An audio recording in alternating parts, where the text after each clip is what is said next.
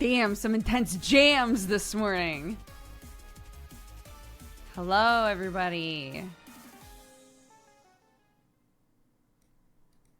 All of the music we listened to this morning is by Micah, M-Y-K-A-H. If you've never listened to their music, it's all very good. Let's get something a bit more chill going on. Let's see. This should be good. Hello. Hi, everyone. Sam escaped. He's free. Yeah, dude. People in chat were like, Dodger must be so grateful to League of Legends for finally freeing her husband. I didn't know. I woke up to a text from him that was like, it's done. I'm so tired. And then a picture of him looking fucking exhausted, like. But you know, for a while now, everyone was like, if he really wants it to end, all he has to do is play League. The toxicity will kill it. So I should have known. I should have known that he played League. It makes sense. He played exactly one game of League and it ended immediately. Fantastic. Yeah, a rare League W, dude. What a hero. I'm very proud of him. It's all done now. I was like, do you want me to come grab you after the school run and take you to the farm? And he was like, no, I'm falling asleep right now. I was like, okay. So League was the safe word for real. The game wasn't even done. Amazing. Lawman, thank you so much for the raid. What's up, everybody? I literally just started talking. Your timing's impeccable. Welcome, raiders. I'm Dodger, if you don't know who I am. I sit around and drink coffee and talk bullshit, so if that sounds like the vibe you want, you're in the right place. Welcome, guys. I hope you had a good stream, Lawman. I miss you, bud. It was strange to not see him streaming this morning. I know, dude. Get that man. He needs to touch grass for like a week.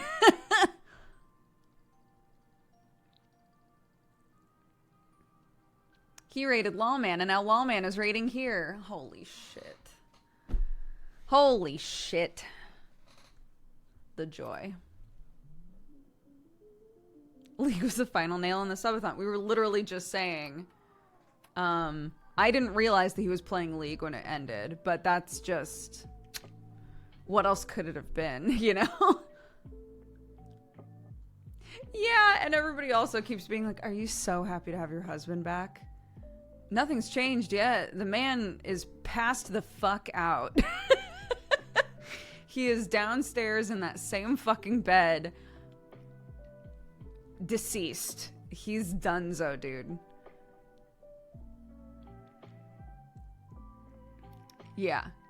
I'm gonna take him to the farm, tuck him in, open the windows so he can look outside and hear the birds. And he can Thanos for a couple of days and then he'll be right as rain. He'll be fine.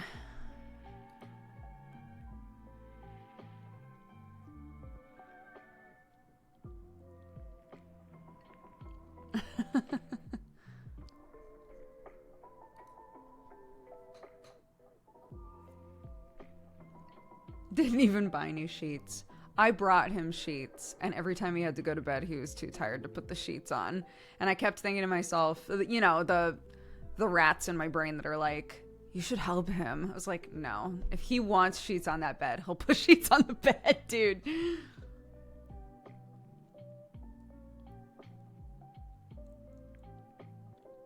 He's free, yeah. League freed him. In a rare League W, it ended, what, 13, 14 days of streaming? You can make a video of him burning the bed down now. We could. We could do that.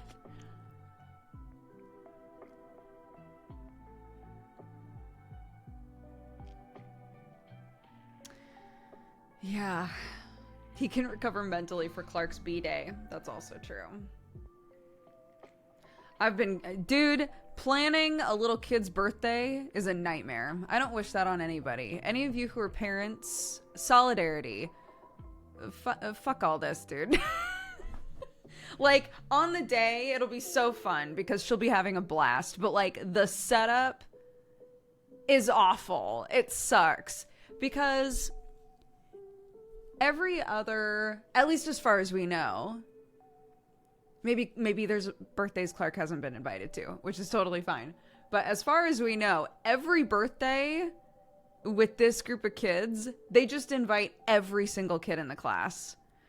And so Sam and I were like, what do we do? Because Clark wanted to have a birthday. She's having a science birthday, which is so fun.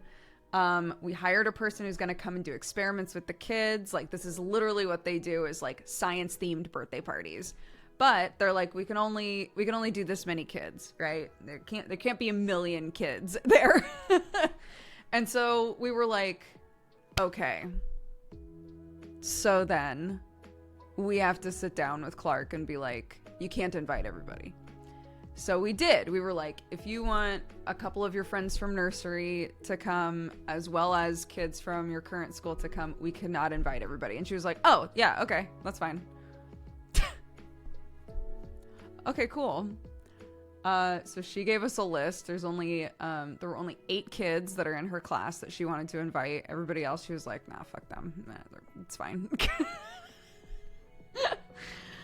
And I was talking about this with chat at the time when we were trying to figure out what to do. And someone was like, you're going to set the new standard now. You're going to be the first parents who were like, friends only. We are only accommodating for friends. Everybody else can stay home. And I was like, you know what? That is so true. She shouldn't have to invite kids that she doesn't give a fuck about. So the issue then became, all these kids talk about these birthdays with each other, right? So I messaged the school being like, hi, here's my situation. Here's my issue, right? Clark's birthday is coming up. We can only accommodate so many kids. This is the list of the kids that we want to invite. We have like a digital invite, right? Because I felt like that was an easier way to make sure that the kids don't, like, some kids find invites in their bags and others don't, and then potentially get upset, right? And they were like, we totally get it. We'll think about the best way to do this, to like contact the parents for you. I was like, fantastic. And then a couple days goes by and I was like, what are we doing, guys? Guys, what's the plan? In the end, we went back and forth about this for so long that in the end they were like, you know what, just bring in physical invites and we'll just sneak them in the kids' bags. I could have done that a week ago, dude. I could have really? Okay, that's fine. It's fine. The issue is that these kids, they have fucking birthdays like every weekend. Once she got into school, it was constant birthday invites. And I was like, Jesus, right? So while in my normal life, I would absolutely invite people to my actual birthday like a couple of days before and be like, oh, fuck, it slipped my mind, but like, do you want to come to a fucking picnic crafternoon with me and do stupid craft shit and eat burgers? And they'd be like, yeah, I'll see if I can make it work. And I'd be like, fantastic, you know, and like, that's what it would be. No, with little kids, you have to invite people like weeks ahead of time. And otherwise they're like, I'm so sorry, we have a birthday already that weekend. Of course you do. It's a nightmare. These kids have a social schedule, dude.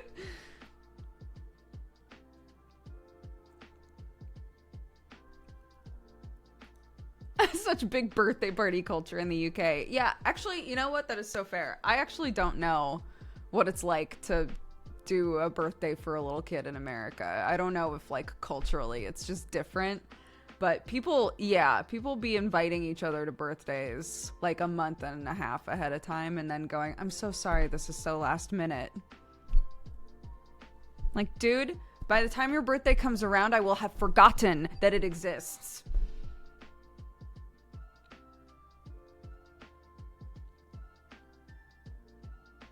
kids getting streamer schedules. It's a lot. Yeah. But I think Clark's birthday is going to be a lot of fun. She's very excited, so. She's asked my mother-in-law to make her a... My mother-in-law has made the last couple of birthday cakes for kids in the family. And so she went to Clark and was like, I will make you your birthday cake. What do you want?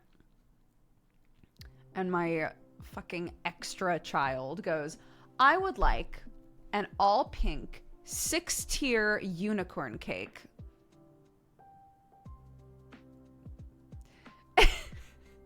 And she was like, 6 might be too much. I was like, I think we need to pare it back down from 6. I don't think we're going to be able to do 6. And she was like, fine, 5 is fine, I guess. Oh my God.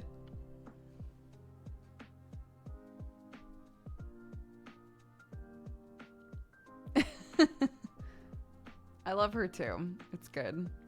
We were gonna have the birthday at the farm, and then I was convinced not to do that. Because when you have a birthday at your house, number one, it's harder to get people to leave, and number two, they were like, that means like all of these kids and their grown-ups are gonna be coming in and like using your bathroom, using your kitchen, like the whole thing is just gonna be a nightmare. So just like rent out a place, have the birthday there. Don't do it this way. The cleanup would be horrendous. Exactly, yeah. So we're not doing that.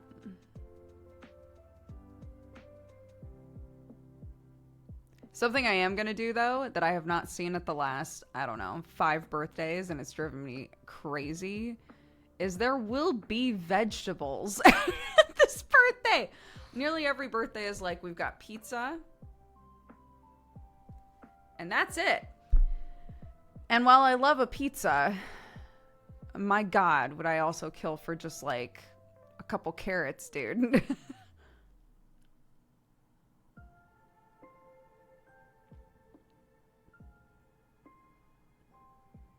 Crudite, you know what?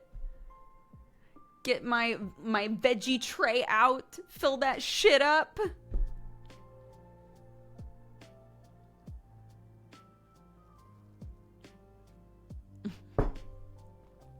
Yeah, it'll be good.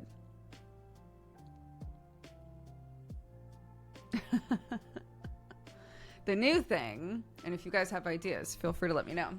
The newest thing is that part of the science birthday is interactive, but kids under 4 can't do it because they're worried that they'll eat things that you shouldn't eat, which is so fair. So we've been told kids under 4 can watch what the bigger kids are doing, but I figure that'll be annoying for them, right? So I'm trying to think of fun things that the littler kids can do while the bigger kids are doing their shit, that is still in theme or feels in some way similar. I don't know. I don't want it to be too messy or any of that, because again, it would be geared toward the littler kids.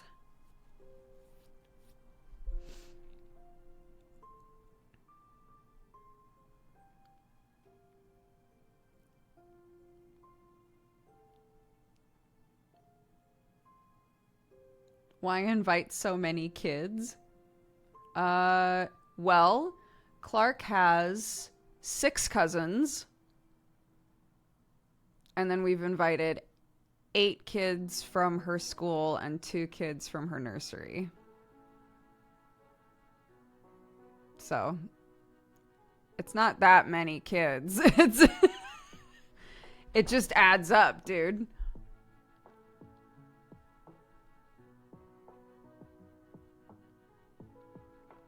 I'm not gonna not invite her family, so.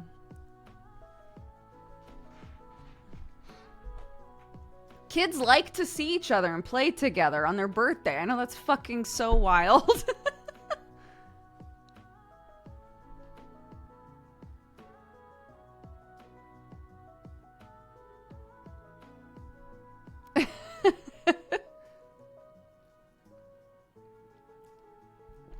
never had that many friends. I don't know if this is how you were when you were a kid. My kid cannot stop talking to everyone. My kid and you know when people joke about like the extrovert friend that insists on being friends with the introvert, and the introvert like wakes up one day and is like, holy shit, are we friends? How did that even happen? My kid is the extrovert in that situation. My kid is the one who's like, we're friends now.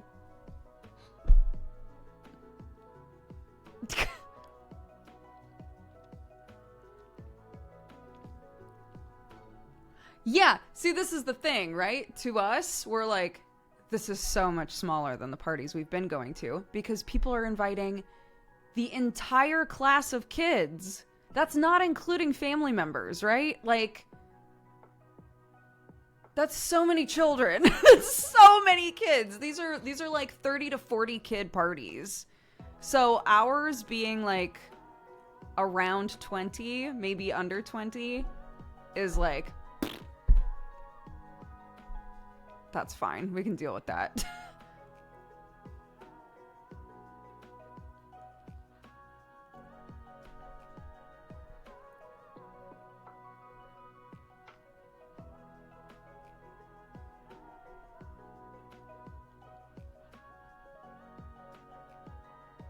My daughter unfortunately inherited my wife's introvertness and doesn't like playing with others.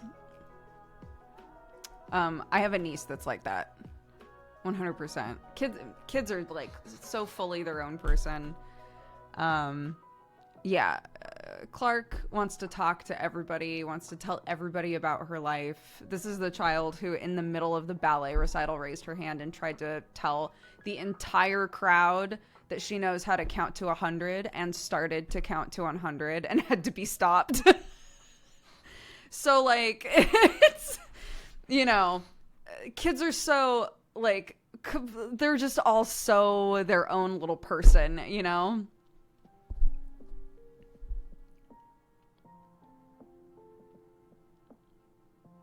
Being an introvert is fun too. Look, I grew up with basically exclusively introverts. Not knocking that life at all.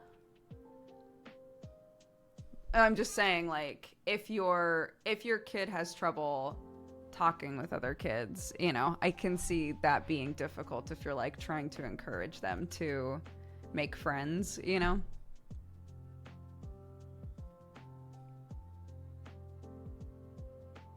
Big kid parties are very common in the UK with classes of roughly 30 kids. There's going to be a lot. It thins out when they hit the end of primary school into high school. Yeah.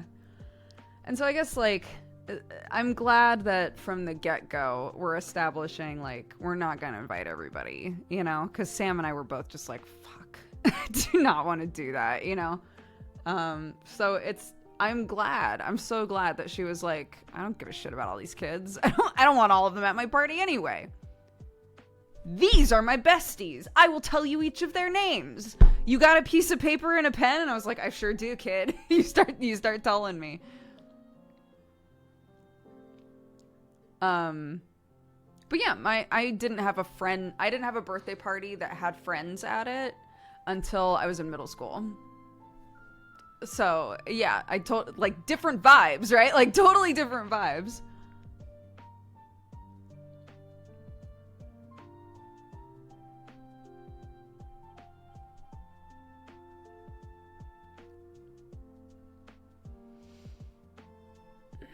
I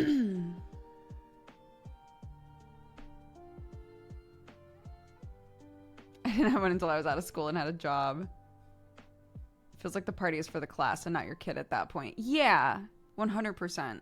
Because I think a lot of times the reason you invite everybody is because you don't want anyone to feel left out, you know? And I totally get that. And that's why I was like trying to work with the school. Like, what's the best way for me to get these invites to these specific kids and not have other kids be like, wait, but I want to go to that birthday, you know?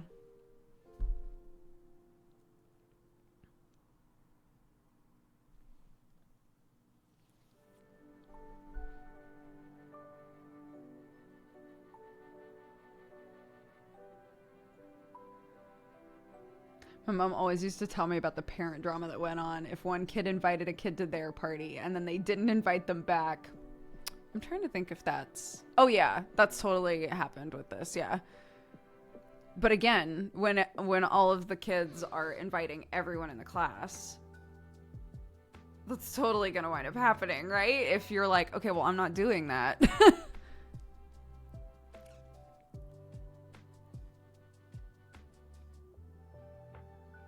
When parents tell you, don't you want to invite person X, Y? Yeah, we tried not to do that.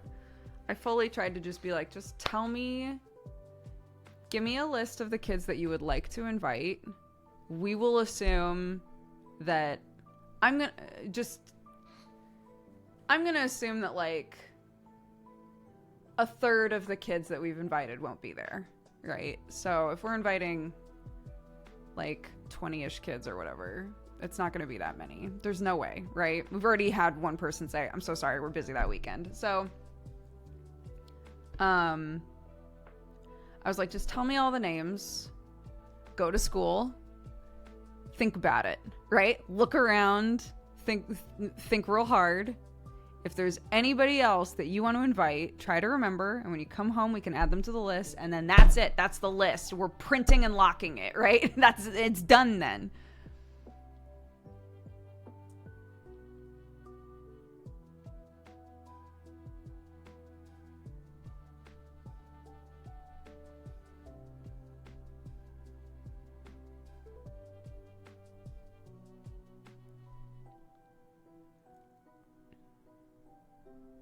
Of course they'll show up free babysitting for the parents. It's not, though. These kids are 3, 4, and 5 years old. As the parent, you still have to be there, and you still are checking to make sure that your kid hasn't bonked themselves.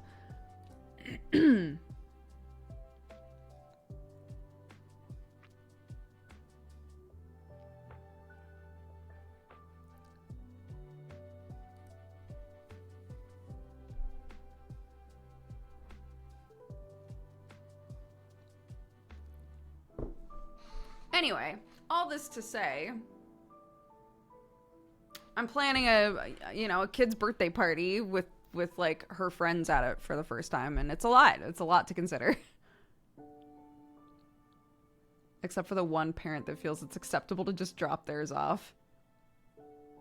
I have yet to see that ever happen.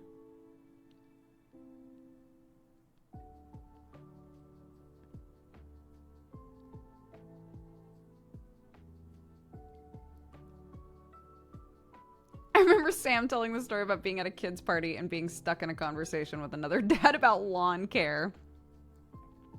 Honestly, the birthdays have been the best way to sort of meet other parents. You quickly figure out, like, we talk easily, we do not talk easily, right? I got in a conversation with a dad about hairstyles. Like little kid hairstyles for like 15 minutes. And it was great. It was like a really fun conversation. Sam's best dad friend, and they don't know each other's names. That's what happens though. It took me forever. There is one specific parent who is an art teacher somewhere. I knew she was an art teacher. We had matching mustard yellow cardigans, and we did the Spider-Man meme. We chatted for a really long time. We went home, and I was like, I have no idea what that lady's name was. No fucking clue. I know it now. But when I first met her, we talked for so long, and I was like, who was she? No clue.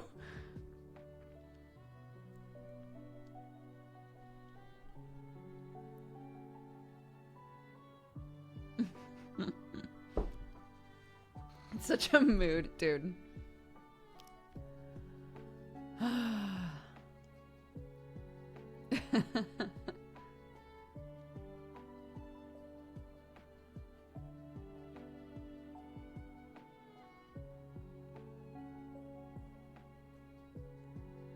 The other fun part of working from a list of names that my child gave me, I've been talking about this a lot, but like, I think depending on where you grow up, you get kind of used to like the different cultures that are around you and the sort of names that you see a lot. I grew up in an area with a lot of Mexican names, a lot of Russian names, right? So those sorts of names I was really used to hearing. I understood how to pronounce them and generally how to write them out, right? I've now moved into a different culture, right? A different pot of peoples. And so I suddenly don't know how to write or pronounce a lot of the names of kids that Clark is going to school with.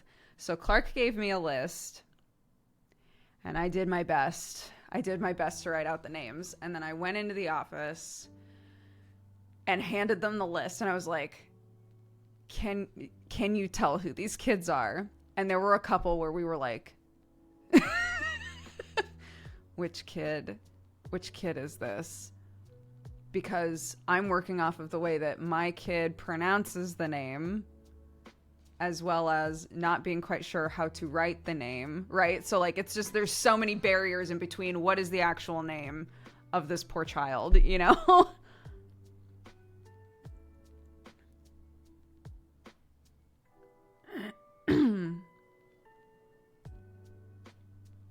So I'm getting used to Polish names and Indian names and, you know, names that I didn't have a whole lot of, like, what's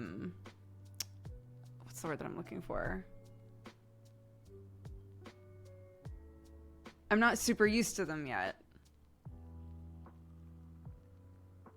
But it's fun because Clark, I've talked about this before too. If I say the name wrong back to her, so if she says it to me and I say it back the way that I think she said it, she will try to correct me. Like, that is not how you say that name. I'm like, I love that though. Even if like she also, because, you know, she's still learning how to use her mouth and stuff. Even if she also is having trouble pronouncing it, she can tell that I, as a grown-up, am saying it wrong, right? She's like, no, that is not how you say that name, you know?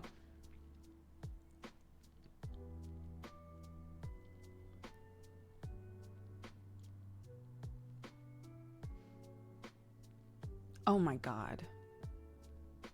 Yes. Irish names. I'm so sorry. I'm so sorry, everyone who has like a really Irish name.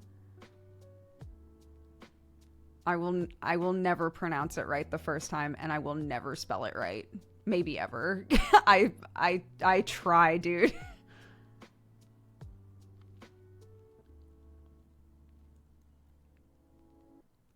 I'll never forget coming on here after listening to this person's music for years and years and years. I will never forget streaming and being like, I love Royce and Murphy. And someone was like, nope, that is not how you say that name.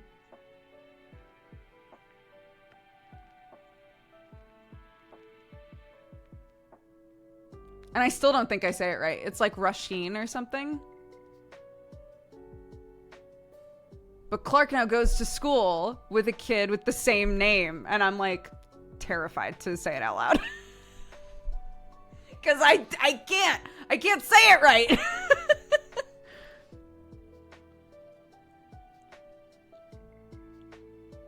Look, if she starts hanging out with this kid a lot, obviously I will make the effort to say the name right.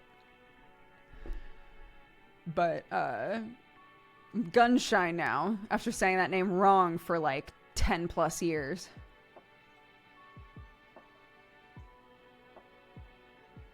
Hey, kiddo. I do call all of the kids kiddo, to be fair.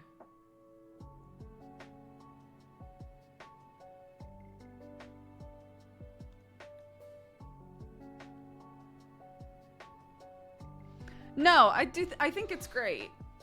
There's like a whole generation, probably more than just one generation. Just tons and tons and tons of people who grew up with names and everyone was like, that's too hard, I'm going to call you something else. I love that that's not what's going on anymore. It's like, no, if we can all look at each other and be like, I love Tchaikovsky, we can learn to pronounce other people's names, right? Like, so I love that Clark corrects me when I'm not saying her friends' names right. And I love that, like, you know, that all the kids learn each other's names and it's not an issue. It's just they all have different names and you're going to learn how to pronounce them and it's fine, right? Which is why I'm like, if I'm interacting with that kid, I will do my best. I will do my absolute best to pronounce the name right. And I might not get it right the first time, but I think the effort is the important part, right?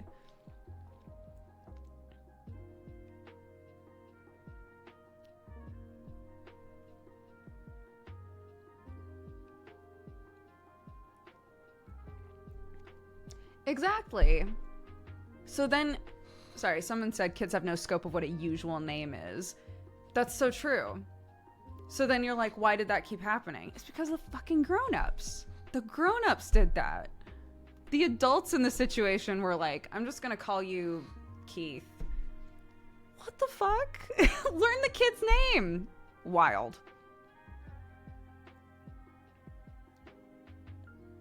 Adults suck. They do. As an adult, they do suck, yeah.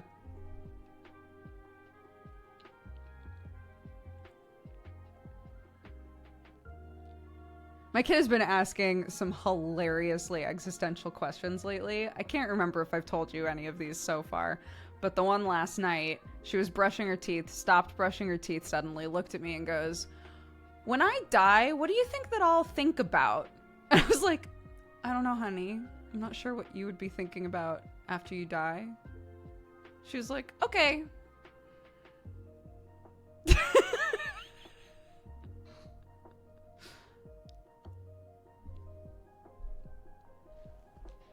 She's like really obsessed with the afterlife right now. She's really curious about that. I think because we've always been really upfront with her about like if people die. She asks a lot of questions about people in the family that are dead. She'll ask and re-ask like how that person died, why they died, how old they were when they died, right? Like kids get really fixated on this idea of death, I think. I've tried to always be super casual about it, but now it's turning into this interesting like, so when I die, what do I do? I'm like, I don't know, honey. That is like such a good question.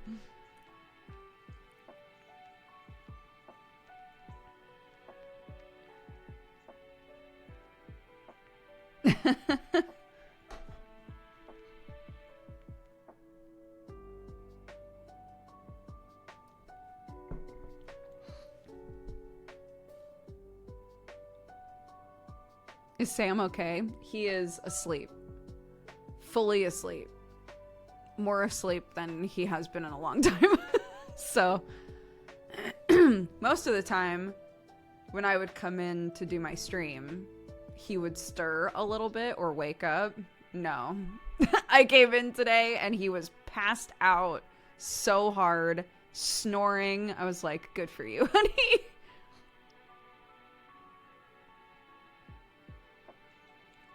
How long do you think he'll be dead to the world? Well, my mother-in-law asked if I wanted her to pick Clark up from school today, and I said, sure. So that means that, Sam and I can maybe, after my stream... Kuchi Kareko, thank you very much for the gifted subs. Welcome to the Cat Gang, everybody. I appreciate it. Oh, we have to rename my goal. The free Sam fund doesn't make sense anymore. He's free, dude. Thank you very much. That's very sweet. So, yeah, when my stream is over, potentially I can wake him up and we can grab something to eat. And then I can take him back to the farm and he can Thanos.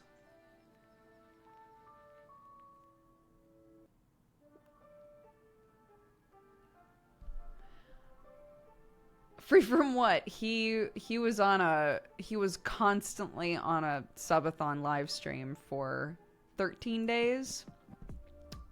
So, okay, end my goal. Let's change this again. What's this goal for now? What is this goal for now? Who was? My husband, my sweet love, my darling. He was on camera for 13 straight days. And I don't know what that does to a person's brain, but I plan to dump him in the grass and tell him to stay there for a while. Thanos Vacation Fund.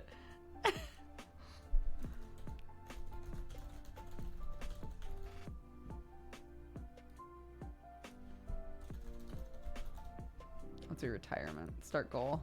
Okay.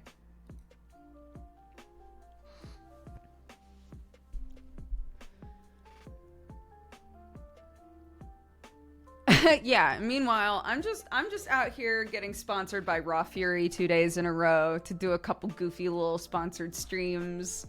You know, I'm also contributing.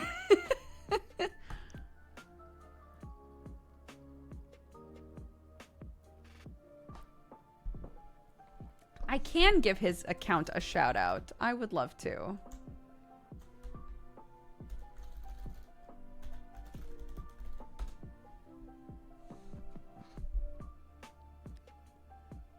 That's stripping. My darling man.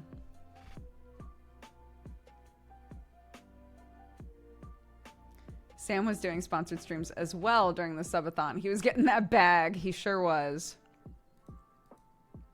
He worked hard. Pat's boy. Yeah, I was like, I cannot wait to see the ad buy that they offer you next month. Because it's based on like how much you streamed and your audience retention. I was like, next month is going to be bonkers on your ad manager.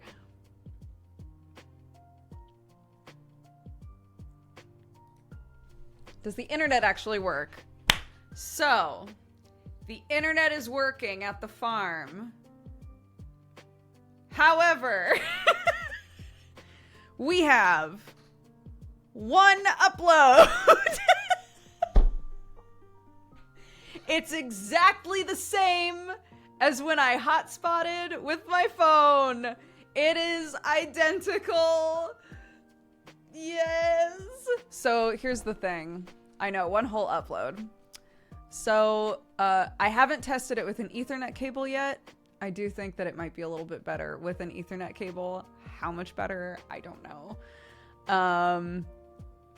Sam and I have talked about it, and it's perfect. It's perfect for the house, right? It's the perfect download and upload for just like normal house shit, for like the TV, right? Like, and just being on the laptop doing normal stuff, like that's fine.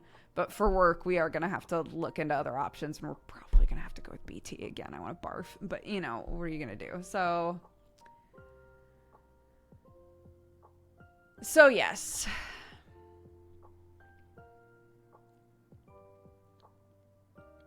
When it's plugged in, it'll potentially be good enough to be able to just do a general stream. We'll see. Is BT bad? BT has been such a fucking ball ache constantly for us. They take months to set stuff up. They charge Sam for stuff that doesn't exist. There have been multiple times that they've charged Sam thousands of dollars, and he's gone back to them and been like, what the fuck are you charging me for? What is this? And they've been like, oh my God, my bad. I don't understand. And like the whole pitch for business internet is you get amazing internet, and also because you're like one of our business customers, we will treat you with so much care and smooches. No, they do not. No, they do not. No, they treat you like you're dumb. It's so silly. They try to pull fast ones all the time, and we have to be like, stop, what are you doing? It's wild.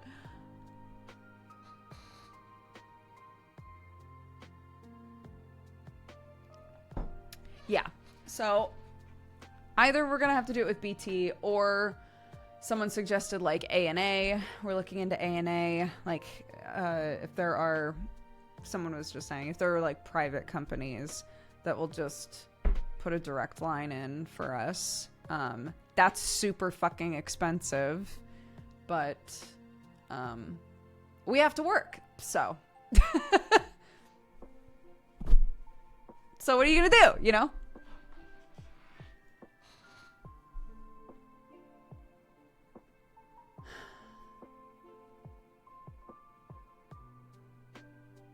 It is a business expense, 100%, yeah.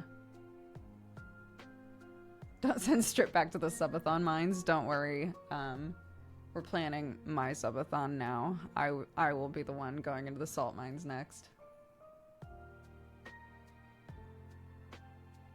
However, mine is not going to be a I'm on camera constantly subathon. Mine is going to be like, I do this subathon for 8 hours and then I turn the stream off and I go kiss my family and eat food and sleep in my bed. Sort of a subathon.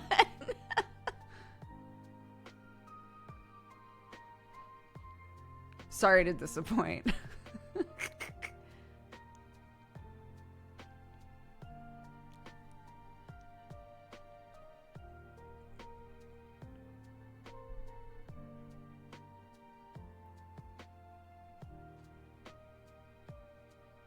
Get Dave and Benji in on the planning. They are good boys.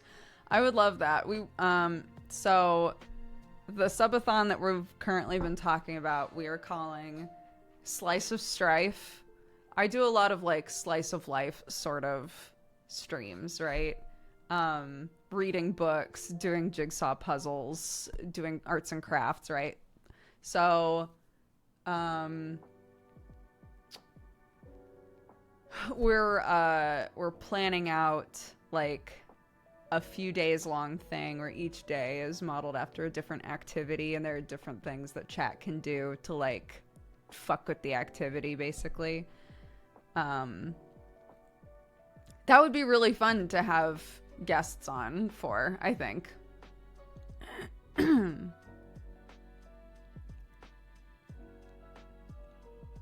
Lock Glaze, I think your cat is typing to us.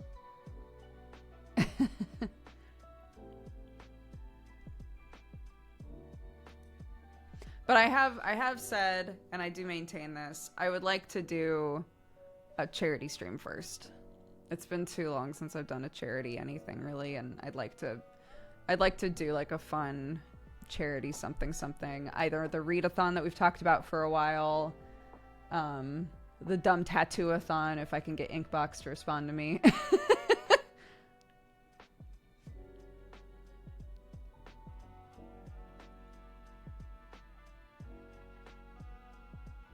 She was indeed. I have enough friends whose cats walk on keyboards that I can recognize the patterns.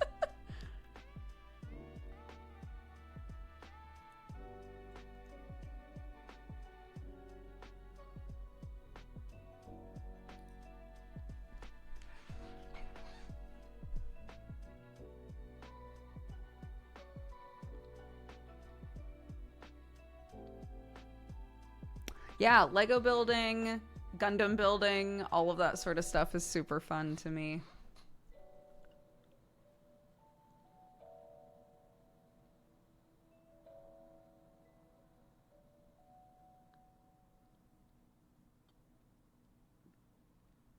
Yeah, I haven't done, oh my god. I haven't done any Gunpla stuff or like model making in years. We've made some models on stream before though. It was super fun.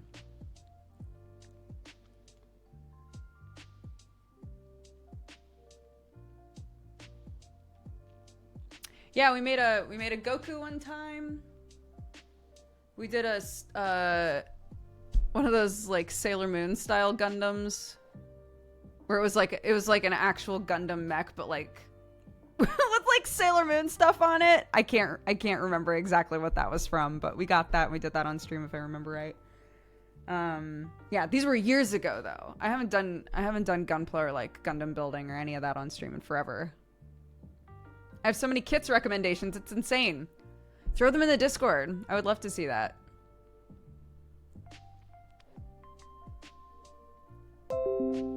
That's me. It's not you.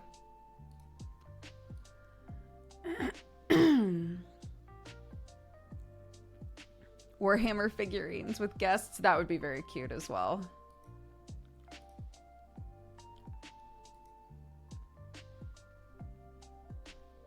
I was telling Chad a couple of days ago that I found out that my singing teacher's son is super into Warhammer.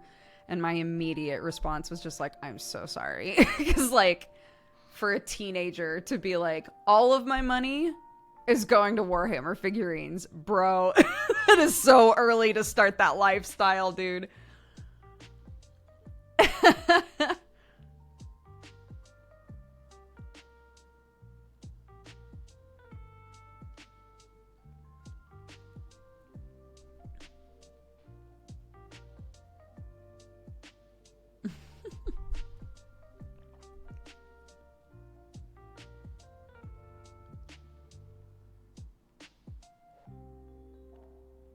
I track my Warhammer purchases. It reminds me I'm not financially smart. She said that he's gotten really good at finding lots of places to get them secondhand. So he's not buying them. He's not buying like new ones. He's buying secondhand unpainted ones, which is the smarter way to go. But yeah, she was like, I've never bought him one. He buys all of them. I was like, damn. The teenage dedication, dude.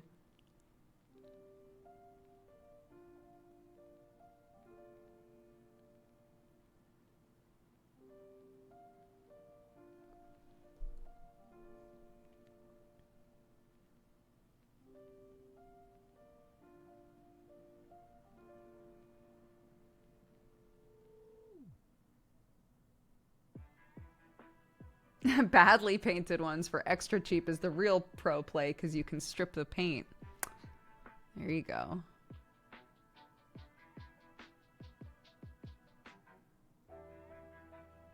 The real question is, does he actually build all of them? He paints all of them. He gets a new one. He sits. He paints it as like his like wind down chill hobby. That's me. Why are we getting so many of these today? And then he gets a new one. It's great.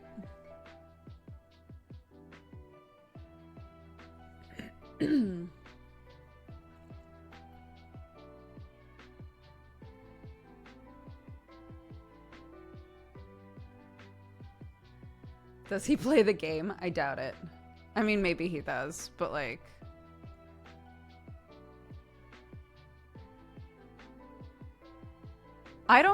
I think I have exactly one friend who's super into Warhammer and gets the minis and paints them and actually plays the game.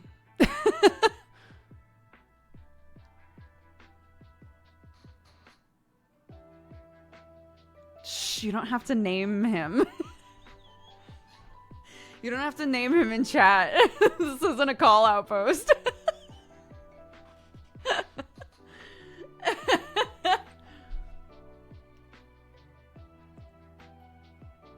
I haven't seen you in more than 10 years, but the only thing that's changed is your hair. Yep, I chopped it all off. But hey, thanks for swinging by to say hi.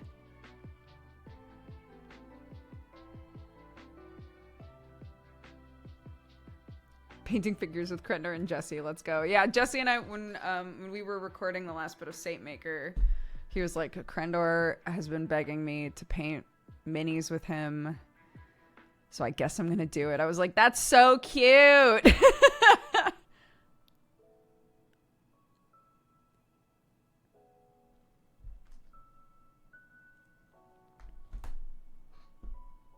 When does the Duger subathon start? Not anytime soon. I think there is enough overlap with Sam and I that the majority of people are tapped out at this point. So we'll plan a charity thing probably for next month. And then we'll talk about when we'll do the subathon. It'll be in summer sometime.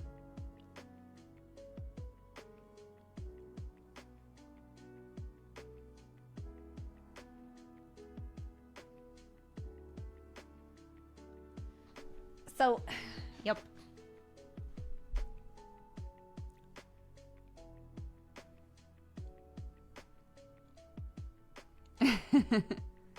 Sam is free, yeah. Locked in a hot as fuck room for 8 hours staring at a PC sounds miserable. It'll enhance the subathon experience. We do have a little portable AC unit, so I will be stealing that.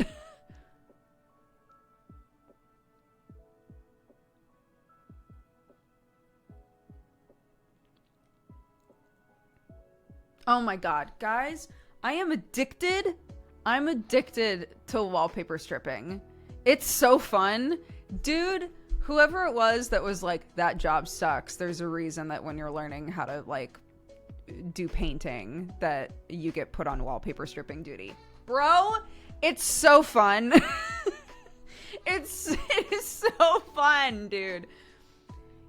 You got your little thingy with all the steam and you press it up against the wallpaper and then you start pulling on it and it just pulls away from the wall and you try to get a big strip of it off all at once. It's great.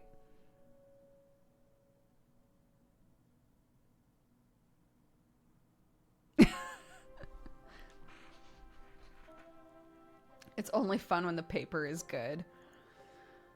To be fair, I've only done it with one room so far, but this wallpaper is definitely old. It's already trying to peel away from the wall, so I guess like I'm kind of giving myself an easy start to this because the paper is desperate to escape the wall anyway. It looks like a crime scene in there, but it is so fun.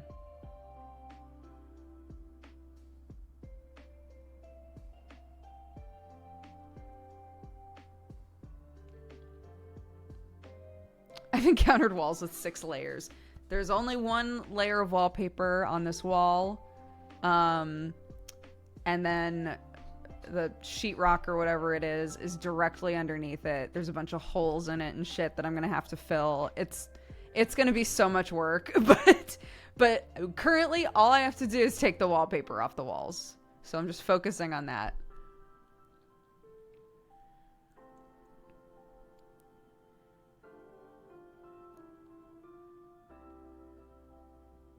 When you remove parts of the floor like carpet or tiles and you find newspaper from the 1950s, that's pretty cool.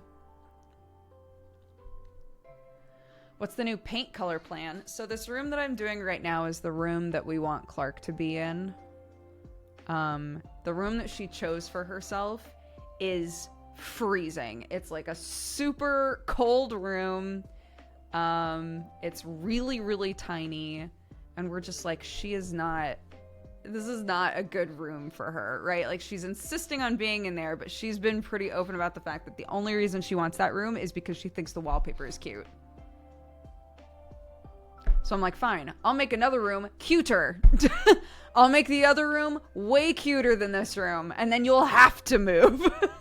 So, because this room that she's in is the only room that makes sense for me to work out of. It's small, so it'll be easier for like soundproofing and everything. There isn't a bad echo in there.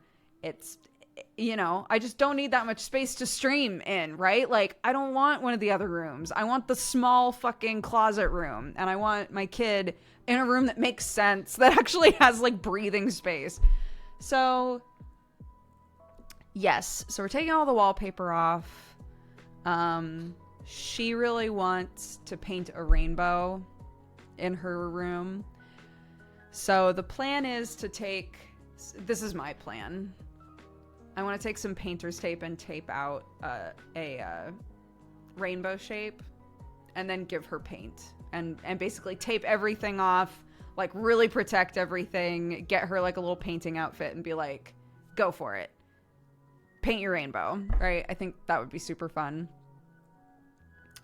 And then the other walls are going to be pink.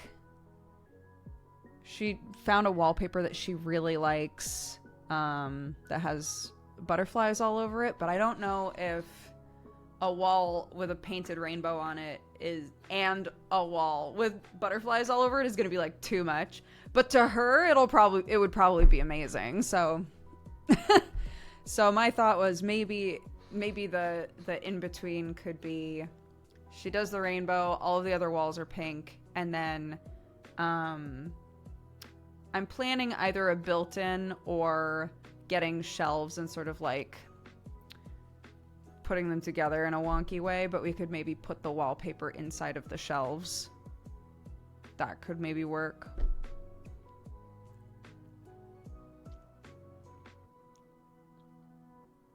Yeah, or a friend of mine was looking at like those little paper butterflies with like the sticky bit in the middle, and you can just make it look like there's butterflies like flying across your wall. Doing something like that could be really cute, you know?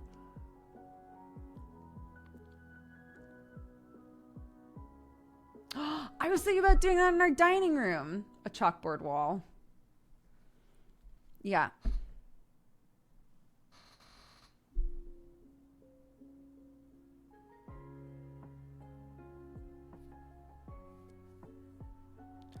For sure. We can change it when she gets older. This is partly, and this might be selfish of me, but part of this is also if we can just paint the whole room pink, aside from the wall that she wants a rainbow on, that is so much quicker than doing paint, doing the rainbow, doing wallpaper, right? Like doing a bunch of different stuff to these walls when it's already going to take forever to like get them ready to paint in the first place. So if we can get away with a rainbow and then like, yeah, maybe a cute like paper butterflies or something, you know, getting some kind of a, you know, peel and stick wallpaper of some kind and putting it on the back of a bookshelf or something. That's workable. We can do that.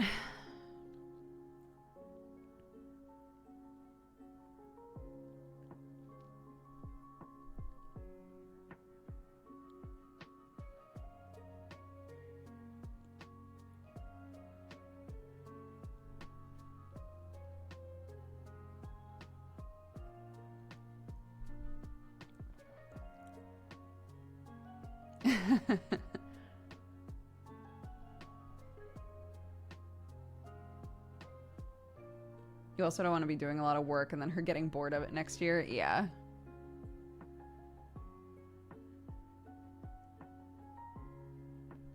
Sam is free. He's asleep. He's super asleep. You can't take your eyes off kids. It's so true.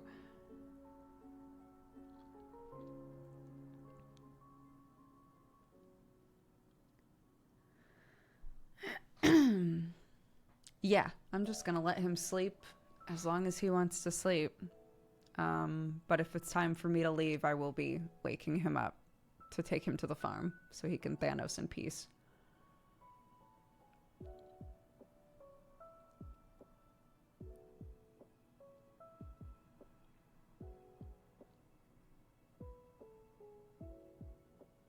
Or it's just when you have multiple kids and you stop hearing them for a second. Quiet means something is up.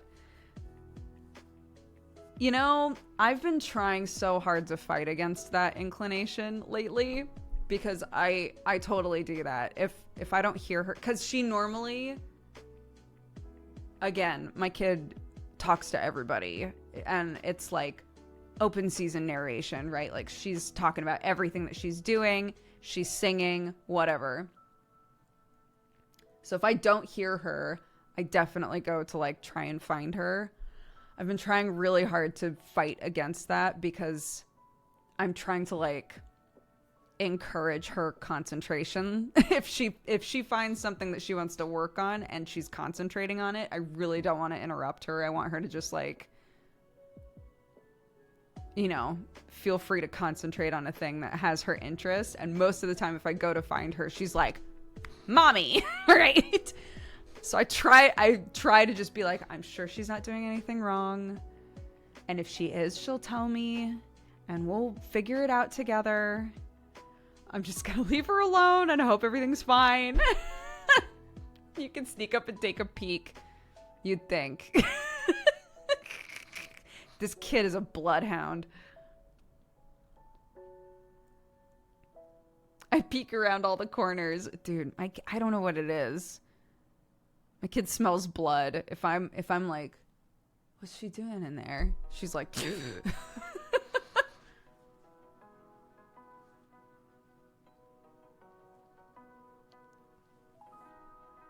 when I was quiet as a kid, it's because I was reading. So I was always quiet.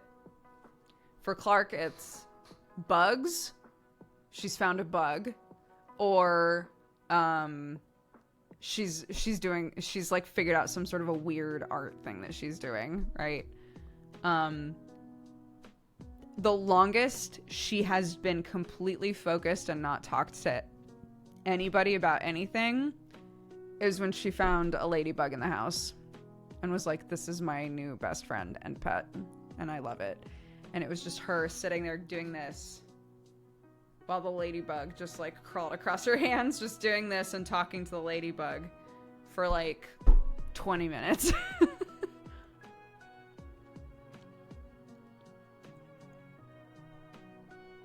was very cute. Hi, Marianne.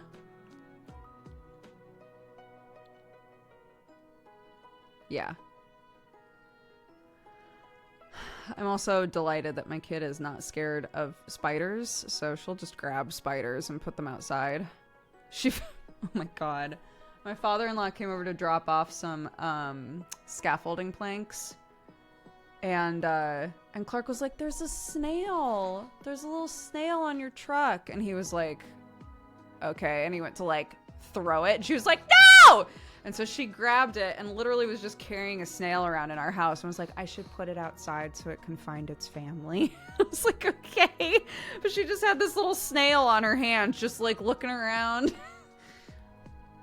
And then put it outside eventually. And I was like, well, I hope one of the millions of birds that are outside doesn't eat him, but they probably will. Yeah, shout out to Australia where you cannot just pick up spiders and be like, "It's fine."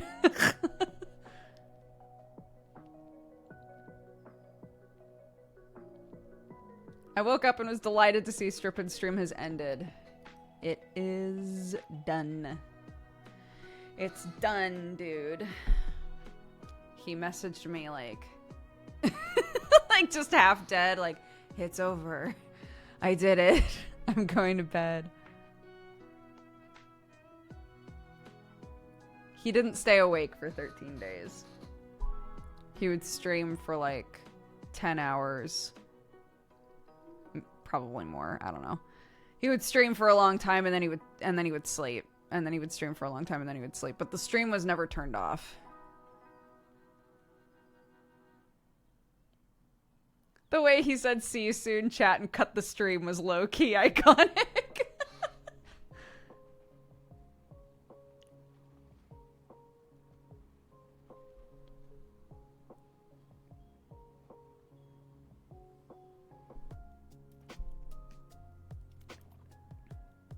He warned us he was gonna do that. Was it literally like it hit 0 and he was like, "Bye." Just turn it off. I haven't seen it. Perfect. I love that for him. Yeah, like I said, I will be scooping this big man up, putting him in the car, taking him to the farm, tucking him into bed, opening the windows so he can hear the birds. And just letting him Thanos for a couple of days.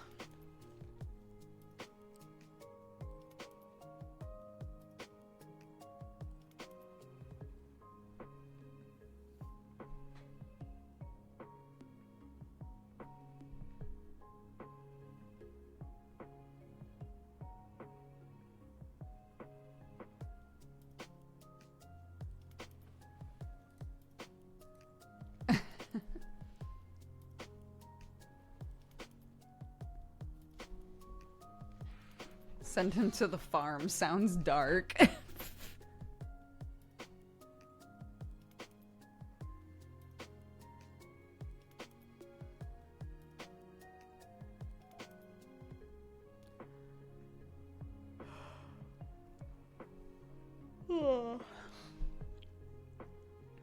Yeah, apparently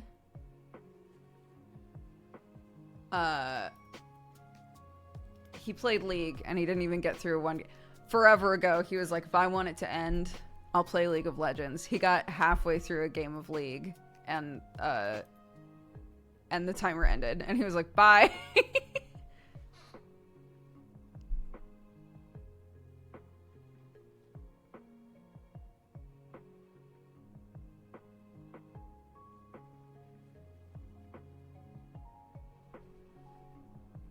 And then he played the second game offline with Lawman. You know what? Sam, if nothing else, is consistent in how he has to end a stream.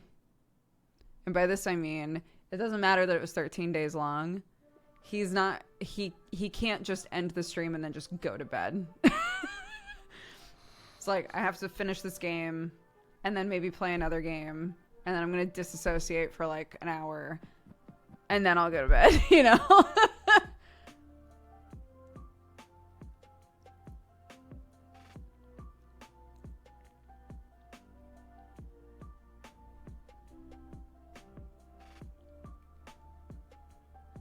A man who knows his audience.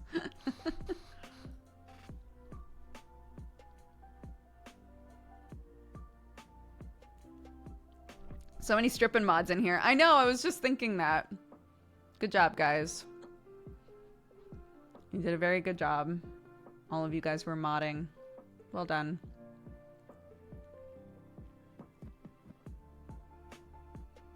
We're on vacation now, yeah. Curl up. You get some sleep too.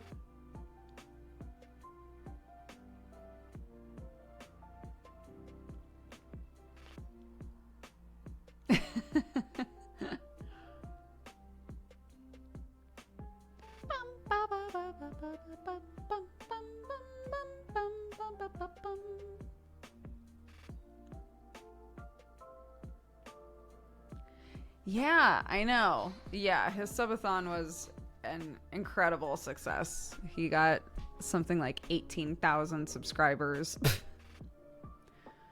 which is wild.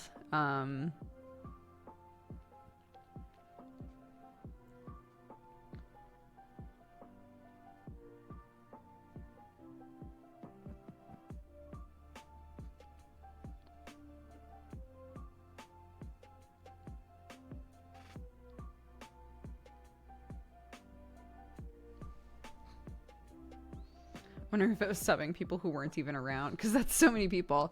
Yeah, I don't know if this is true or not, or if this is misinformation, but like, it is the common belief that when you gift subs, if there's no one in chat that isn't subscribed at that point, it starts pulling from past viewers, and everyone has always said it pulls from like longest watch time to shortest watch time. So at a certain point, potentially it was subscribing people who had like raided into Sam once and never watched him again.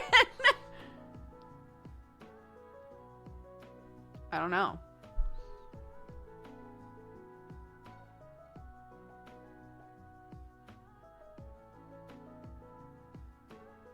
I've been gifted subs to streamers I never watched. Weird.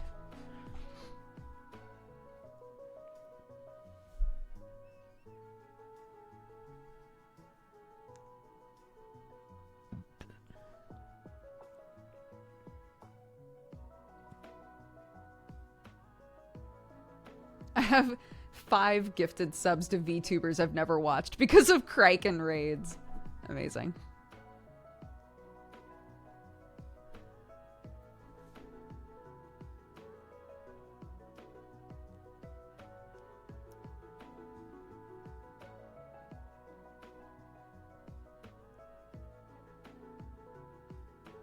I I think there's a setting you can turn on so it doesn't give you a gifted sub to someone that you're not following.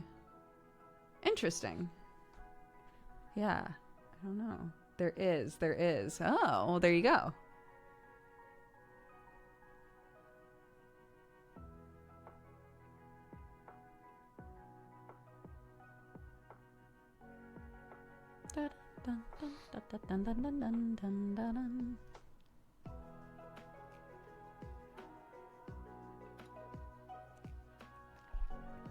Until very recently, I didn't know I needed that. I don't even know where to find it, but if we needed to find it, I bet we could.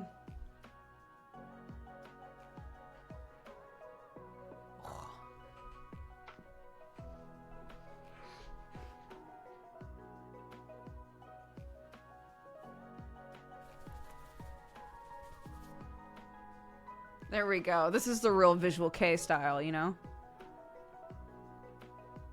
Mahuaru, mahuaru, mahuaru.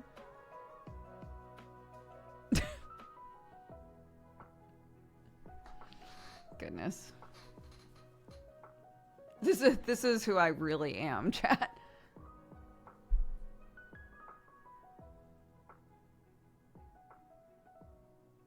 That looks like you did a 13-day subathon. Guess what, chat? Joke's on you. That unlocked so many memories. Mm-hmm.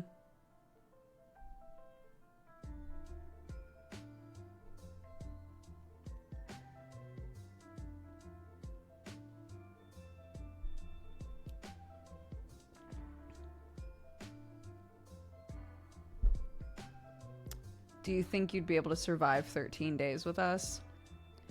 If I for some reason lost my mind and did what Sam did and was like, guess what, guys? I'm gonna sleep on stream. I'm never turning the stream off. I'm gonna be on camera for as long as the timer is going. I don't think I'd do well with that. I don't think I would do very well with that. Sam is like a long distance sprinting streamer, you know? He already does super long streams. He like fully loses track of time if he's really invested in a game. He's really used to doing co-op streams with people. Like, he had a good base foundation as a streamer to do something like that and be like okay mentally. I don't think I would. I don't think I could do that.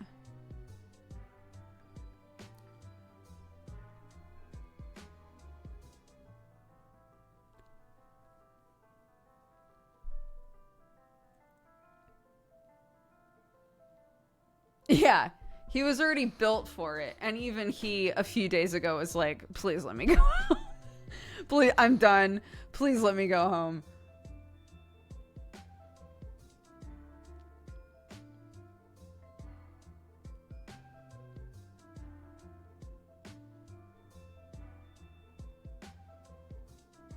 I'd enjoy media share time, though. That would be fun. I would love to see what my mods would do with a media share time. Because I think, correct me if I'm wrong, stripping mods that are in here, but like, you guys rotated, right? Like one of you would take over for each night and you got to just play whatever.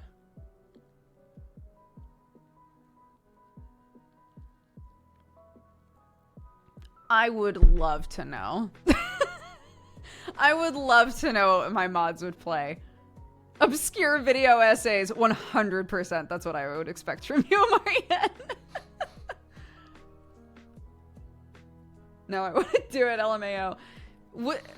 Okay, not saying that we're gonna do this, but like, out of curiosity, like, what's to stop someone from being like, hi, today is mod day, and my mods are just gonna play weird videos for the whole stream. Enjoy. Like, is that... What would happen then?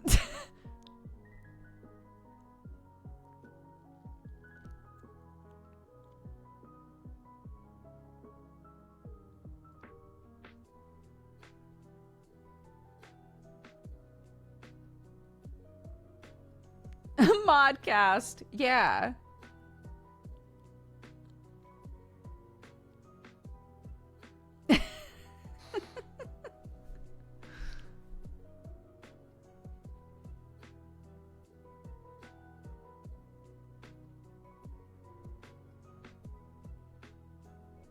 Just all of misdemeanor.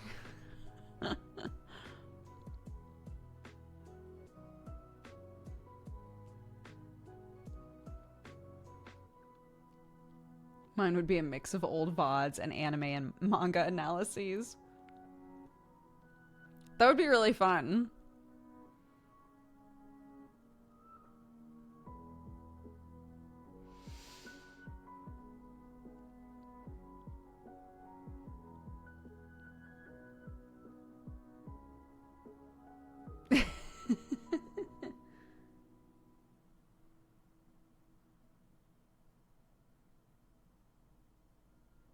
I know. Yeah, the contradiction playthrough was one of the nights. And so many people were like, this is still one of my favorite playthroughs. And I was like,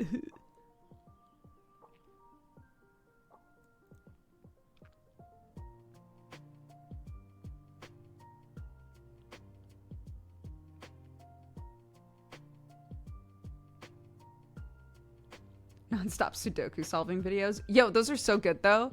There are some YouTubers that exclusively do like puzzle solving, like logic puzzle videos, and I love them. They're so good.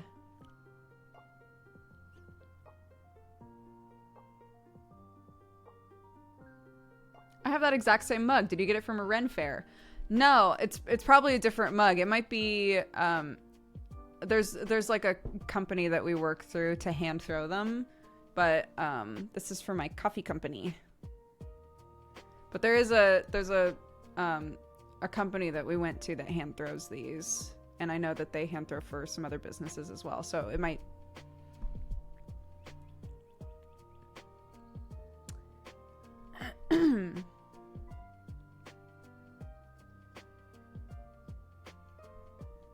Might be the same. I don't know.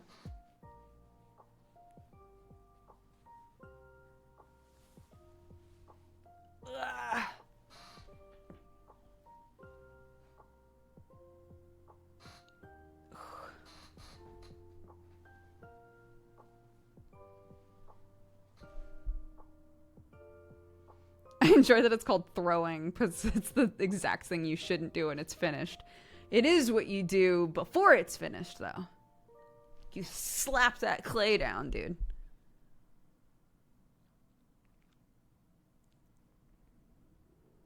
I always see Aaron Hansen wearing his Dodger coffee shirt. That's so sweet.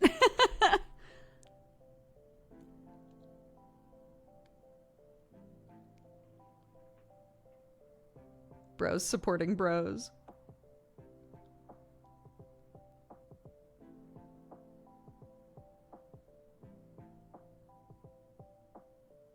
Oh, my cats broke my old Dodger coffee mug, so I treated myself this month to your new one for my birthday.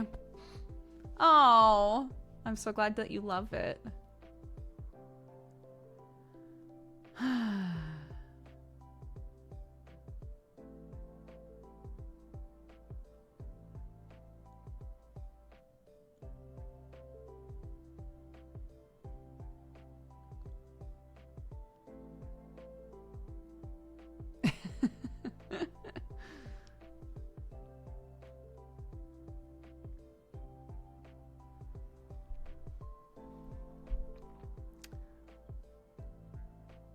Goodness gracious. I have the old one with cats and hearts, but my mom accidentally broke it. I can't find that one anymore, and I think it might still be at Gerard's office. My old Cat Gang one, my hand-thrown Cat Gang one, is also still at Gerard's office, and I keep thinking to myself, next time I go to LA, I need to swing in there not just to say hi, but also to be like, where's all my shit? I left so much shit here.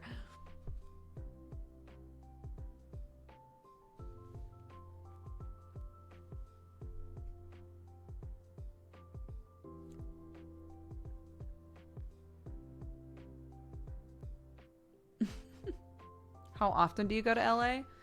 Not often. The last 2 times that we've been there, it's been as like a go-between to get to the desert to see my family. So it's normally only like 1 day. The last time that I spent like a decent amount of time in LA was when I was still finalizing my visa. So I stayed a couple days with Kristen. I stayed a couple days with Jesse. And that was really fun. But that's the last time that I spent like multiple days in LA, you know?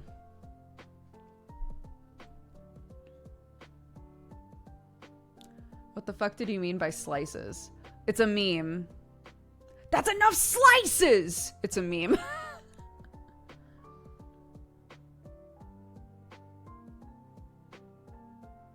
I think the original is in reference to pizza.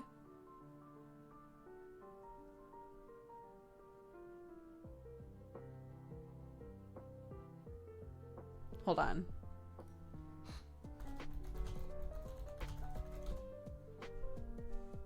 Yes, it's a stitched TikTok. That's why. It's okay. Oh my god, I remember this now.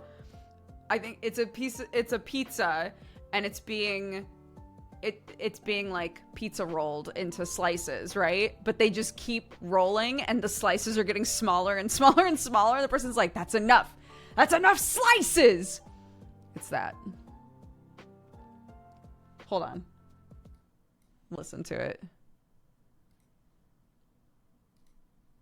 Ooh, a fresh pie. Save me a slice.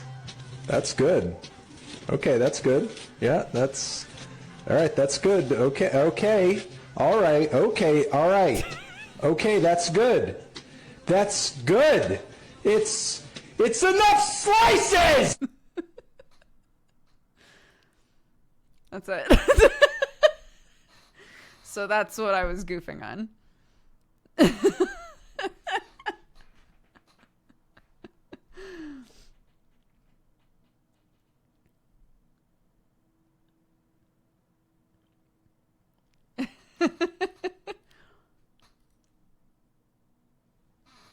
It was worth the explanation. Yeah, now you've heard it.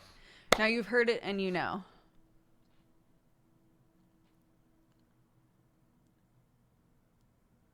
Dearest Smam is my favorite. I was going to keep it up and do a new one every day. But it was kind of hard to commit to doing a new one every day when the timer kept getting to like 3 minutes. And then would just hop back up. And I was like, I never know when the last day is going to be. I'm just going to leave it.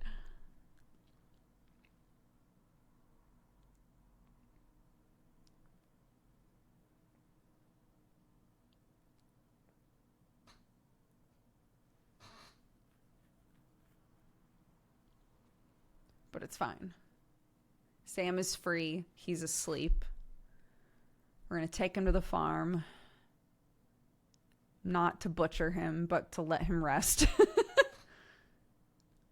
Hilariously, though, they're cutting down trees on the farm right now. So, even if I had... Because originally, when I saw his message, like, it's done, I'm so tired. I was like, do you want me to pick you up after the school run and take you to the farm? And he was like, no, that's okay. I'm just going to fall asleep right now. When I was leaving for the school run, I was like, oh, they're here cutting down trees. So it's probably for the best that I didn't bring him there, because he would have been trying to sleep through a fucking saw for the entire day.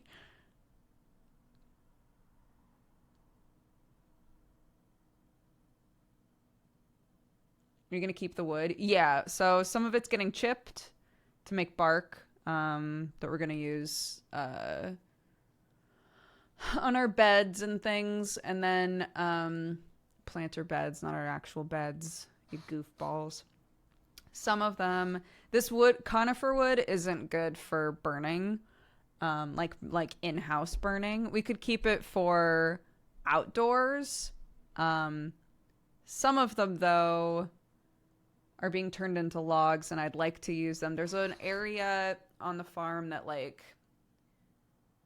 So Clark's got her little tractor, right, that she drives around. And then my nephew now has a little rechargeable, like, kid's Jeep that he brings to the farm when he visits and drives it around. And there's this one ledge that I am terrified eventually one of them is going to forget how to brake and just drive off of the edge.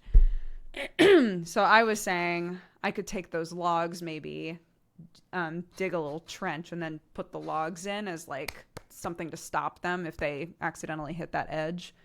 So that's probably what I'm going to do with those logs, since we can't use them on the like indoor wood burners. Make a ramp. It's not, I know that, I don't think that there's an easy way to explain to you where this ledge is. That we can't put a ramp there.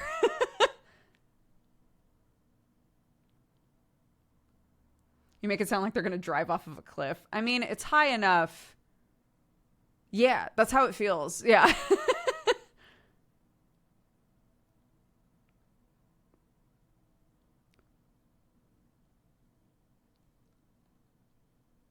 So, yeah, I figure if we can sort of make a big trench, put the logs in, sort of make like a semi-permanent fence. The buggies will love it. Bugs will like do shit in there, you know, because it's all still got the bark and whatever on it. And it'll keep the kids from just fucking driving off the edge and slamming into the house.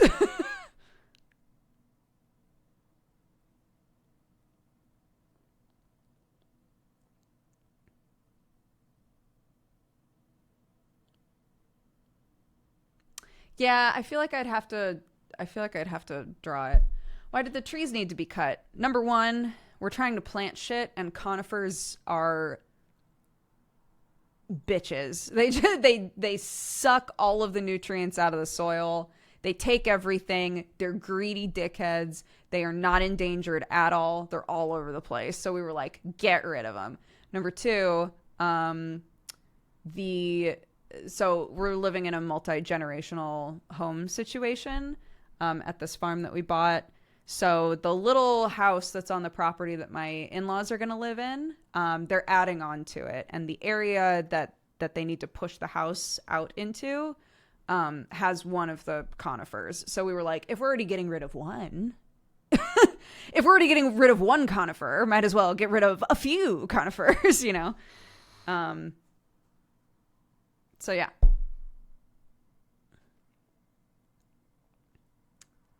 Literally, it's wild. I would take a picture if not for the fact that I don't want to take a picture of the outside of my home at all. But if you go to where the conifers are and you look at the ground, it's literally... It's like a movie. It's like a movie where there's something. Think Moana, right? If you've seen Moana and they do that whole visual element where it's like, oh, there's all of these thriving plants and stuff. And then there's this like sickly weirdness that's like crawling in and killing shit. It's that. It's that. You look at these trees, you look at the ground, everything around them dead. There's nothing growing next to these trees. And then it's slowly, you pan out, right? You zoom out a little bit, and it's dead, dead, dead, dead, dead. Little grass. Okay, we got a little grass. Okay, there's a lot of grass over there. But anything close to the conifers, fucking dead. They make the soil so acidic. They soak up all the good shit. And like some plants obviously love the acid, but they need more than that, you know? So it's just, conifers suck, that's all. I love the way they look. I love having a bunch of trees on the property. All of that's great. Clark waxed really poetic about how it was really bad for the earth that we were getting rid of trees. And I assured her that we had 10 trees lined up to plant once these conifers are gone. And that seemed to make her feel better. It's not a lie. We actually do have a bunch of trees that are going on the property. So I was like, we're replacing them with things that aren't going to be mean to everything else. And we're using the dead bodies of the trees. We're using the whole animal. Okay. We're mulching some of it. We're burning some of it. We're going to make fences out of some of it. It's fine. We're using it. I hate roadies. I'm not getting roadies. I'll never buy roadies. Rhododendrons. I grew up with them, and they're so sticky and gross, and I don't like them. It was always my job to pick the flowers off of the roadies when it was like that time of year. I'll never buy them ever.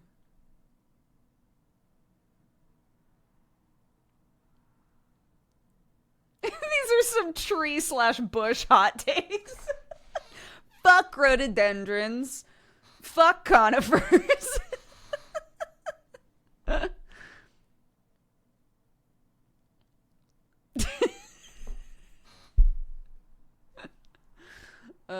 Yeah. I was looking into like natural fence options, like bushes and things that we could plant along the fence line to sort of like fill it out without having to just like build a fence in places that don't need like a full-on fence. But a lot of the things that get suggested for that are invasive things. Like blackberries? Who the fuck is suggesting blackberry bushes for your fence line?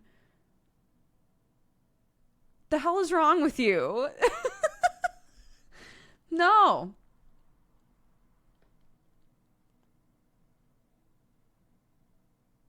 You is best if you're willing to wait a while. Yeah, there are a few things that I've sort of dog-eared in my mind.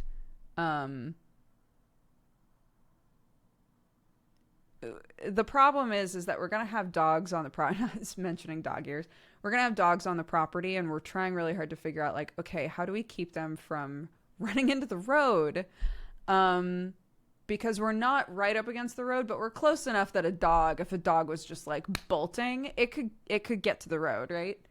So we're trying to be like, okay, we need like a stable, good fence on the roadside, right? Do we continue that on the sides of the property, or do we do something more just like natural? Do we go for plants instead to provide the privacy and not worry too much about like it being like a fence, So it's stuff like that to talk about, because it's not like an overwhelmingly big piece of property, but it's big enough that it's like, is it overkill to fence the whole thing,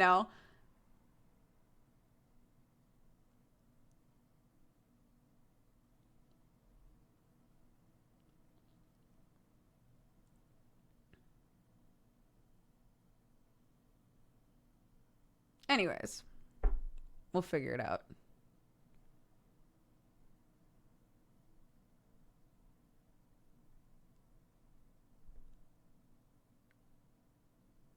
Yeah, raspberries will climb stuff, from what I understand. Depending on your situation, they might not produce for a really long time. It's kind of like blueberries. Sometimes people grow blueberry plants and they get no fruit ever. My mom, the number of blueberries my mom gets on her plants is like hundreds and hundreds and hundreds of blueberries on just like a couple of plants. And it's not like this is an area, because sometimes blueberries will really thrive after there's been like a fire, right? That is not our situation. They just planted blueberry plants in the ground and they've just done well. So I don't know if they added, if we just have just the right soil for it. I don't recall us like doing any pH testing or anything in that area. I think we just planted them. I might be wrong. My dad might call me and be like, of course I pH tested the soil. I'd be like, I'm so sorry. I didn't mean to lie about you on Maine.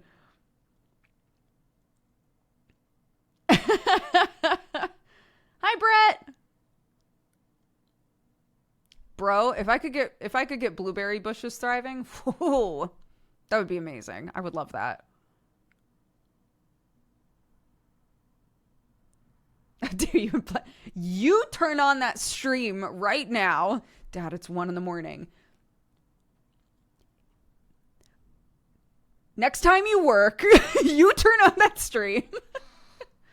Dodger's getting a dog. My in-laws own dogs, and they are on the property with us. So, as a reminder for everybody who's like, you're on a farm, that's so exciting. Are you going to do some ranching? Are you going to have animals? Here are the animals that are already on the property. We have the 2 cats. We have the 3 chickens. We have 3 dogs.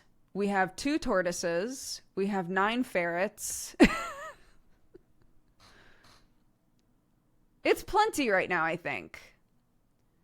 I think it's plenty. There's a buzzard who's desperate to eat a chicken and probably a sausage dog once it realizes that the sausage dog is there. I don't know that he's realized that yet.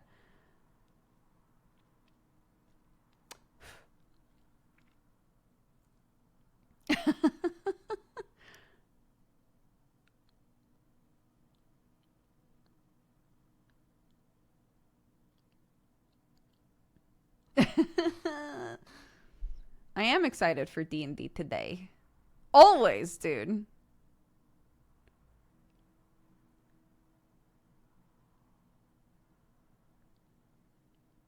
Are all these animals yours or do they belong to family? So my sister-in-law has a bunch of animals. My sister-in-law and my parents, my mother and father-in-law, all live in the same house currently, but that house is sold now, so they're currently moving out. My sister-in-law was going to live on the farm with us, but she wants to move closer to work. So she is going to be in an apartment. Shockingly, the apartment complex was like, no, you may not bring your 3 lizards, your giant snake, your 2 tortoises, your 9 ferrets, your bird. You may not bring all of those animals into this apartment, right? So she was like, can some of my animals please live on the farm? And we said, absolutely, of course they can. So we will have our animals, which is the cats and the chickens.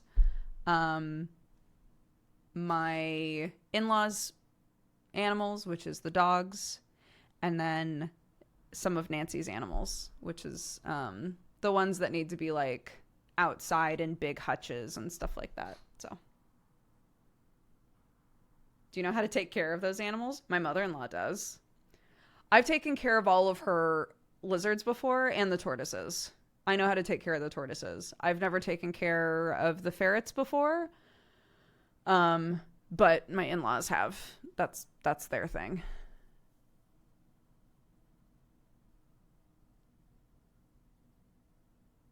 But this is why when people are like, are you guys going to get more animals? What animals are you going to get? I'm like, we're not getting shit. Not yet. We need to get into the groove of taking care of what we got, you know?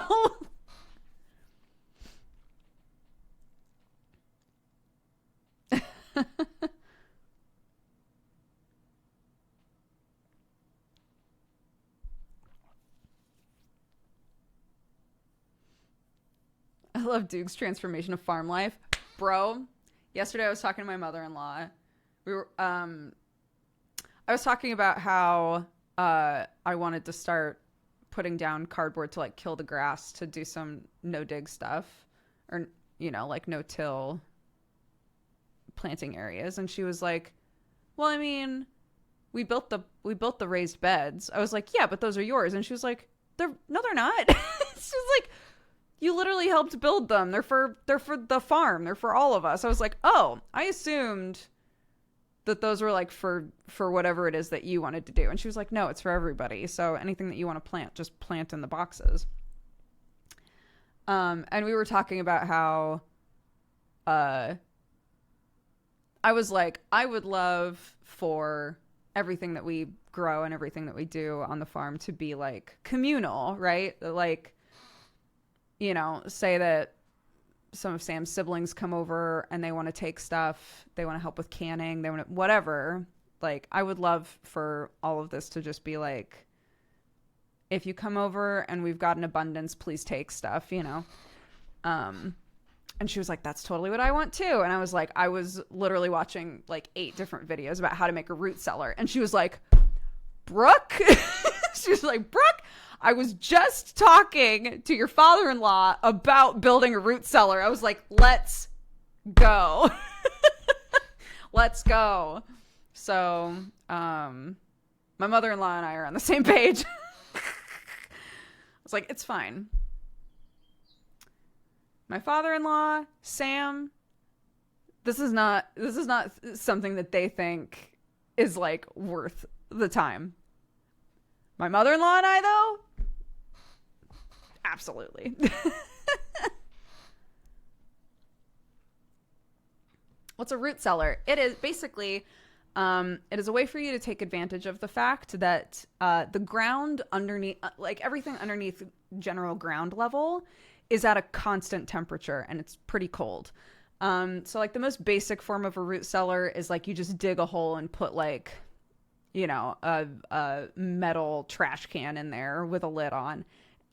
And anything that you put in the trash can is going to stay pretty cold, even on a hot day, because everything under the ground is colder.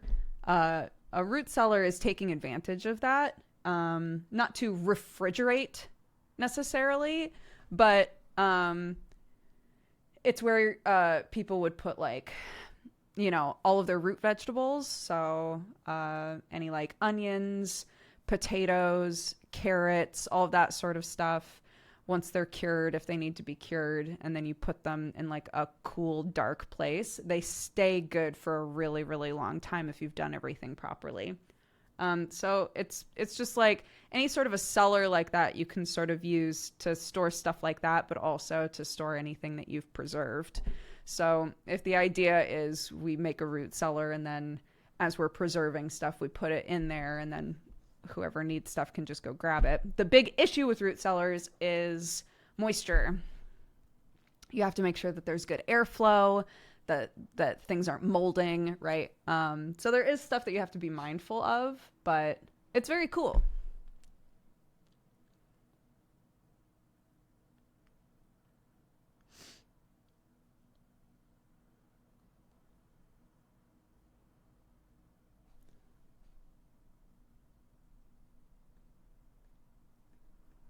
Literally very cool. Literally very cool.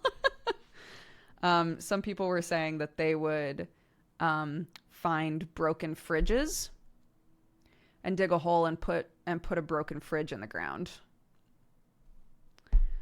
And that way it protects from, like, nothing's going to eat through an old fridge, right? So it protects from that. And even though the fridge itself doesn't work, it will retain the like coldness. And exactly. And you're reusing something that somebody's probably not going to bother fixing, you know. Mine tries to turn into a swimming pool every spring. No!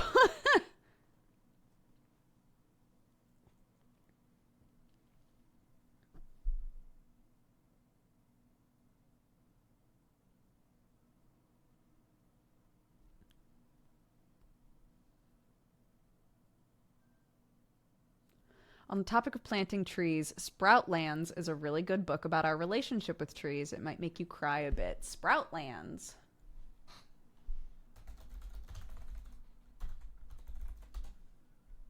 Sproutlands, tending the endless gift of trees. Oh.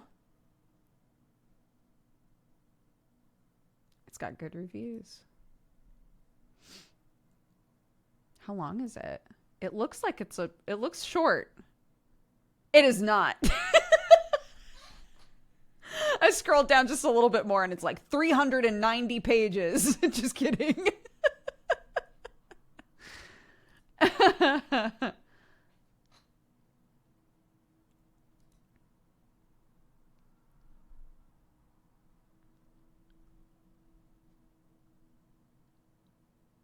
Off-Zir pots. That sounds so familiar. Yes. I have seen these. They're like a Middle Eastern fridge, basically, right? That uses like terracotta. I remember that somebody made a bunch of videos about them. And people were upset because the person never mentioned like the culture that they originally came from. But yeah, they're very cool. Again, kind of a pun.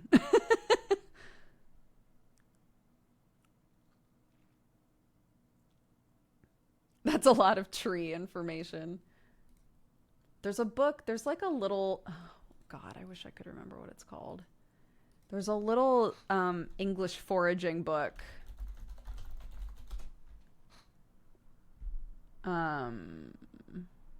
It's not this one, but I have this one. Edible and Medicinal Wild Plants of Britain and Ireland. I do own that book, actually. There's like a tiny forager's guidebook that I keep seeing people use, and I keep thinking to myself, oh, I should grab the name of that and buy it.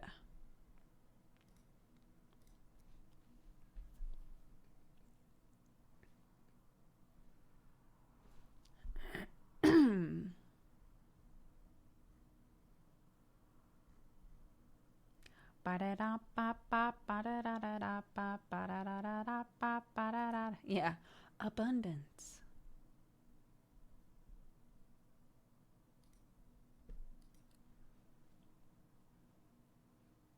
Yes, I saw the same video. They said I saw a TikTok of someone using that and finding wild garlic. Yeah, they found ramps. They were like, it smells like garlic here. And everyone was like, be careful that it's not lily of the valley or something that you're not supposed to eat.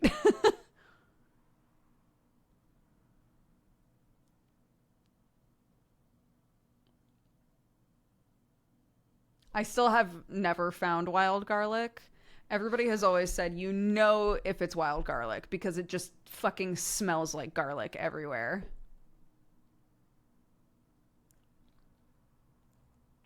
But I've never found it. I've never found ramps out here.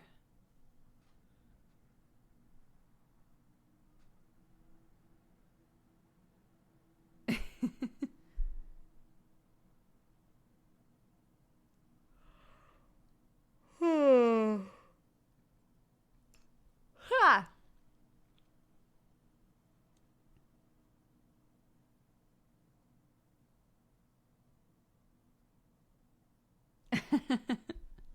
Okie doke. Let's take a break. You guys can play some words on stream. If this is like your first time here and you've never hung out with me, I hope you've had a good time. Thanks for sticking around. We're gonna be doing a sponsored stream, playing a roguelike game called Mr. Sun's Hatbox. So we'll take a break, do some words on stream. I'll run some ads, and then we'll swap to sponsored stuff. But yeah, that's it. I got nothing else. I got nothing else cute to say. Daddy bop bop bop body daddy da bop ba da da da bop body daddy da bop body daddy da bop bop bop bop bop bop bop bop. I'm getting it set up. 1 sec. I always have to change the browser source because it resets.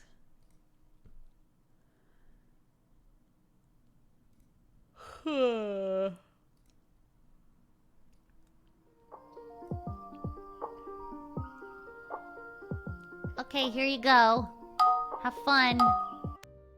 Sorry, fuck. Nick sent me a bunch of emotes, and I want to put them on BTTV, but they're too big right now. So I was messaging, being like, "Can you make them a little smaller so I could put them in BTTV?"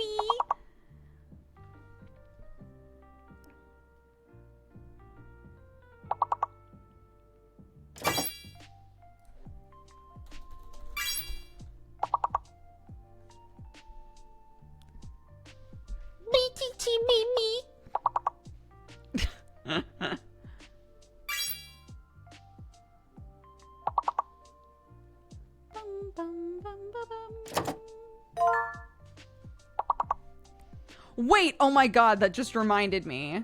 I can't remember Aaron sent me 2 super cursed BTTV emotes that I haven't approved yet. These are so good. I forgot about these. Okay. There we go. Enjoy.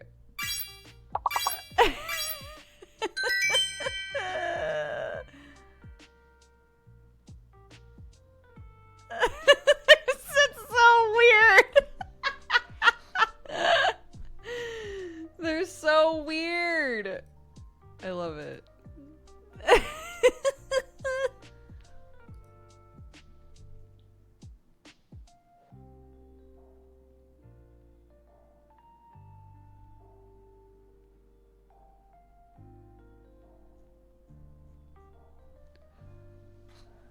No, they're great. Yes, it's sponsor time, everyone. Gather together.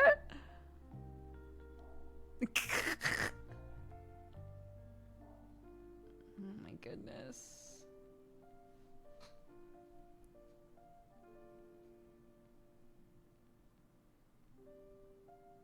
I also sent you one that I haven't approved? Hold on.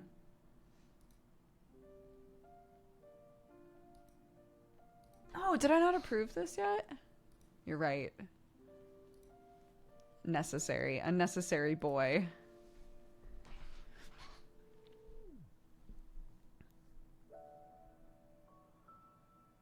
A good boy. There's the good boy up there. Look at him go. Okay. We have to be serious now, chat. It's ad time. Can't see them for some reason. They are all BTTV emotes. So, if you have a BTTV plugin, or I think FFC lets you see BTTV emotes, or what is the other one? 7TV or something. There are a few that I think let you see these emotes.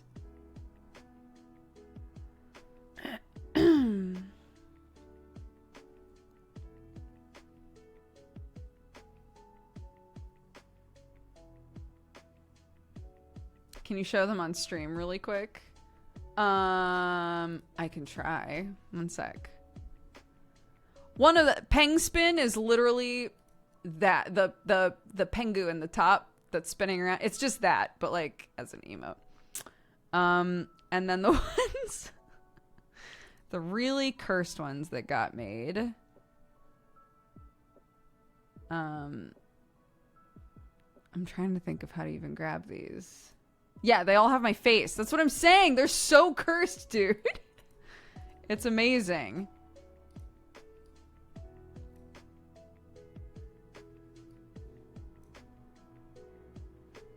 Oh no, it won't let me show it. Can you send me the GIF that you uploaded? The GIFs are on the Discord. Fantastic. The community one?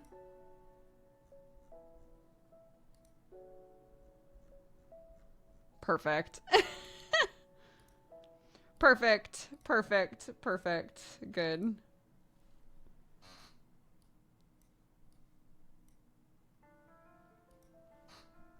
Okay.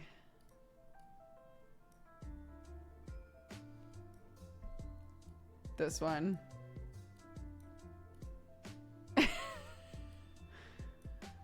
And this one.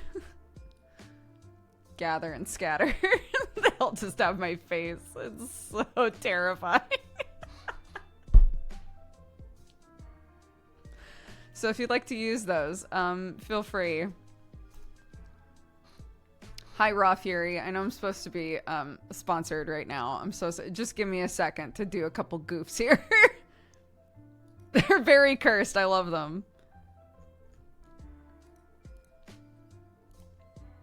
But yeah, I commissioned emotes with my D&D characters from Nick a while ago, and I just quietly got an email last night that was like, I made them. I'm so excited. They just were a little too big at first, so that's why I was messaging.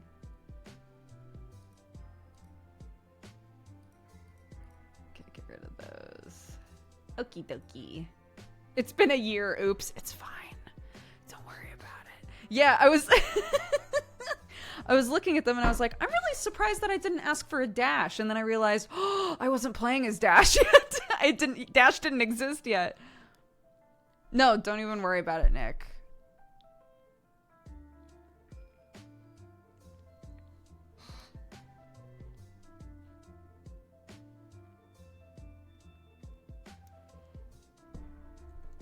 Tell me what Dash you want. Oh my gosh, I don't know. I'll think about it. They're all kind of memey, so. Yeah, they're putting out free Cult of the Lamb DLC. I'm really excited about that.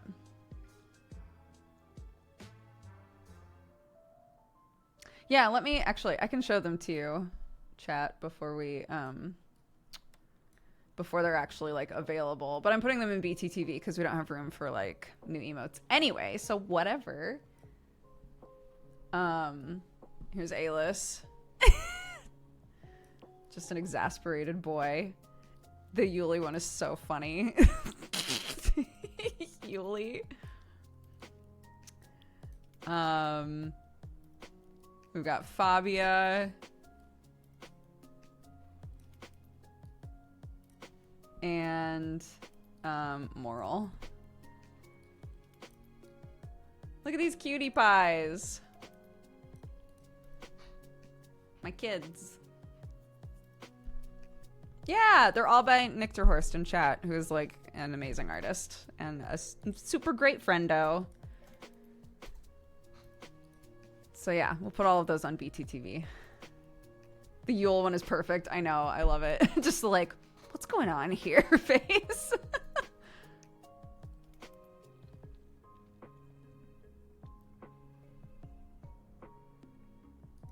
Yule is from Hellions, yeah. The time loop game. It's, where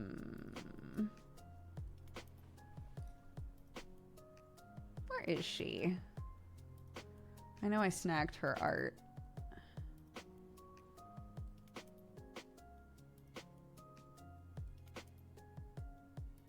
Show you what she actually looks like in game. If I can find it. What have I done?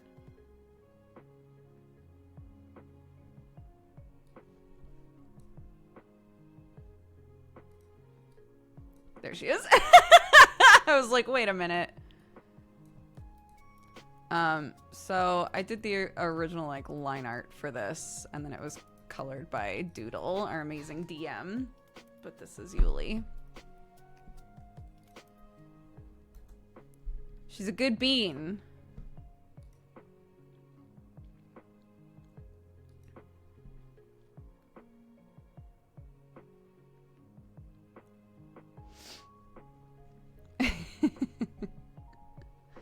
Okay.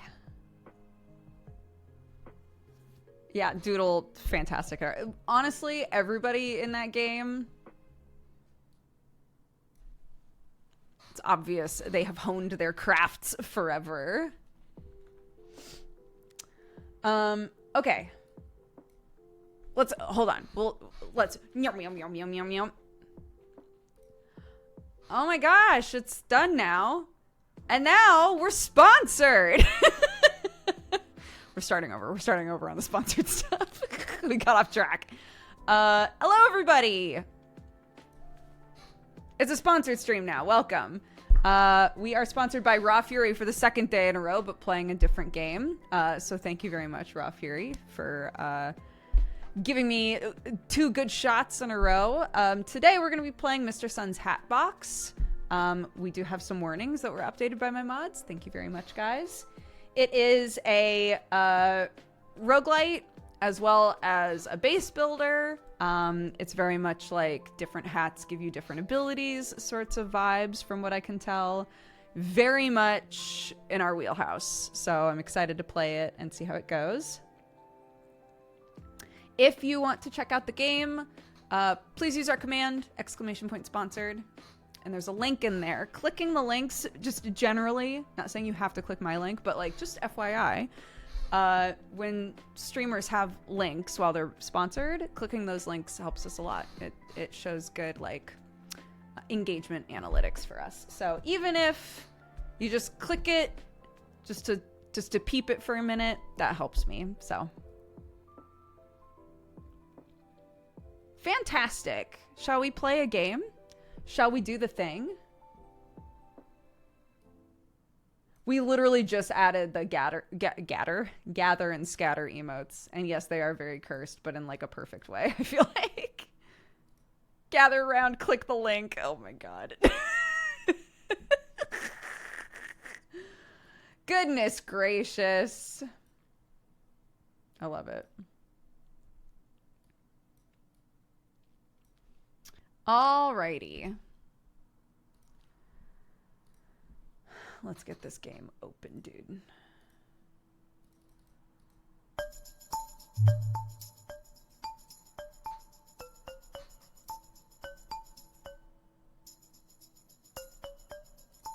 Mm-hmm.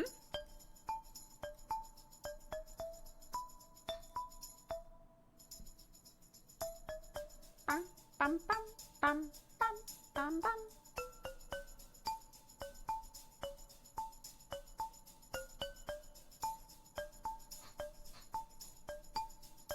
Let's do it. I'm excited. I assume this is a controller game. Maybe that's a bad assumption to make. But that makes the most sense to me, that it's a controller game, so we're gonna try that. Here we go. All right. Screen shake off, please. Controller vibration off, please.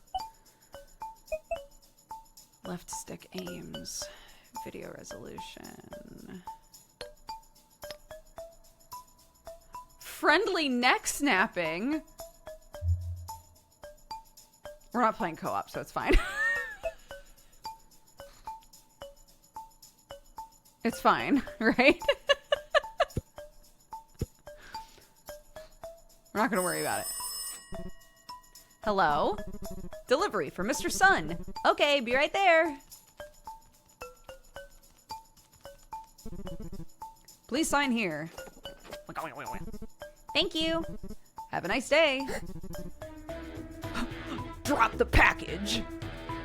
Oh no! The moon! My mortal enemy!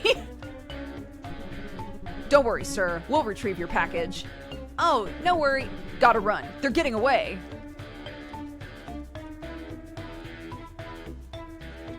A castle?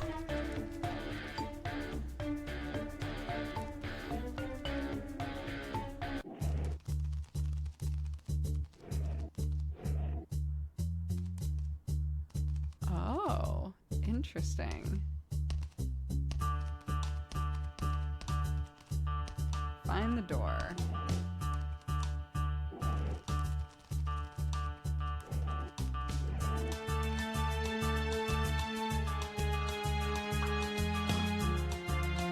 Kill the guard!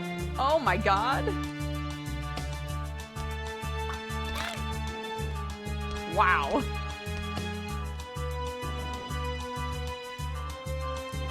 Let me know how the audio is. Jump on hats to knock them off.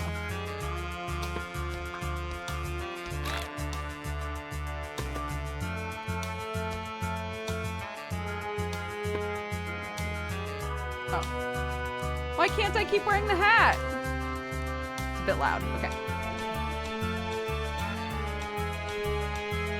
Practice neck snapping on another neck, guys. It's fine. What's the problem? How's that? Is that okay, or is that still too loud? Pick up the pistol? What?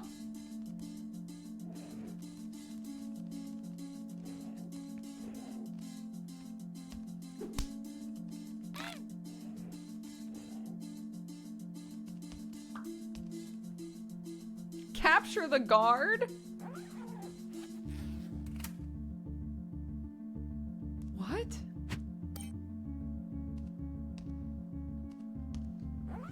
What does that do? What does capturing do?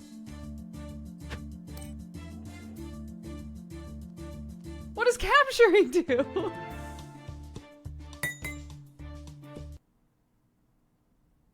I take people as loot? I can't, and after all that, the moon's getting away anyway.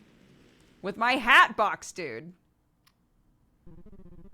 Hello, Mr. Sun. I'm sorry to report I wasn't able to retrieve your package by myself. Oh, well, that's okay. Fear not. Since you signed up for our delivery guarantee TM insurance policy, we won't relent until the package is in your hands. Oh, I mean, it's not that big of a deal. You own the land under your shop, correct? We shall set up a base of operations there as we continue our search. I'm not sure if at no extra cost, of course. Thank you for your patience. I did not expect to play as the delivery guy. Welcome to your base of operations. You need 2 more rooms, a staff room and storage. Oh no, okay.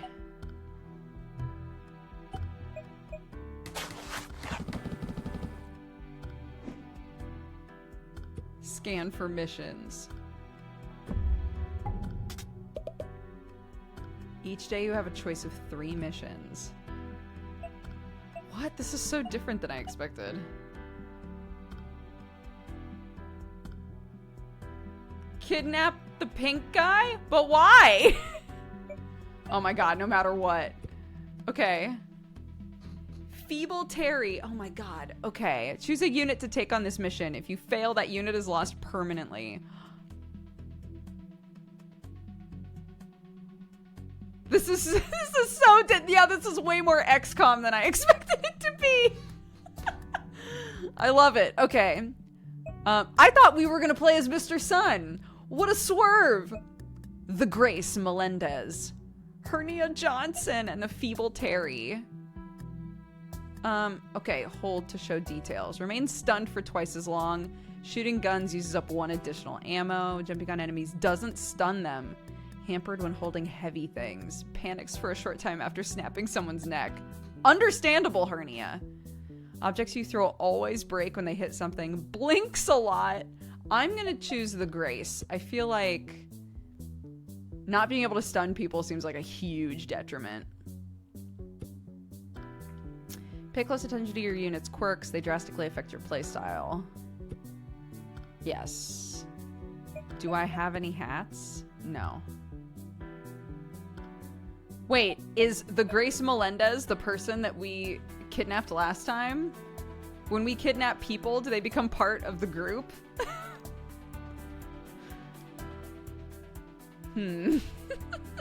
Okay.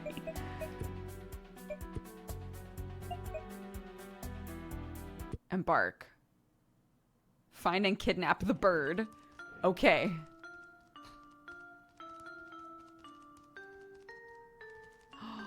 Oh my god. I'm just realizing.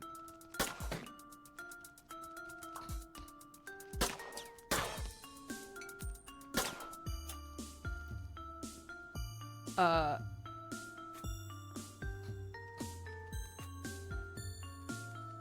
no. Oh my god, the blinking. Oh my god, I did not expect this to be as awful as it is.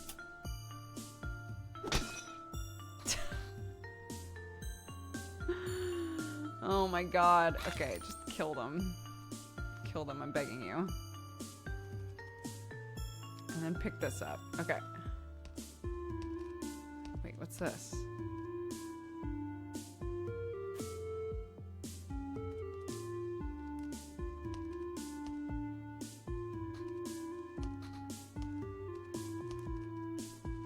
Open.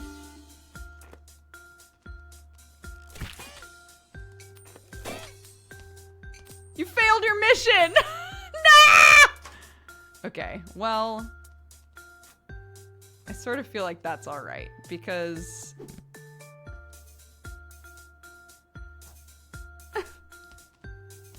Because I can't stand this blinking dude.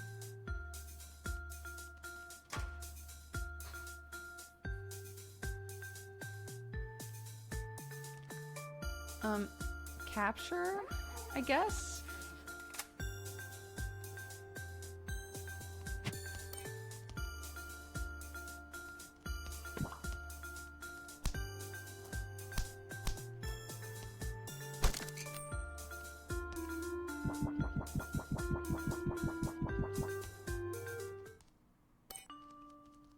I survived. But I did not kidnap the bird. I murdered the bird instead. I'm never choosing someone who blinks a lot again. Oh my god. Medbay and the Brig are now available. The Brig?!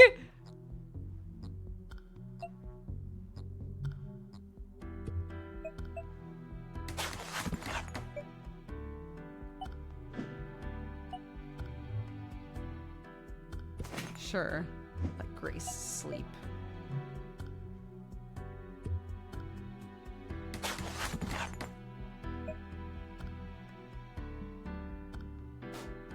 Whoa!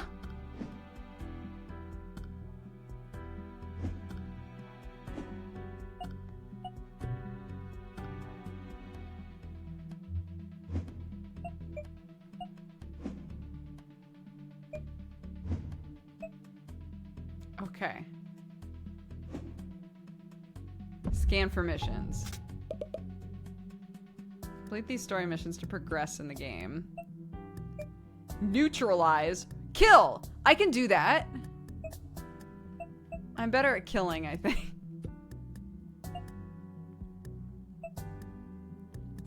Let's be Feeble Terry.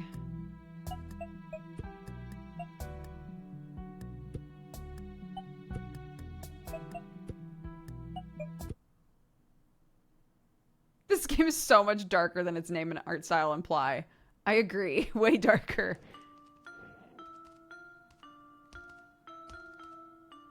Oops.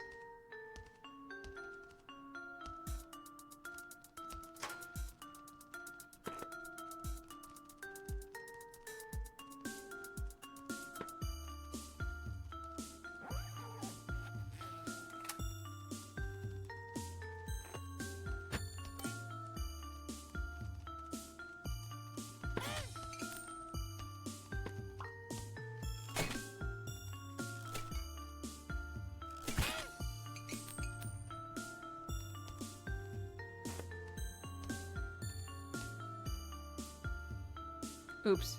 Okay, well, that's not useful anymore. Can I take one of their things? A dagger, let's go.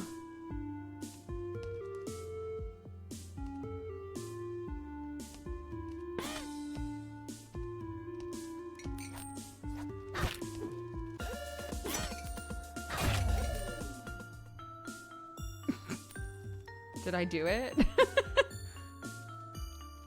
I think I did. Where's my hat? No! Did I break my hat? That's sad.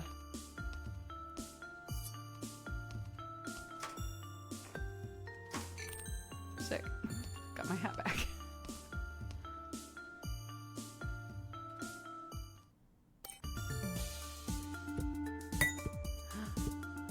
I did it.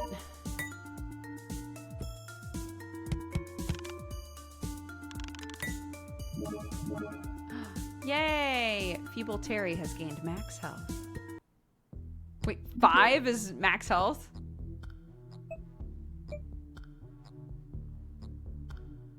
And now we have a little goober. Get Feeble Terry in there.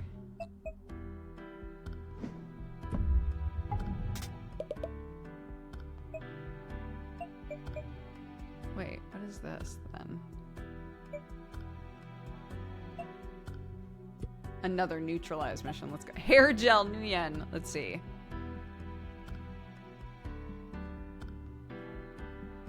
Refuses to switch or take off hats. Loses control for a short period when detected by an enemy. Breathing in smoke hurts. Can be seen by cameras through walls. What? Sees better in dark levels, but everything is green. Okay. Sure.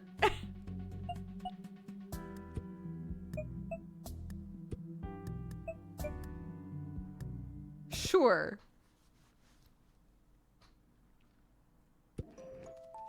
Oh, I guess it's a dark level.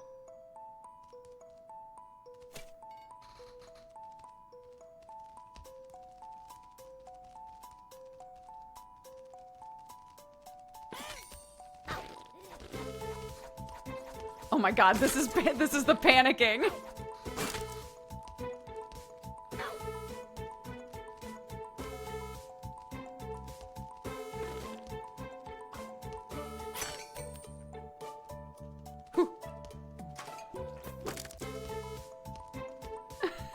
This is the panicking. Ah! Kill everybody! Kill everybody! Oh my god. Oh, earmuffs, nice. Okay.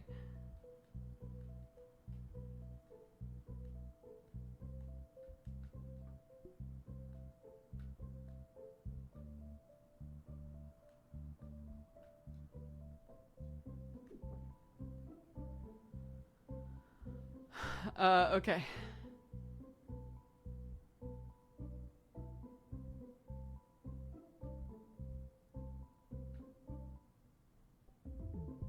Yay, good job, buddy.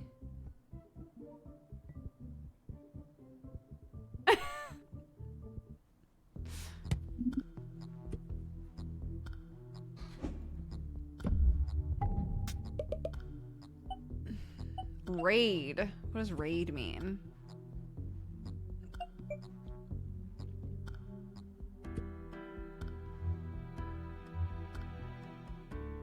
Wait, no. Yeah. He needs to be in medbay for sure. Okay. Let's try to do a kidnap mission. We'll see if we can get it done.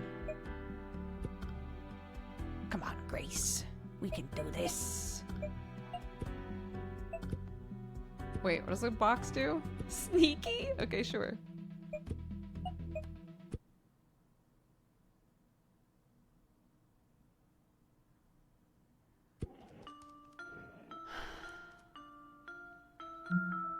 Forgot about the blinking. Oh my god. Get this shit done as soon as possible.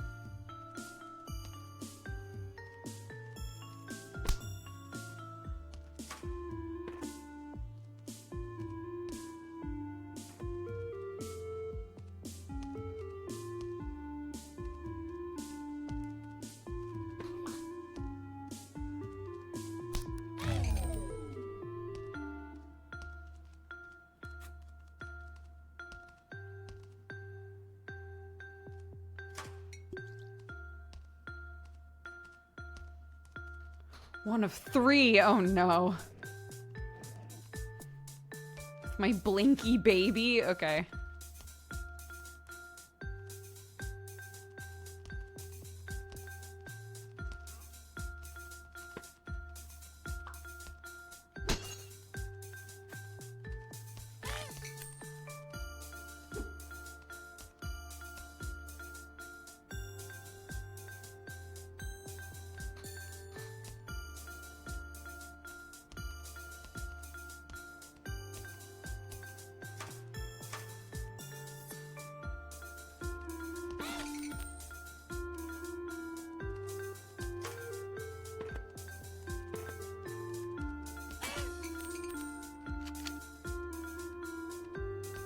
Okay.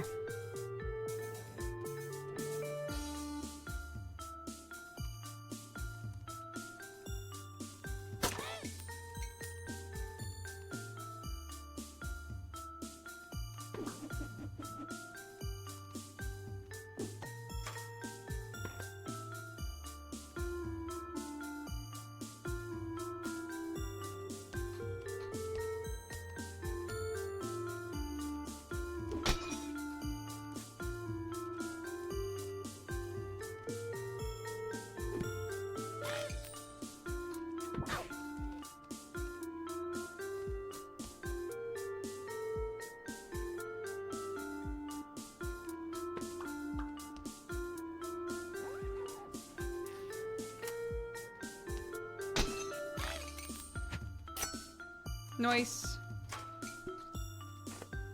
A turret? Let's go. Okay, we did it. Get me out of here. The blinking. I hate it so much. Ooh. There has to eventually be maybe lab. There's got to eventually be something like Darkest Dungeon style where you can like get rid of a bad attribute.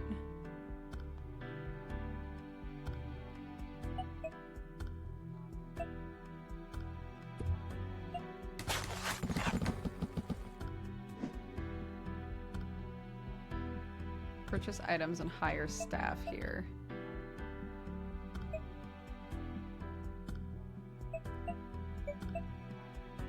Loud footsteps, shaky hands, clumsy reload, and heavy feet. Each contract requests certain items to turn in. Oh, check back every real-time day for a new set of contracts. Oh.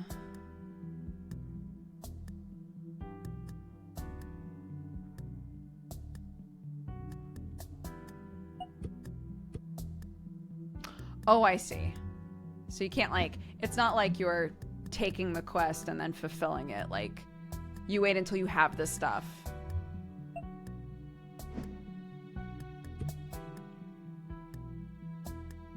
This feels weird. Can I just kill them?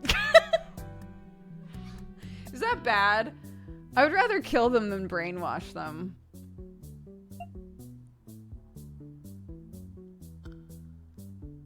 Yeah, dismiss them.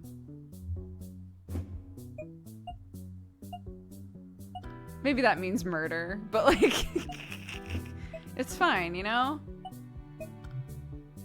No one's injured. Oh, right, because she kept finding stuff. That's good.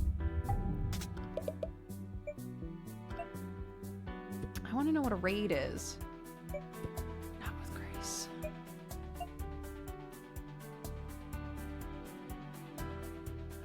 Oh, so when Terry hit level 2, did he lose a bad thing?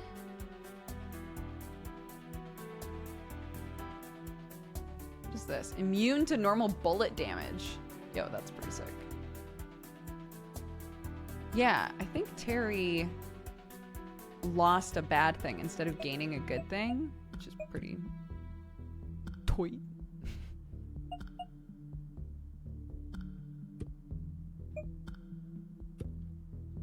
Okay, we don't have any weapons, but that's okay.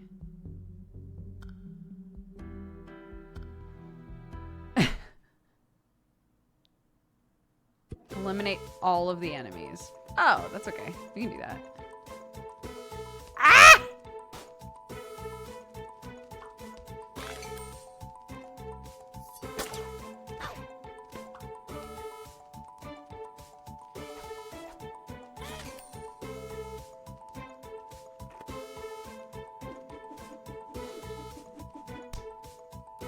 Oh my god.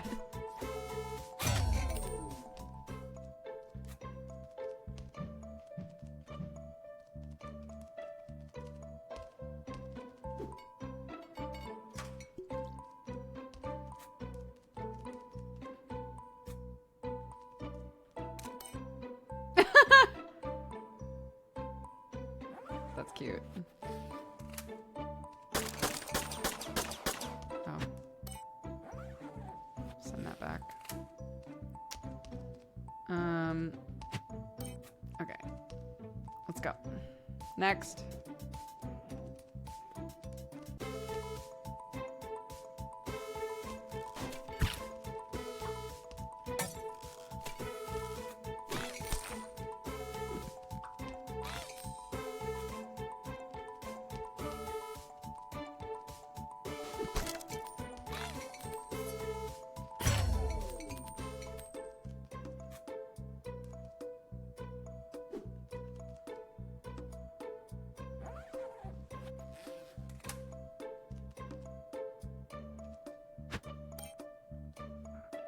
Out of balloons. Okay, you only have a certain number of balloons. That's good to know.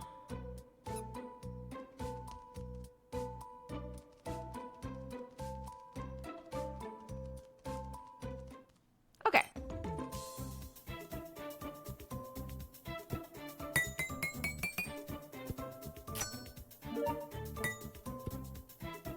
Should we see if we can rename them?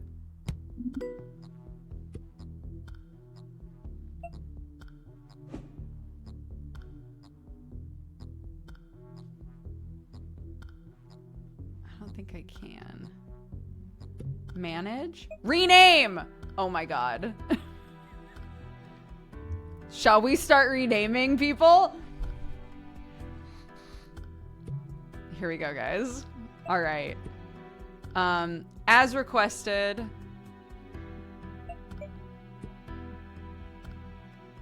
We'll, okay. We'll get rid of the last name. We will keep the nickname because that's funny. And the first name will be the screen name, okay? Ready, steady. First person I see, Colby.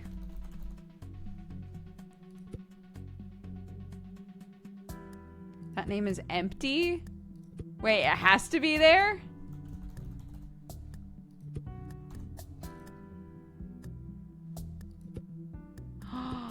There has to be two names. Why? Colby.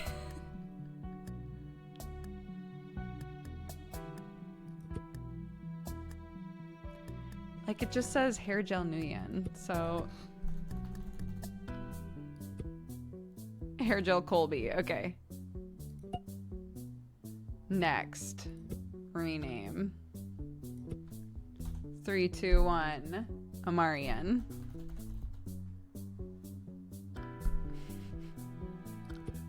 Hernia Amarian. Next one. Nix Emeris. Uh-oh. Emeris.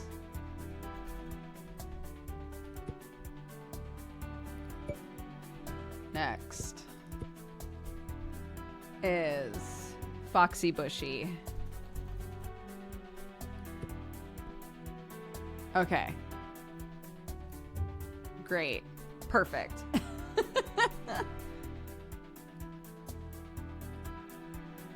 Yeah, keeping the nicknames is a good call.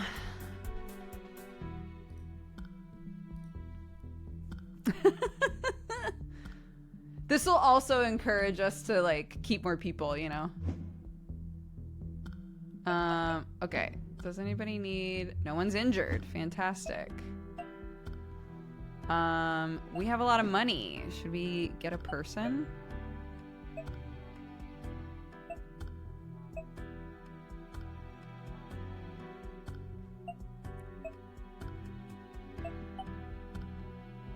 $50% off? Sure. I'll get you. And you. Okay.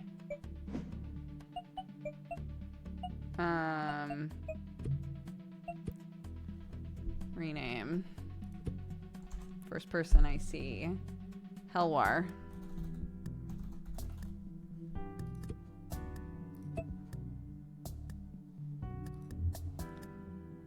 And then this one. First person I see. Saltbard. Okay, great.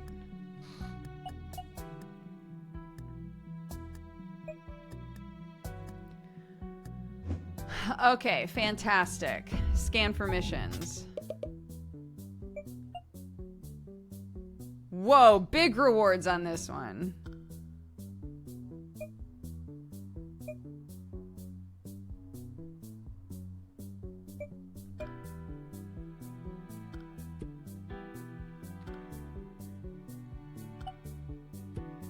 Who do we take for this? We should take one of the new guys.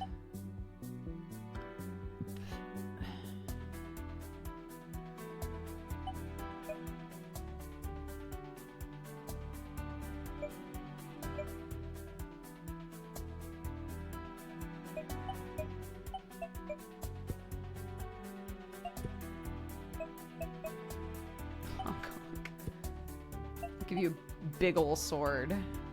Go on then. Eliminate all of your enemies.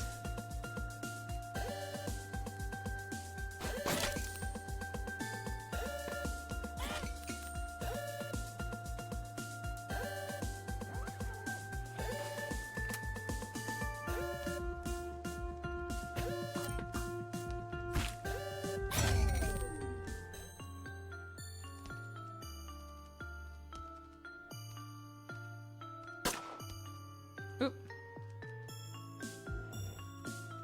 Somebody's playing a prank. No.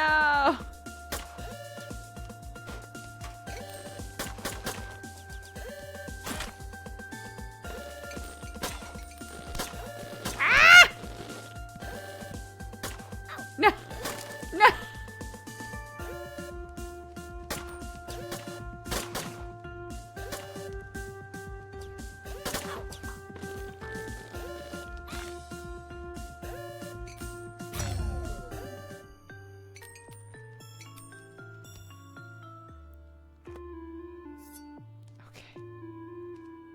Get me out of here.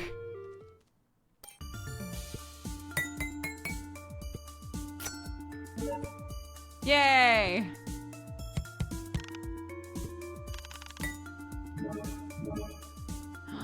Can be healed past your max HP. Nice. Hat heist! You found a map piece. Collect more to unlock a hat heist. A research room. To unlock upgrades, you have to assign staff to the research job. Select Gramps! Select this unit to assign them to a job.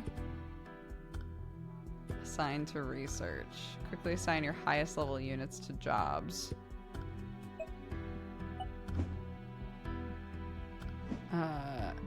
This is your research level. It's based on the levels of the staff assigned here. You can research various passive bonuses, improve your research level to unlock better bonuses.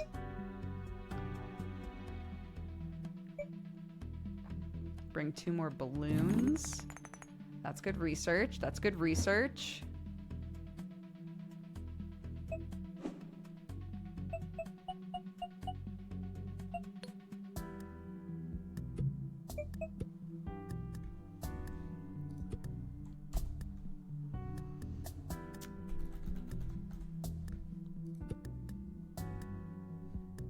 Great.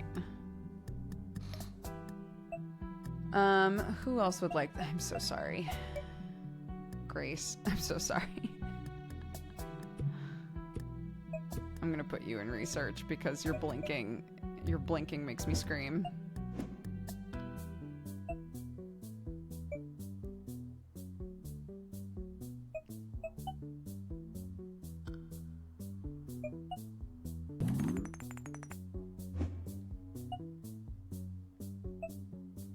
Wait, what's the one in here? What is it trying to tell me?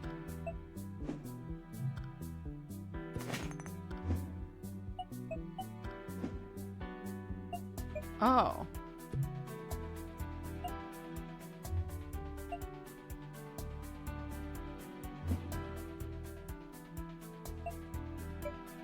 Not sure what that means.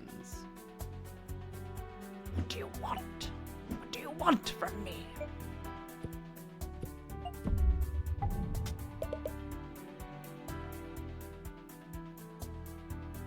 What do I research? You're currently researching balloons and hats, I think.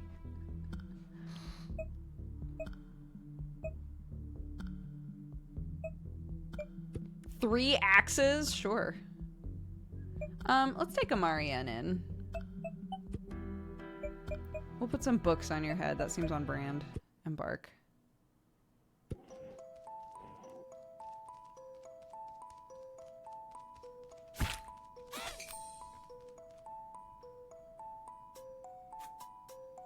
Oops.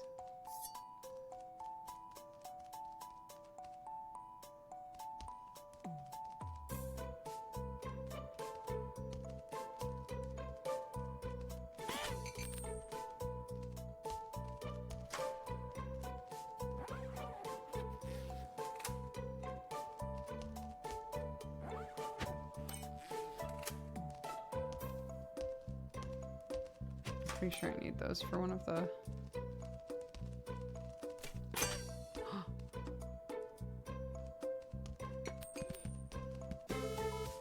Oh, right.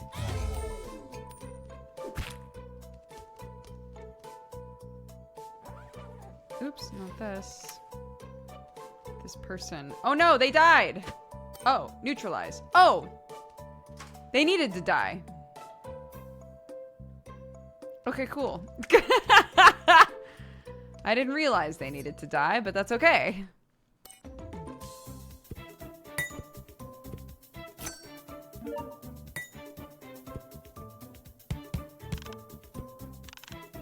No! Amarian!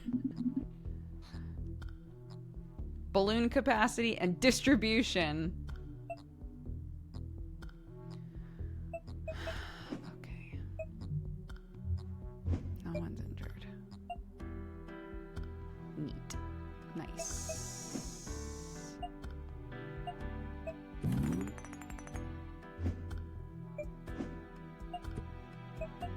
Yeah, this. All right. We got a new staff member. Wait, what else do we need? Okay.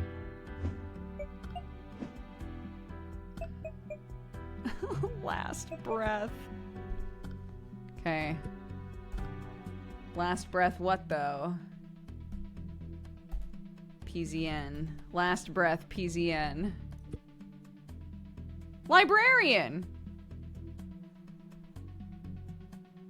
Loses control for a short period when detected. I actually love that. The way that they like jump all over the place is so funny. The Barf Butler?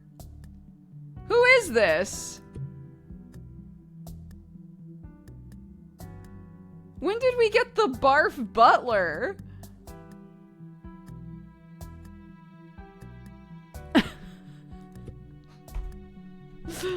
Okay. Wait, did I already use you?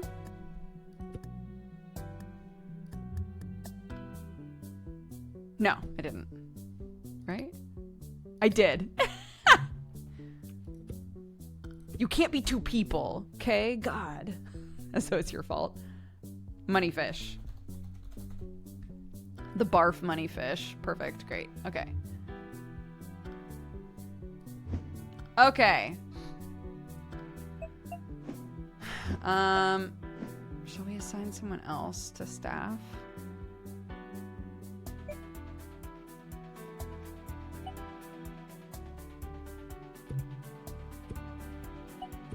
Let's put a Marianne in research.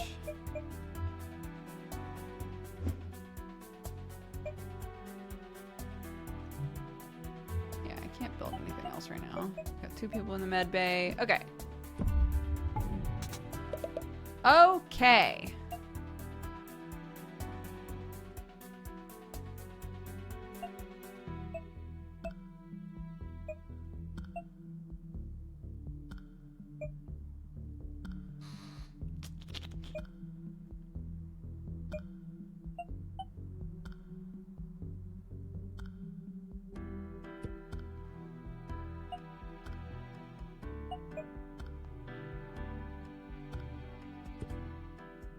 Clouded vision, fear of guns, fumbling hands, squeamish.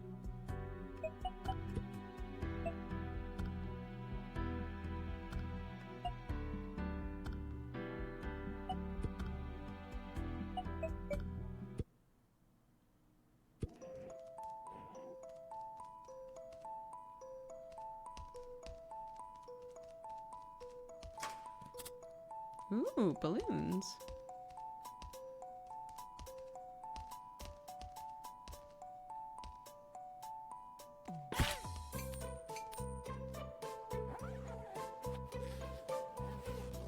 I guess does fumbling hands just mean it takes longer, maybe? Ow, my body.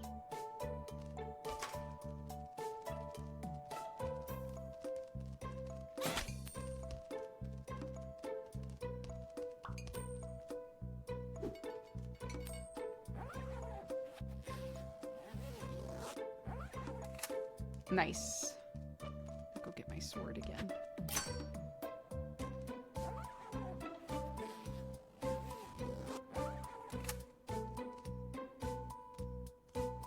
Where's my sword? Ah! Nah!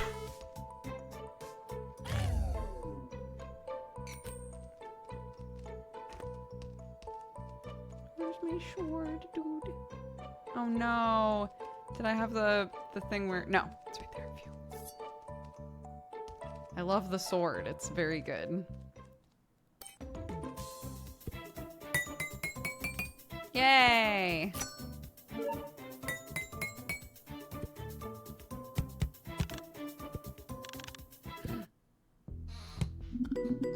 Ho ho! You've completed your first research! Ooh!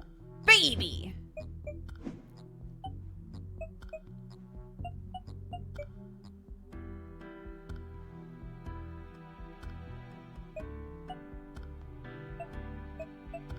Interesting.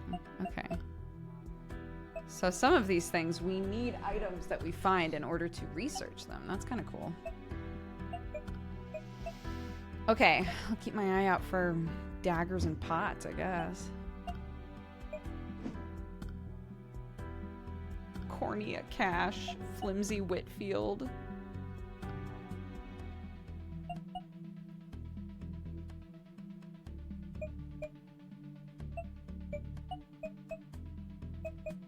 Okay. Okay, both of them need new names. Oof. Rakia.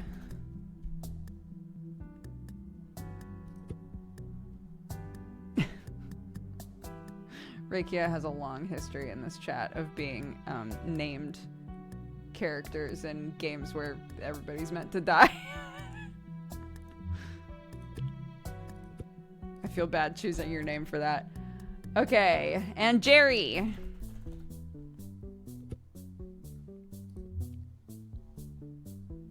Another blinker. I know, dude. About to put all my blinkers in research. Fine.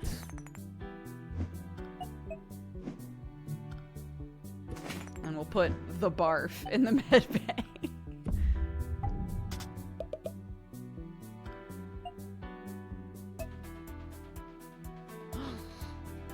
That's a cool hat. Ooh, we get another map piece. Let's do this so we get that map piece, dude.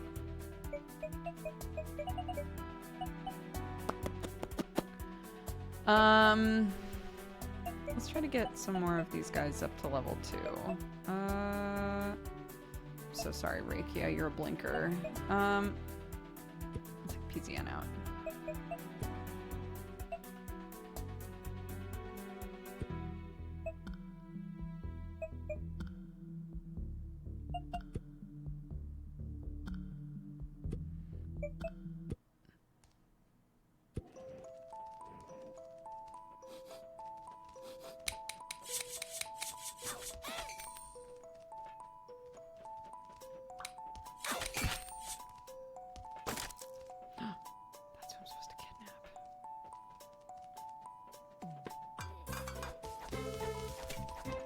Can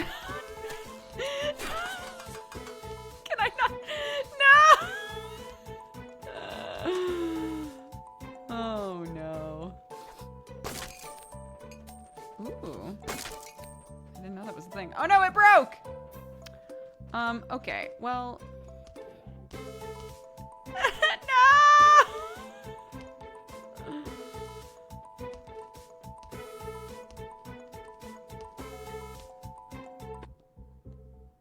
It's okay. Everything's okay. Just put on your earmuffs, baby. It's fine. It's okay. Why can't I step on this guy? No! It's our first death. Oh, PZN, no. Killed by Crackle. I can't believe it.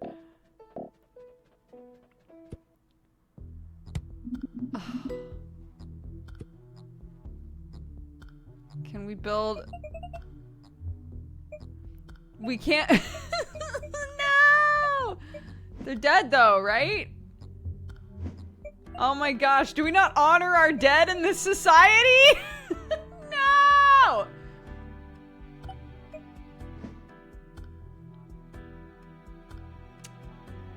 He took his last breath. Dude. Graveyard! Thank you for your service, PCN. Do do do do do do do do do do do do. How we doing in R&D?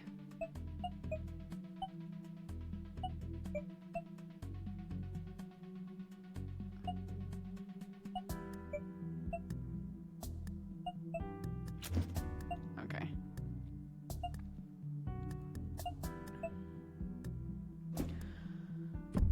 All right.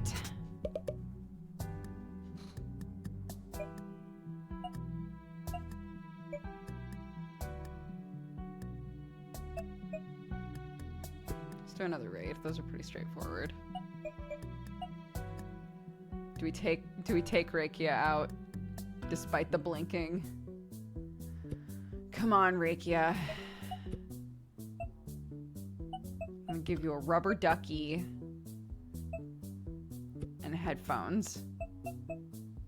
Go make me proud.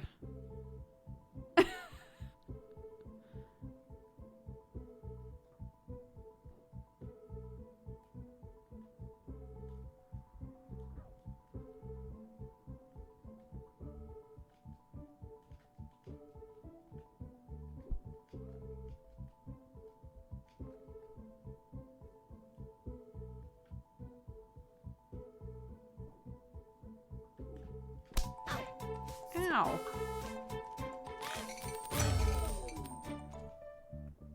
Put this back on, dude. A dagger.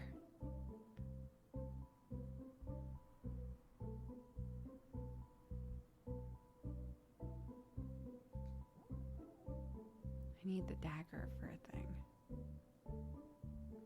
I'll pick up the boomerang. I know, I like that too. I thought it was more than one floor. It is not. Yeah, I like that when you put on the headphones, all of the sounds actually get lower.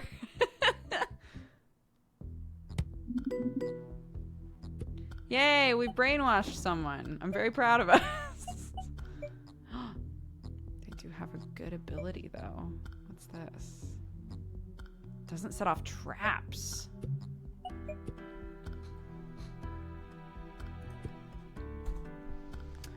Nurofen.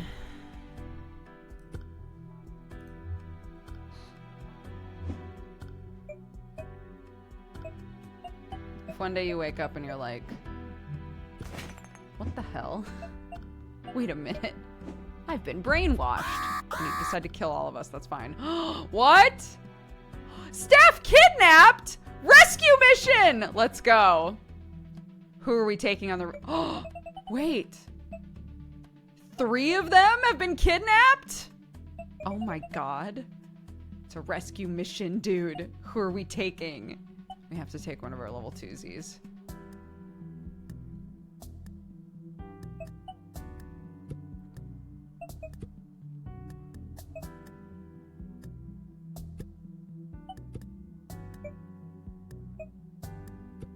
Knowledge is power.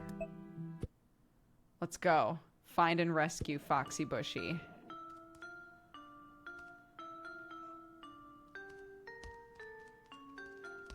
I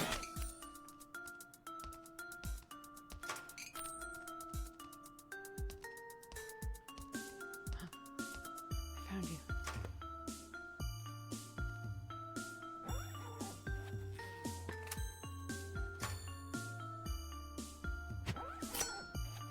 Whew. That was easy.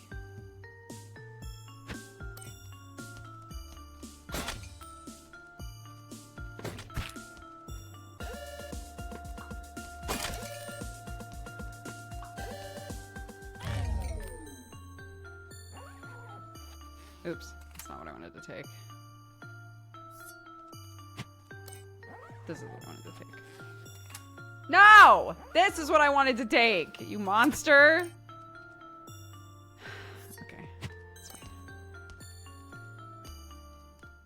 Okay.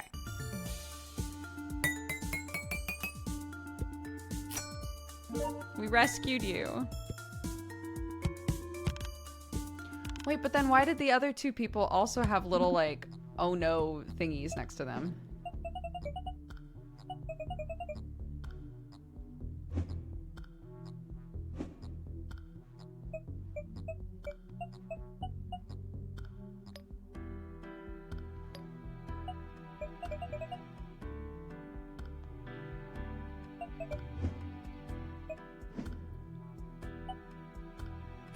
Here we go.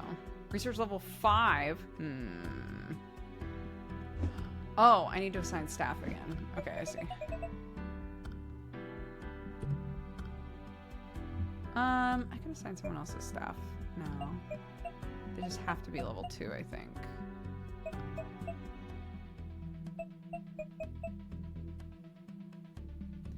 Right. We had put Foxy in there because of the eyeball shit.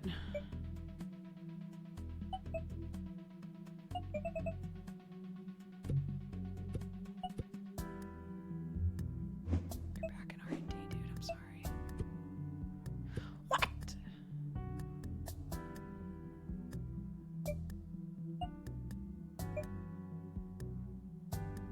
Collect more magic hats.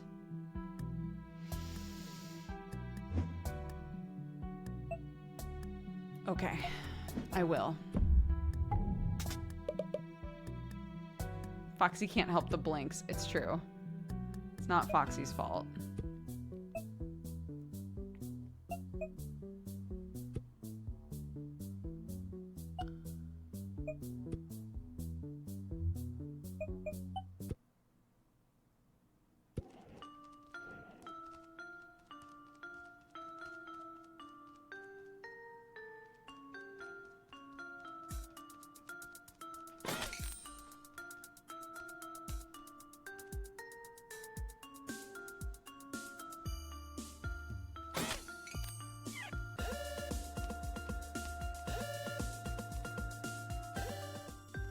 It definitely tried to teach me a thing just then.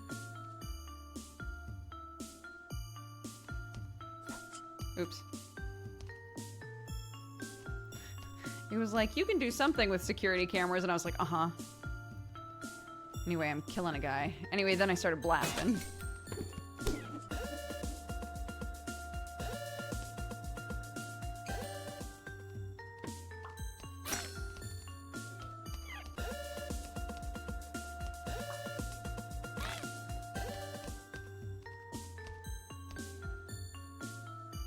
Man, I do not like murdering people. Or at least snapping their necks. I'm not a fan of snapping their necks, which is, like, so fair.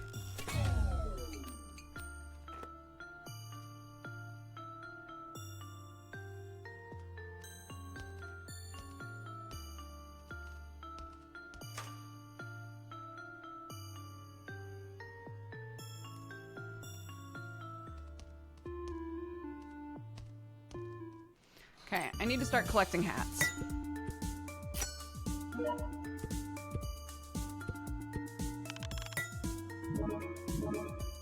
Ooh, everything moves at 0.75 speed? Damn!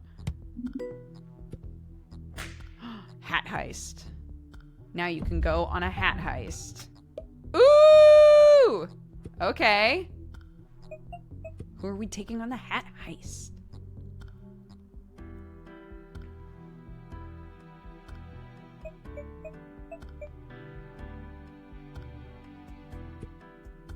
Let's try Neurofen.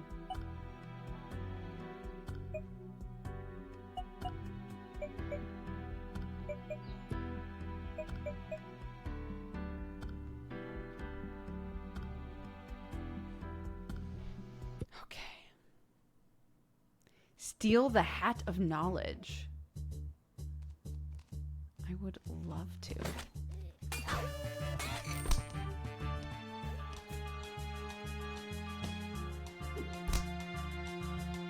Ow. Get up, dude. Well...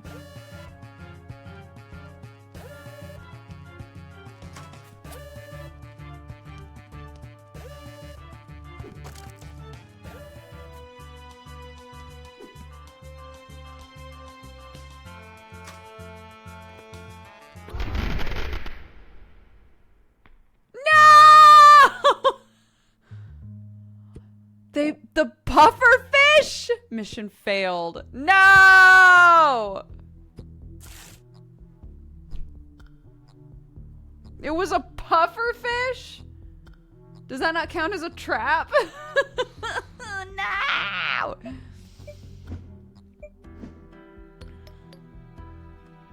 Do do do do do do do do do do do do do do do.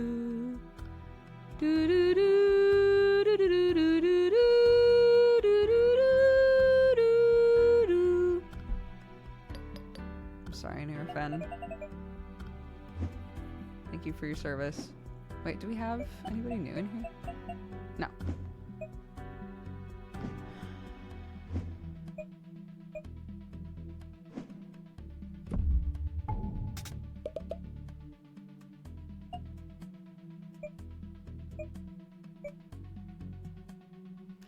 Three poop hats? I'm in.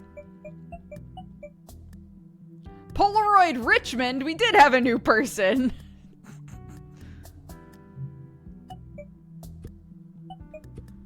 I'm sorry. I think you mean Polaroid Daikuzi. Confirm. Yes, of course. Polaroid Daikuzi. Big fan. Big fan.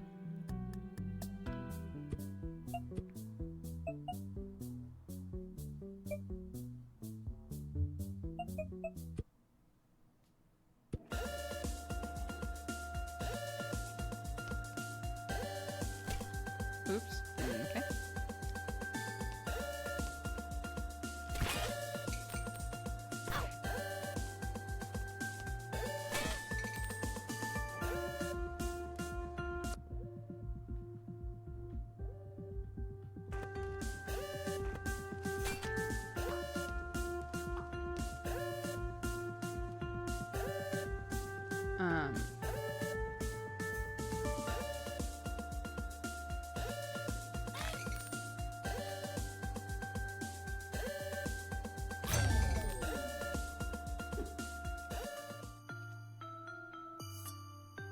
Okay, now I know how to do this. That's good.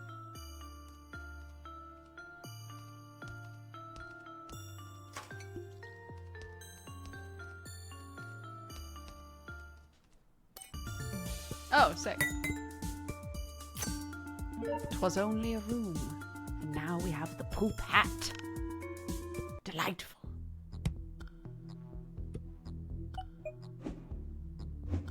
Still not enough hats. I see.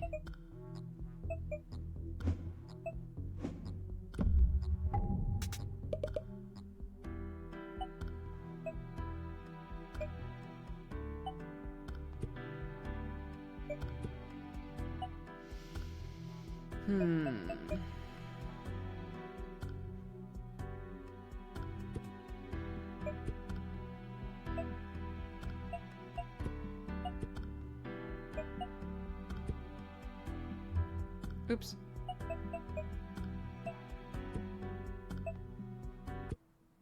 A poop hat just for you. Money Grubber Castro. I'm stinky. I'm so stinky.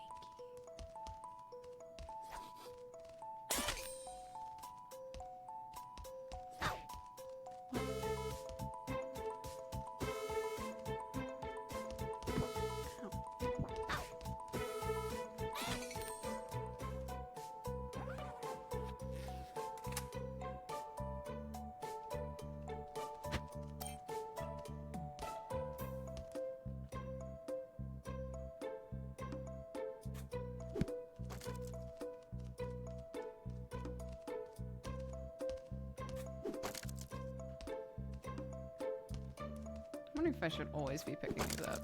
Yeah, look, sometimes they got stuff in them.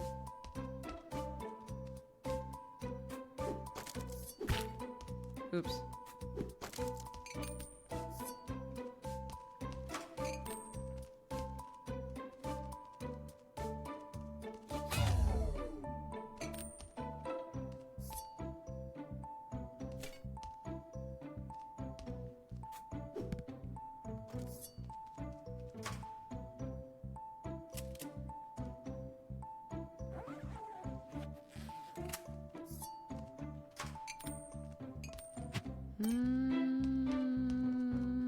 Okay.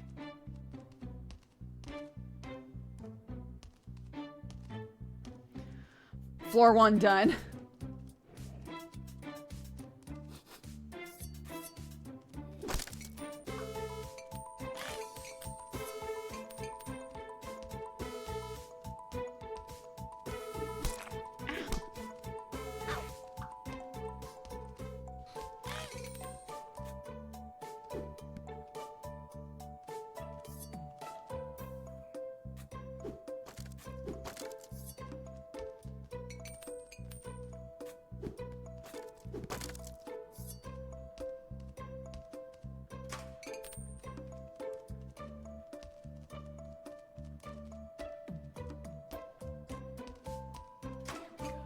That's what I needed. Some extra balloons. Okay.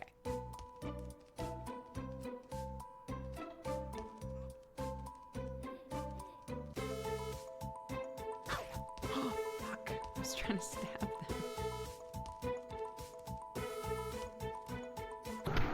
No! I stabbed though! Aw, man.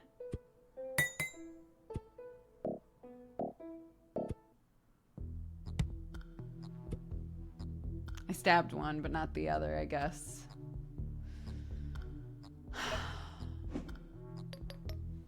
Do do do do do do do do do do do. Sorry, Rakia. I cursed you the second that I was like, man, remember Rakia in Darkest Dungeon?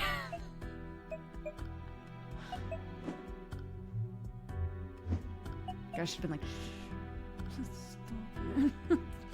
Stop it. We don't talk about that.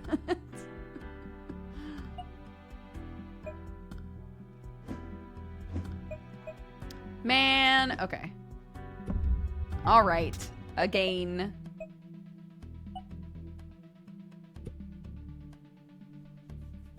Who we taking? Who we taking? You're all level 2 now. I love that the person who's called the Feeble has the most health. We'll take the Feeble out.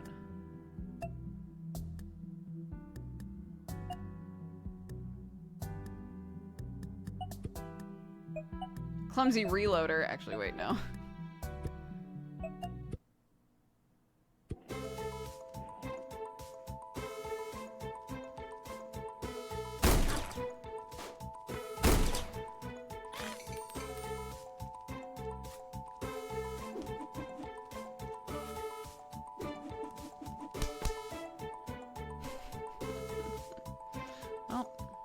Come on, get up. Come on, dude.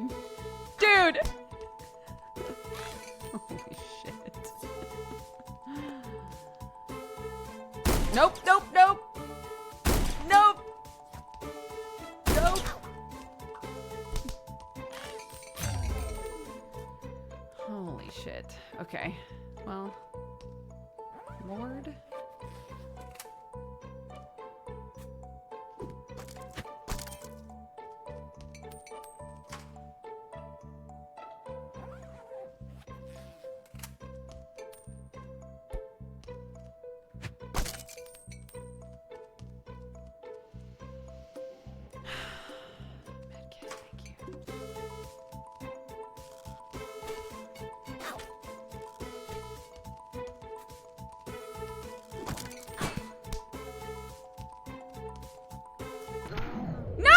What?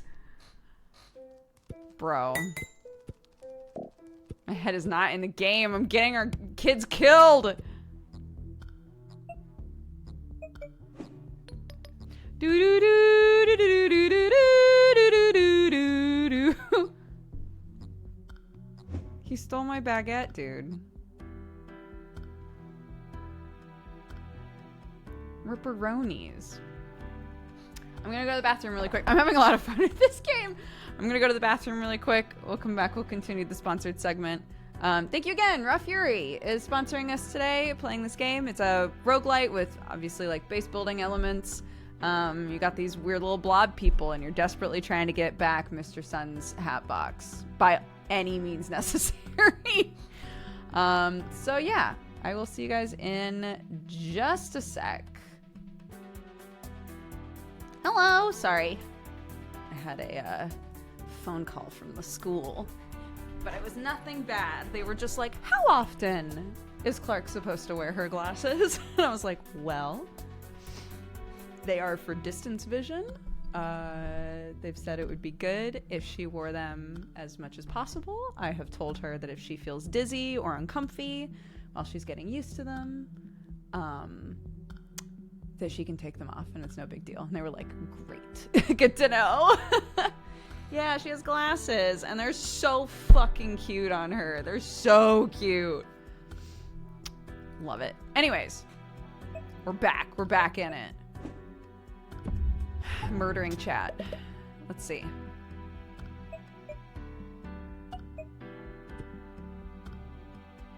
I haven't been here in a while. I feel like I've missed so much. Oh. Well, what's up? I'm glad you're back. My kiddo just got glasses. And she's getting used to them, but she loves them. She doesn't wear them when she's at home because she doesn't really need... It's for distance. She doesn't really need to. But they are helpful in school, which was the same for me when I needed glasses. 'Cause, you know, I couldn't see, like, what the teacher was doing if they were too far away and stuff, so... She wears them at school. I don't have her wearing them at home because she doesn't have to. So at home it's very like, if you want to wear them, cool. If you don't want to, then cool, that's fine.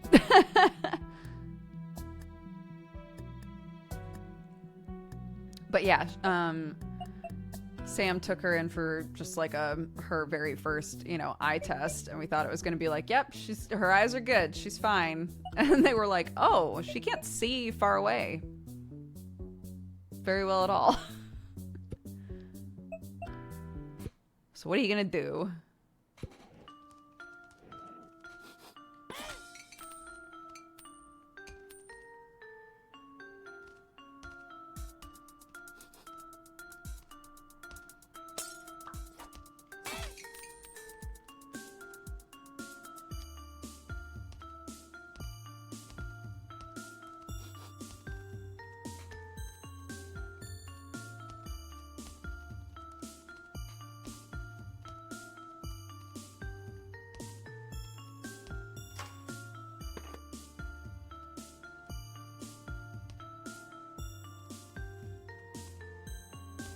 Hello.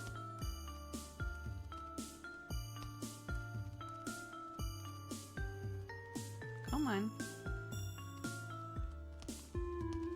Hi. Oh my God.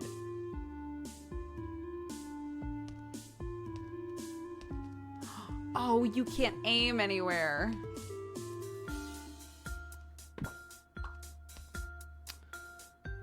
Well, great.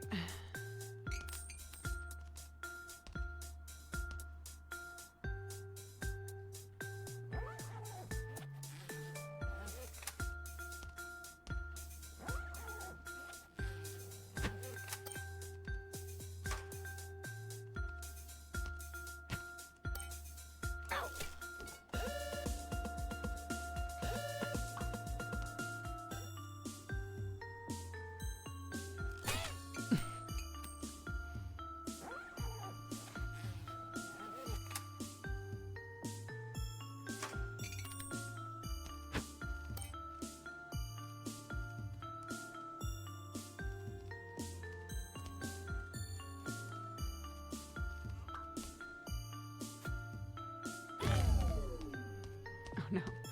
I don't like snapping necks. I feel bad.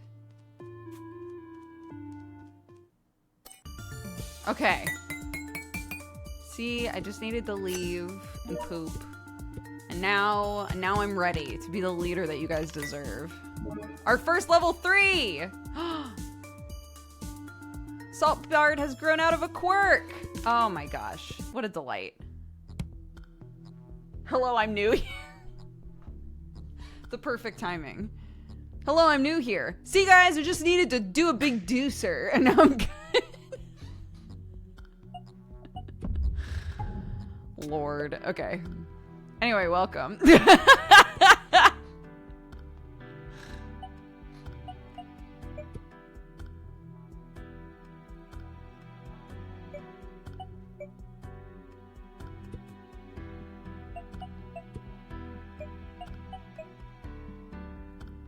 Okay. Saltbard, you are our most powerful person currently. So I'm gonna take you in. Even though you're at 3 out of 4 health, I'm gonna take you in, okay? I believe in you. Yes, I want to send them on a mission.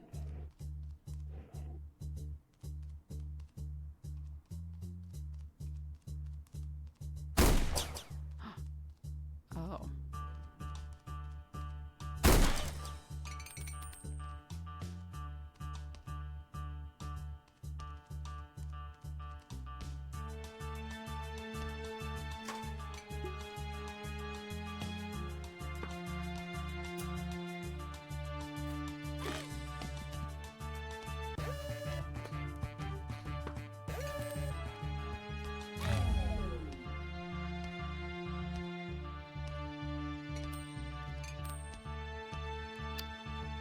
Okie doke.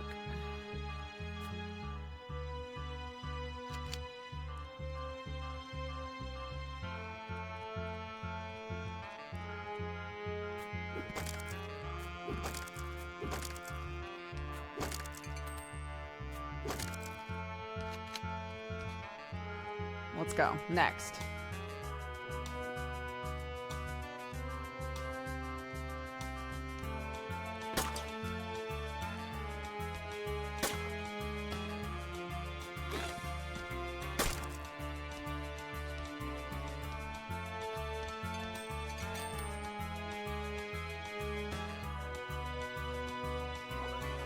Oops, no.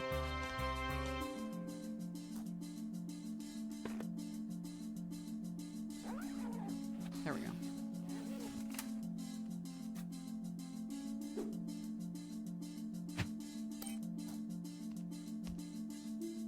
That looks like a trap.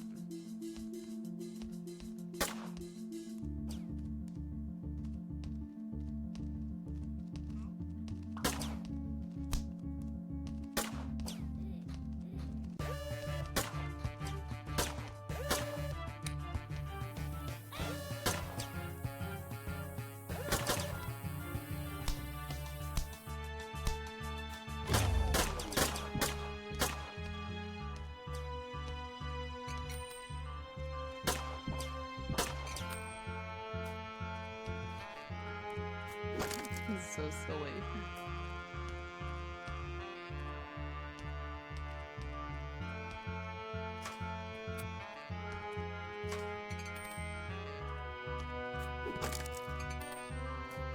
Okay, last room.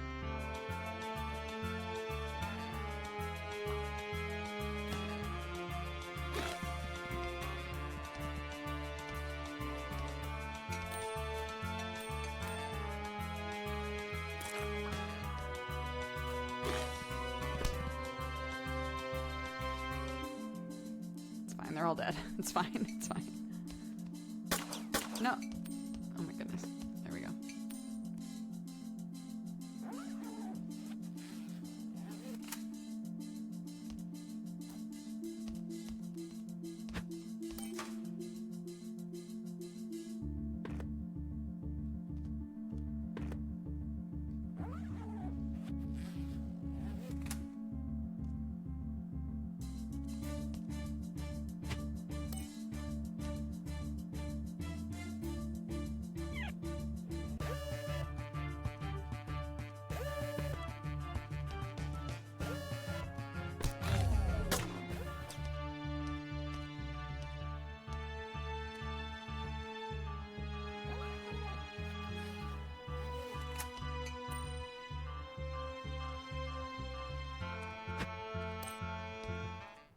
We did it! Yay! Got the Hat of Knowledge. Well done. And the rich get richer. Poops when hit. Okay. It's on brand. We sincerely apologize for losing your package. Please accept this gift as a token of apology. What is this? It's the Hat of Knowledge. We went through great lengths to procure this for you. Oh, well, thanks, I guess. When do you think you'll be able to find my package? We're very close. We'll keep you updated. Okay, cool. And how much longer do you need my basement? Because my parents are planning to come down to visit soon, and sorry, I should get back to work. I'll put this on display downstairs. Have a nice day. Build a showroom to hold the magic hat, of course.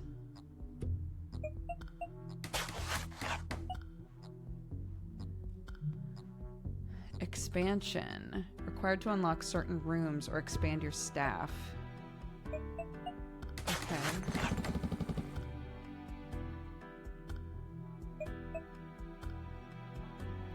Oh, I see. So now I can add like another med bay if I want to.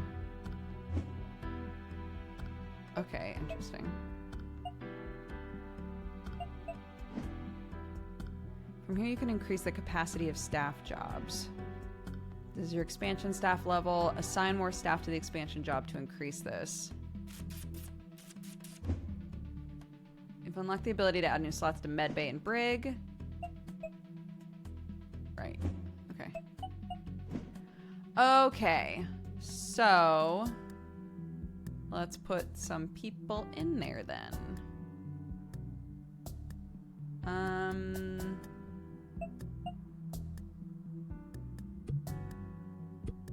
gonna assign you to expansion and I'll assign you to expansion.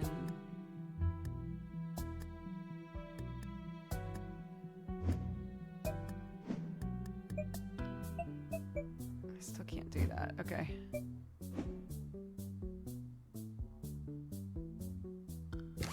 Upgrade research capacity, sure.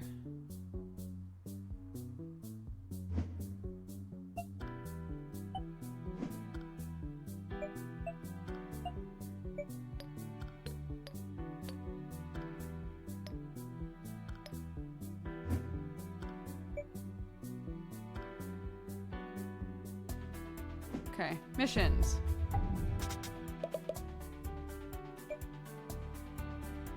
Capture? Okay, so by doing that mission, we've now unlocked a new area that will have its own sort of missions. Okay, cool.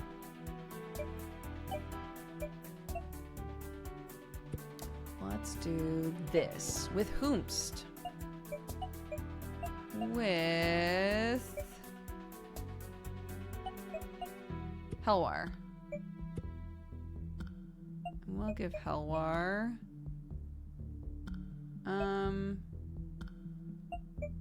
a dagger. What is that? A knife! No!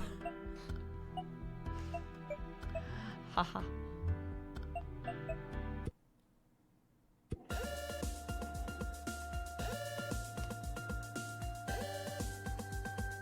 The fuck is that gun?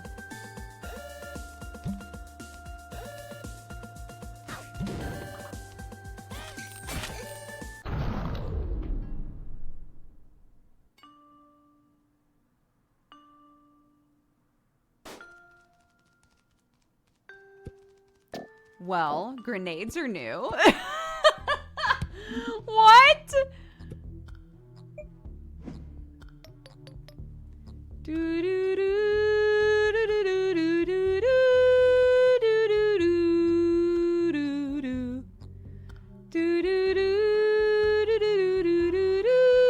We are dropping like flies, dude. We need more people now.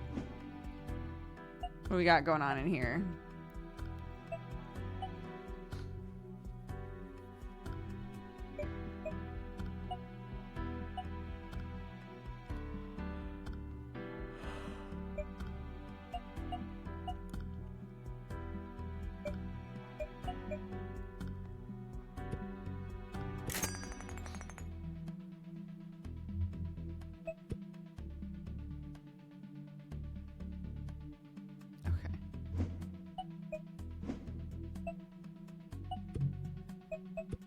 Rename. All right. Bats and cats.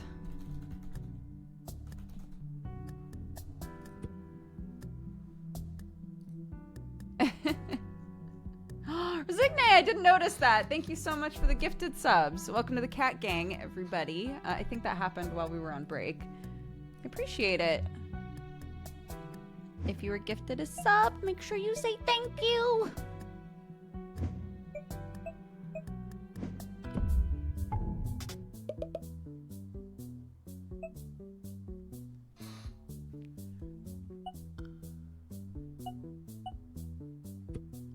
Let's just do a chill kidnapping mission. Just a normal kidnapping mission, okay? So a totally normal one.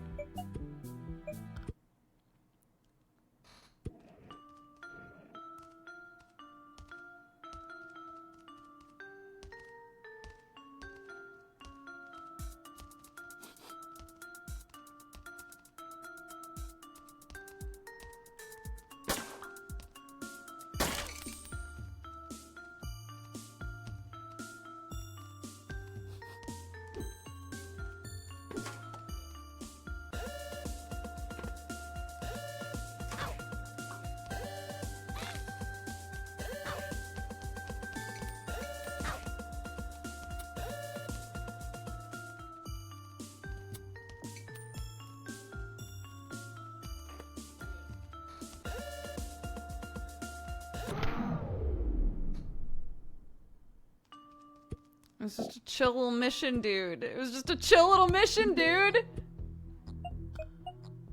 Shit. I don't think we can afford any staff. Okay. No, it's fine.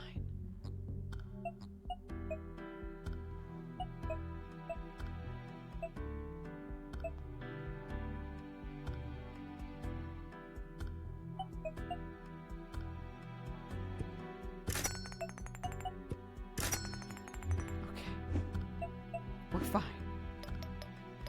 Do do do do do do do do do do do do.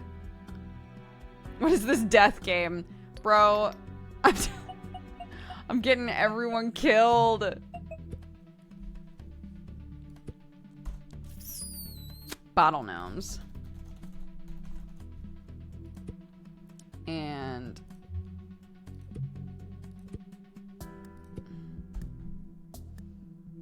it's a night zero. Welcome. I hope I don't kill you, but I might.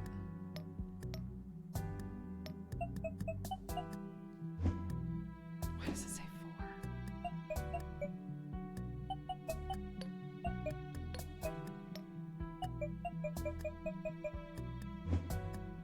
I don't know what the 4 is there for.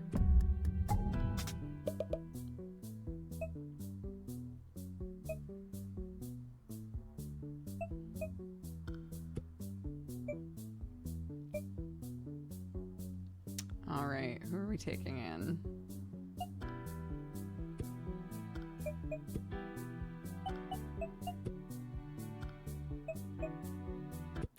Clouded vision. It's fine.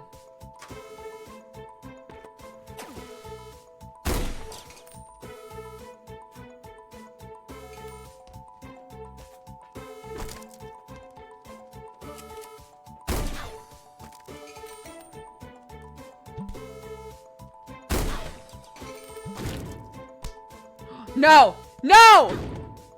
Oh my god.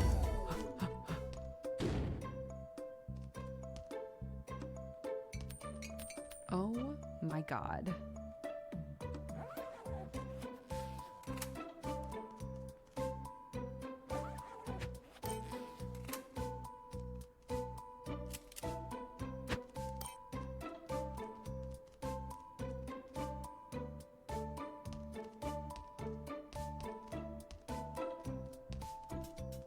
Okay, that was it. That's the whole thing. You lived! I should have taken everything.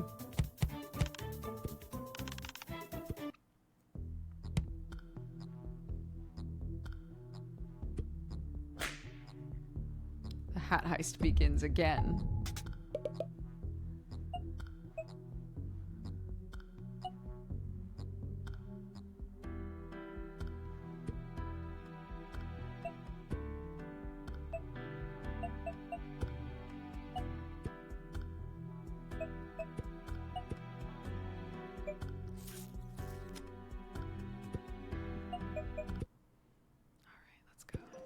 Find and steal the documents.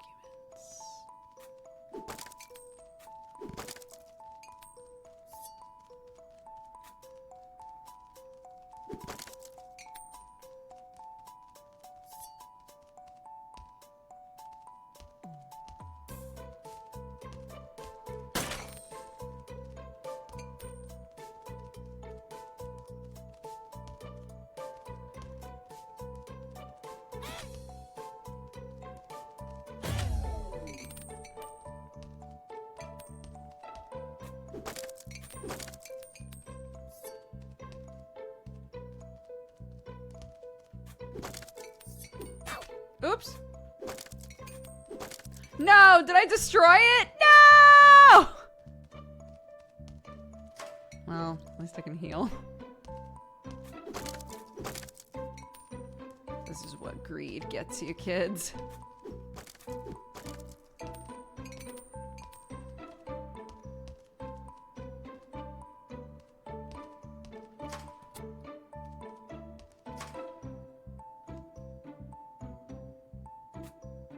Oh, okay. I would love to know how we think this is helping us find Mr. Sun's Hatbox. I got extra points for no alarm. Nice.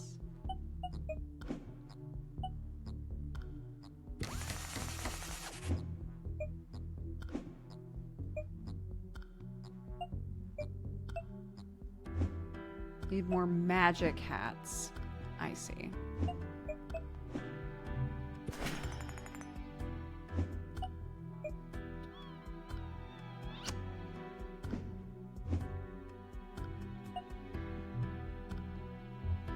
can't make anything else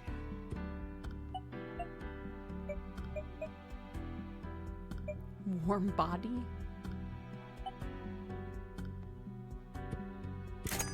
Sure.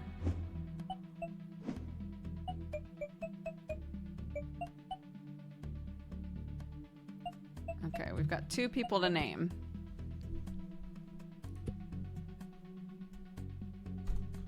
Basmandius. And...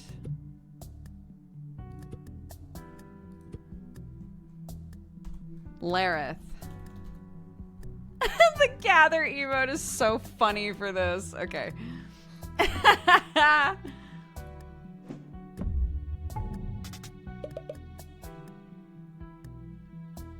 Okay, let's see.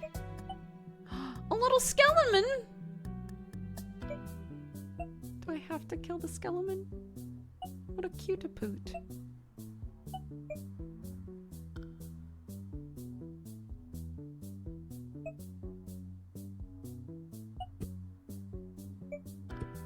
Okay, let's take someone new. Wait. Oh yeah, yeah. Sorry. Yep, I confused myself.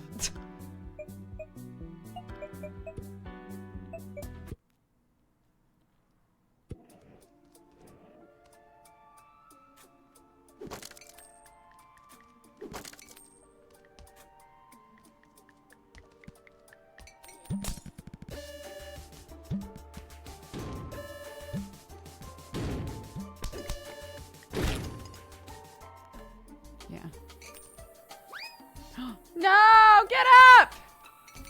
Get all them gold.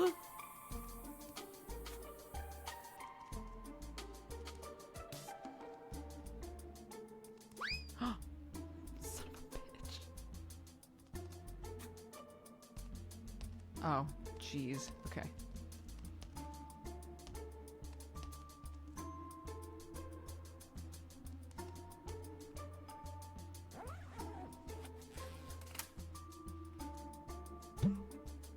Oops.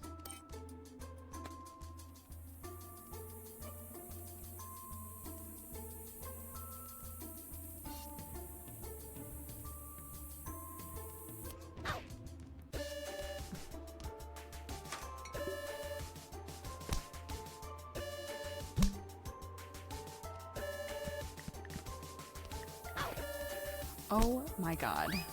No! Holy shit.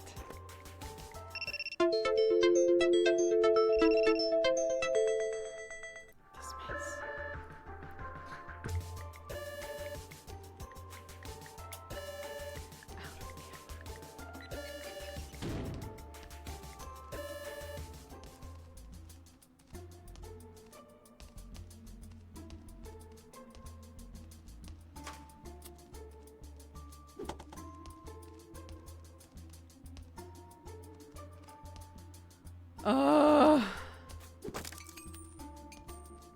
What do I do? Just leave? I have no health left. Yeah. Mission incomplete. Let me leave! No! It won't let me leave. Oh no. You might die. I'm so sorry.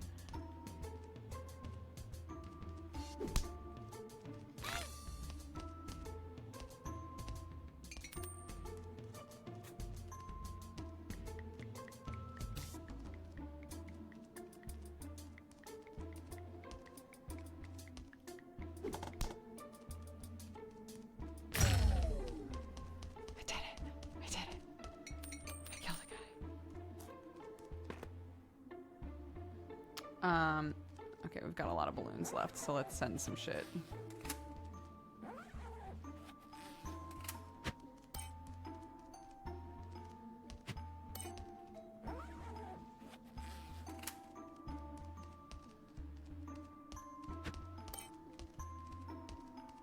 Okay.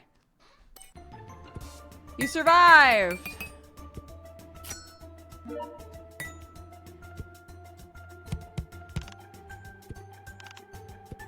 Yay!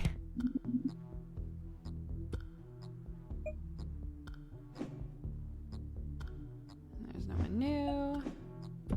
Another mission. Just collect 540 buckaroos.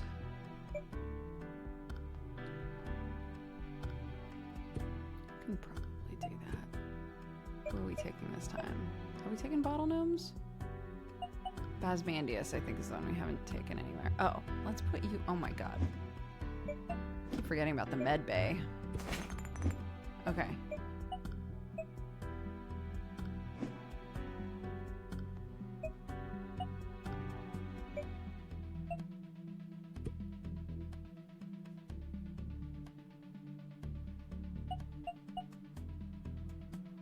No, let's take somebody else out, because Saltbard is level 4, Basmandius is 3.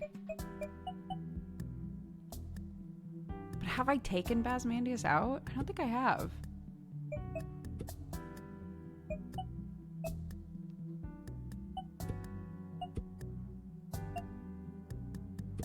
Oh no, it's somebody's skull. Let's go.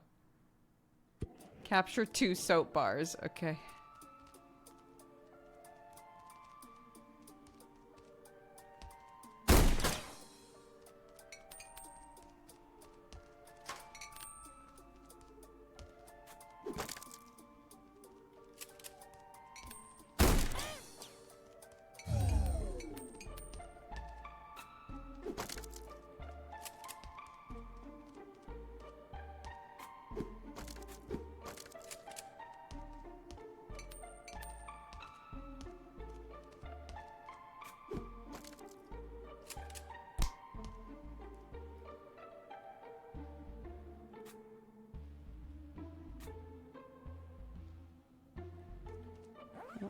There we go.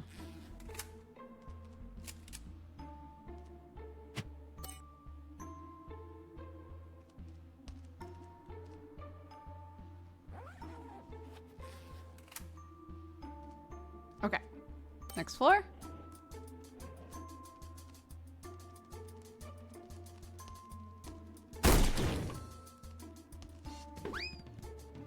Oh my god.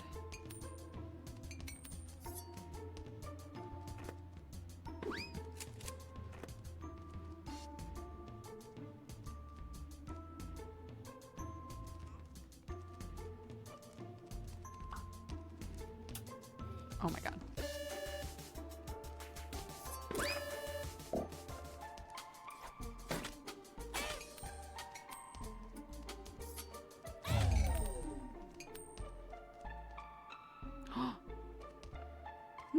I couldn't capture it? Wait, why? Did I destroy it with the knife? No! I didn't mean to.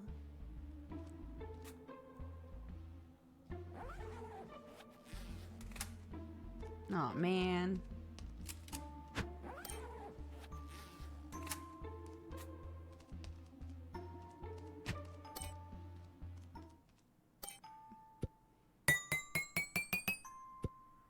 I failed the mission. But you lived, so.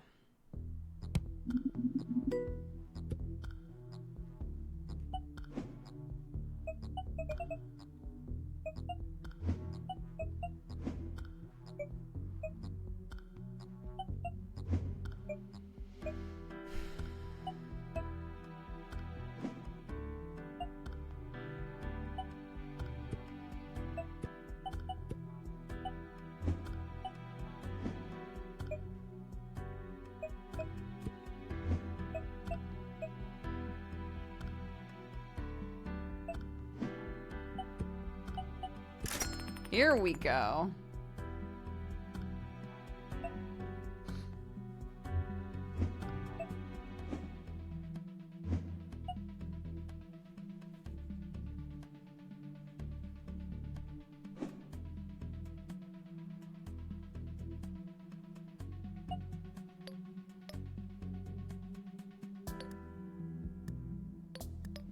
Maybe it's trying to tell me, like, you have 5 people who aren't doing anything because research and expansion aren't doing anything. So maybe that's what it means.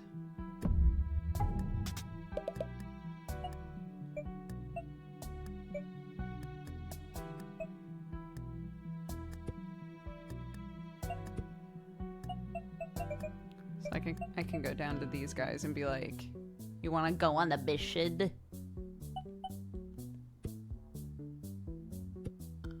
Yeah, Gramps has never been on a mission.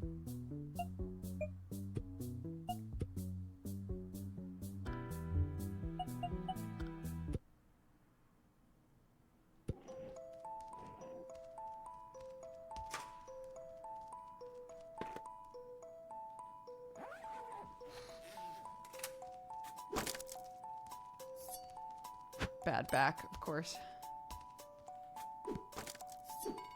Oops.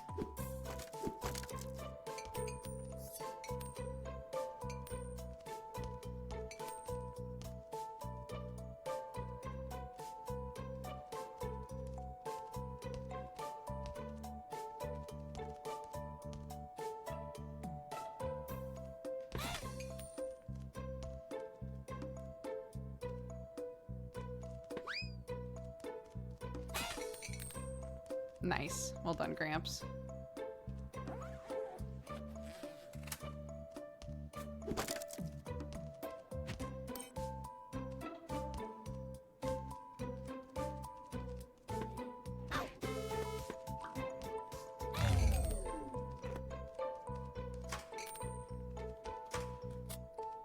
Gramps, not squeamish about breaking necks at all.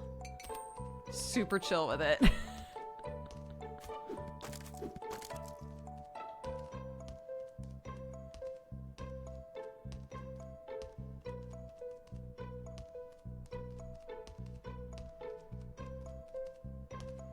The slipping always takes me by surprise. I forget that it's a mechanic. And I'm like, wait, what's happening?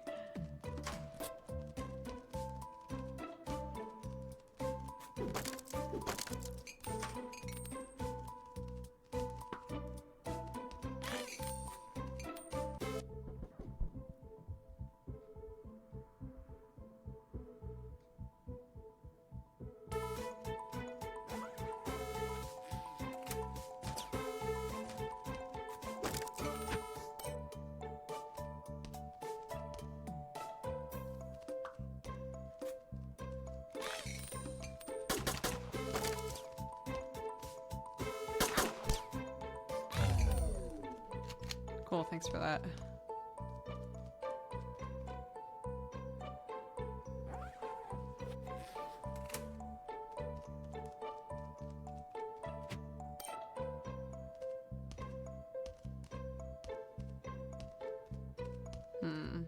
What's over here? No, Gramps! Rest in peace, Gramps.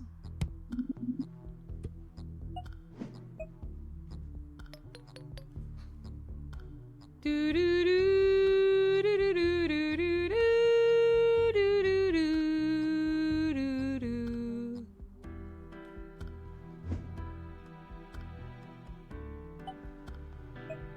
Dude.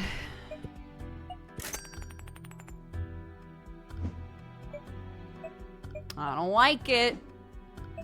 I don't like it. A lot of people are dying. I can only blame myself.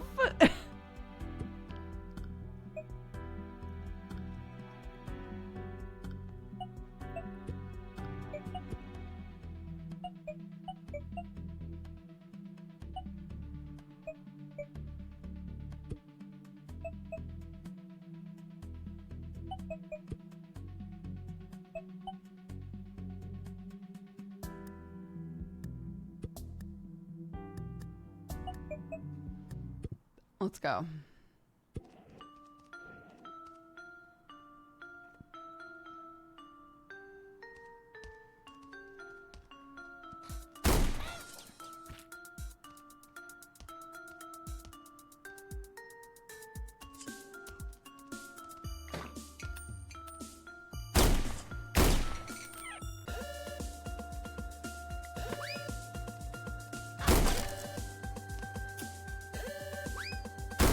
Oh my god.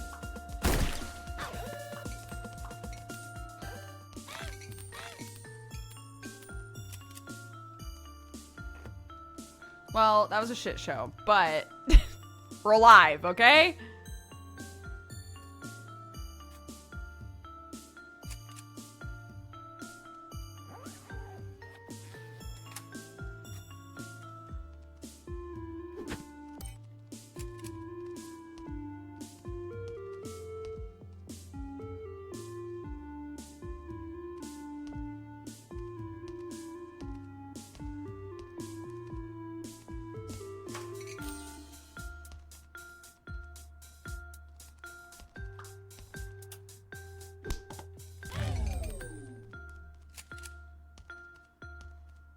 That's a trap right there. Oh my god. Right as I said that.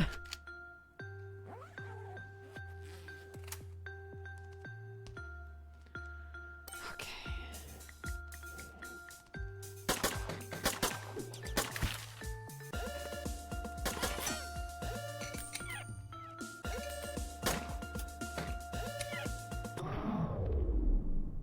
What killed me? I was killed by the snap. I don't know what that means though. They were cowering in the corner, dude. God damn it.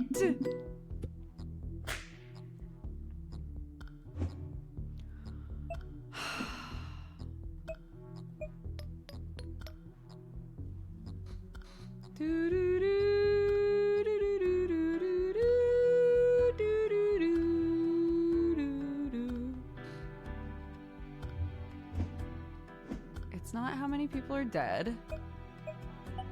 It's just how many people I have available, I guess.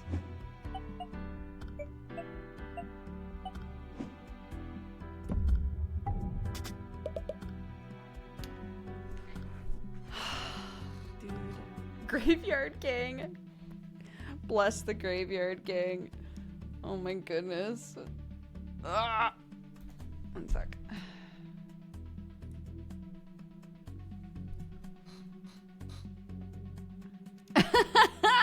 Dude.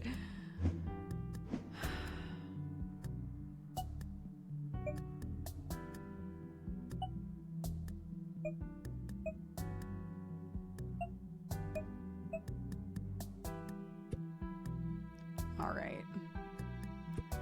We're bringing Saltbard out of retirement. If I get Saltbard killed, it's... where else can we even go, you know? Like, what else can we do? A bounce house?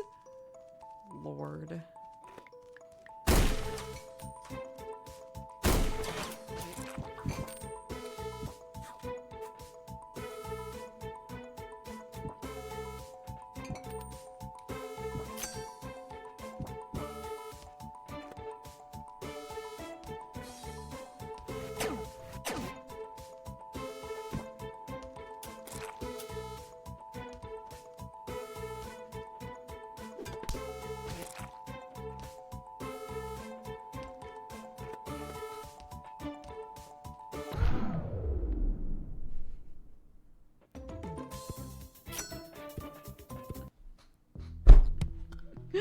I give up.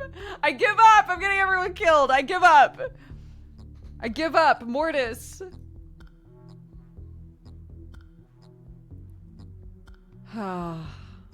Where do we go now? I don't know. I don't know, gang. I don't know where we go. My poor boy. Died for my sins.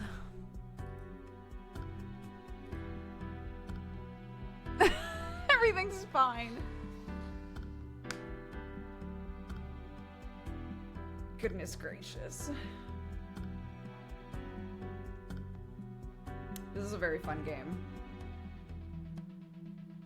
It's true. It's much darker than I expected it to be. But it is very fun. Yeah, they're dying for the cause, which is that we are a delivery company and we always promise to deliver our packages. It's a very important reason.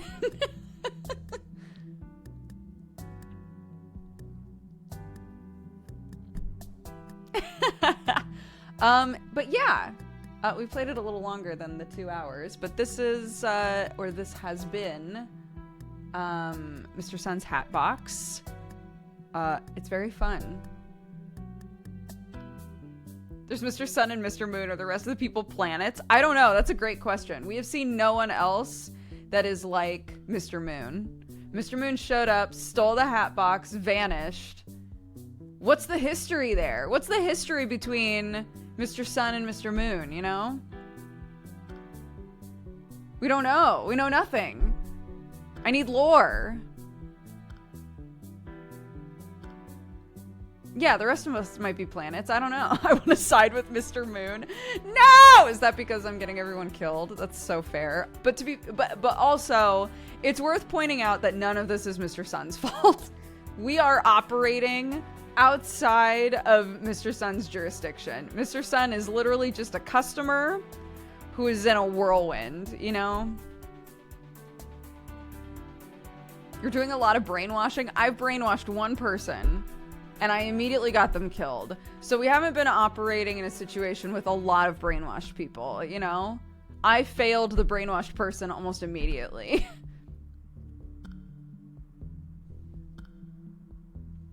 Food for thought, you know? Food for thought, that's all. So any of you who showed up within the last few minutes, the elevator pitch, it's Mr. Sun's Hatbox. It has base building elements. It's a roguelite. You run out. You have a bunch of different little guys that might be planets. I don't know. And there's a bunch of different hats and weapons that do different things for you, and you complete missions, and you're supposed to just be retrieving a package that was stolen, but it seems like maybe it's gotten out of hand, and we've forgotten what we were originally trying to do, you know? Gather to unionize. No! You know what? We're pro-union. Absolutely. You know what? We're throwing you in dangerous situations. You deserve rights and compensation and protection from the company. Absolutely. I just need you to work a little bit more before we can do that for you. Just a little bit more. We don't need to get it in writing. I'm just saying maybe, you know, I need dental. Fair enough.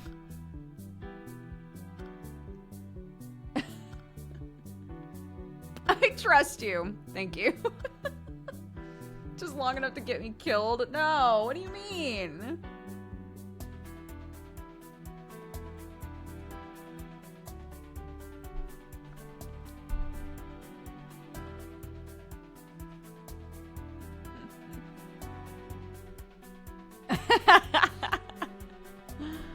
Goodness gracious.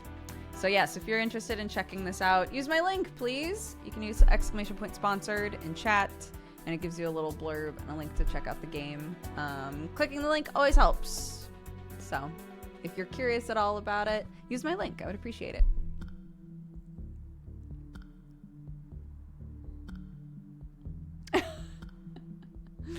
Yeah, I was gonna say this would be a really fun game to name everybody after, like, friends, but I don't think I have this many friends. They're dying too quickly. I'd be like, it's Octo number 2, dude. It's Jesse number 5. It was a lot of fun and an honor dying for the cat gang. Bless you, Rikia.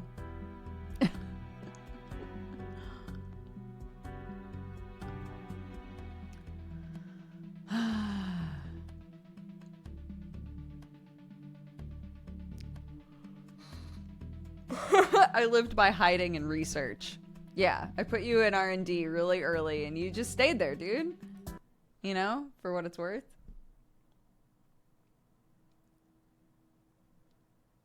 I'm glad I could have a bad back with you all. Oh, goodness. Boop. Boop. Our sponsored segment has ended. But it was very fun. Oops. That's not right. And now we can just chill. Part 2.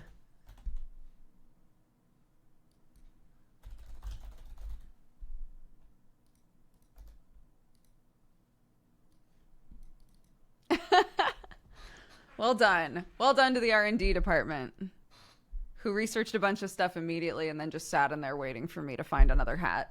And we're like, I don't know, I guess we'll just hang.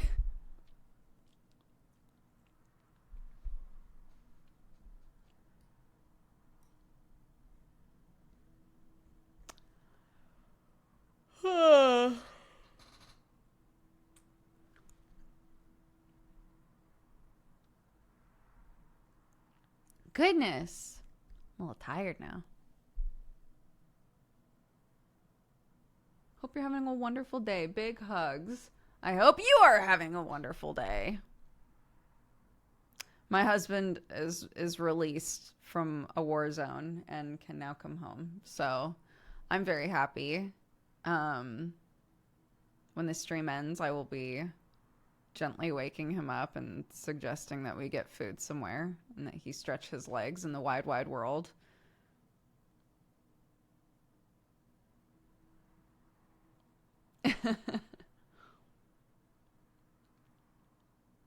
It's funny that it was League that freed him. I know, we were talking about that earlier. People were like, League was his safe word.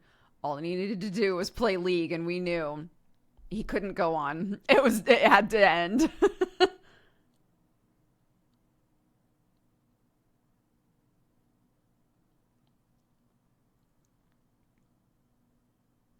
Why is Thanos a verb now? We had talked about how when he's at the farm, in the past he's been like, I don't really care where we live as long as I have internet. I'm fine, you know. If your dream is to be on a little farm and like be an outdoorsy girl, enjoy, you know. And so we bought a little farm, right? And it's us and my in-laws and, you know, maybe other people at some point, but it's just a nice, peaceful place. And when Sam's at the farm, he like gazes out the window a lot. And he was talking about how when he woke up, one of the days that he was sleeping at the farm, when he woke up, he fell asleep almost immediately because the like nice bird chirping noises just lulled him back to sleep. And I was like, it's really nice, you know, like you can tell that he enjoys the nature, you know, as much as he might not have thought that he would. You can tell that he feels like some peace there, you know. And at some point while talking about that, chat was like, he's like Thanos. So now we keep being like, can't wait for Sam to go home and just feel free to Thanos for a few days. He can finally touch grass, literally, yeah. He'll sit and look out on a grateful universe, exactly. Dude, yeah, I've told all of my friends, like, we have space. If you ever want to come to England and just, for a few days, please come stay with us. It's the perfect place to do it. He's like a weary samurai. Mm-hmm. Yes, we would still love to get a pig eventually, but as said before, we have plenty of animals to work into our normal life schedule, so.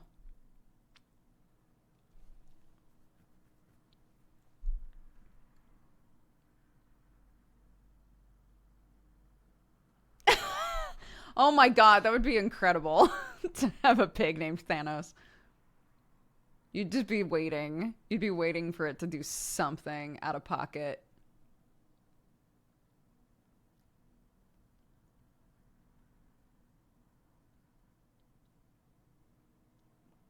Yeah, and we've got Deadbeats tonight. For anybody who watches Deadbeats, it will be happening tonight. We have internet at the house now. Just hilariously, the upload is still absolute garbage. So we were talking and we were like, okay, well, we knew that this was a possibility.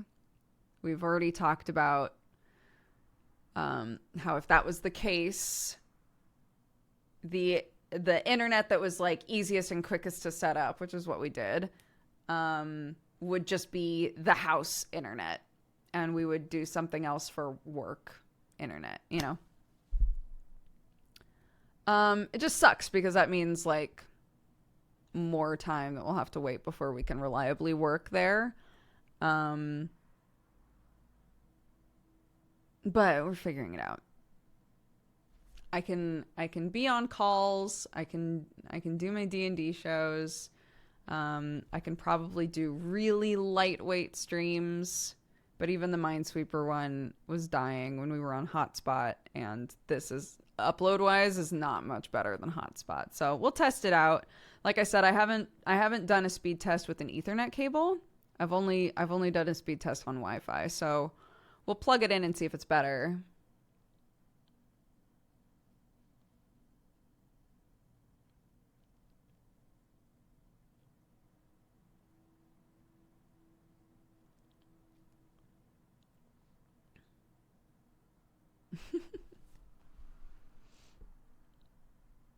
How bad is the upload? 1 up. Not 1 gig. It's 1 up.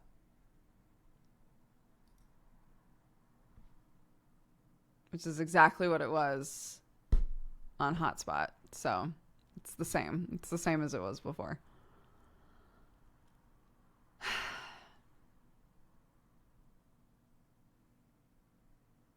Yeah, it's not good. It's not good. It sucks. So we'll see. We'll see what we can do.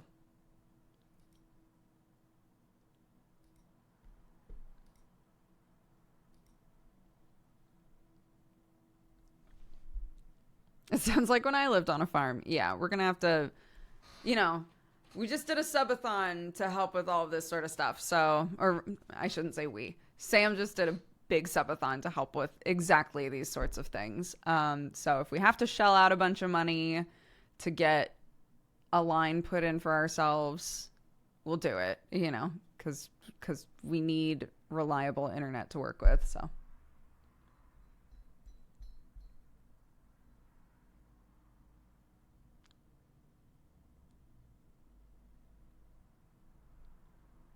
how is it to have Sam back in your life after the subathon? I mean, he hasn't been yet.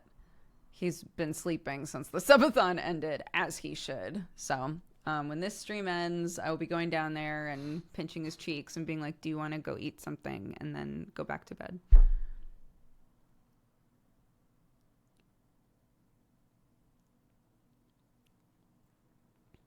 Thank you. Yes, I was the behind the scenes keep our non-streaming lives together person. So I guess that's fair. Without me, it couldn't have happened.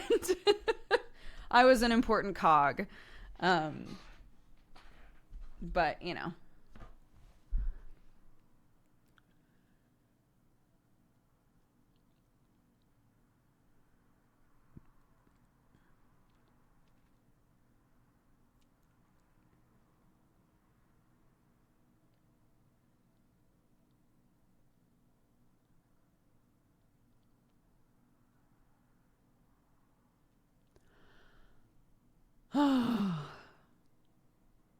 Yep.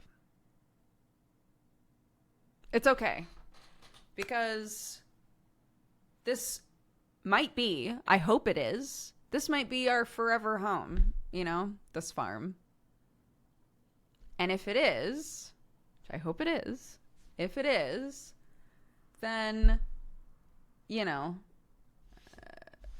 there are going to be some like big costs to set ourselves up right. And if one of the really big costs is being like, we need better internet at this house, then it is what it is. I also talked with my mother-in-law about the whole house filter. And I was like, if we can find somebody that can give us a good deal on both houses, that would be tight. That would be great. But we'll see.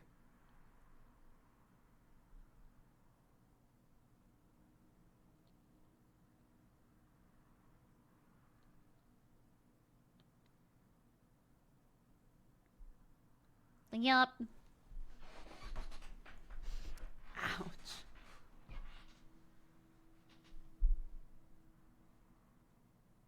Is that for water? Yeah.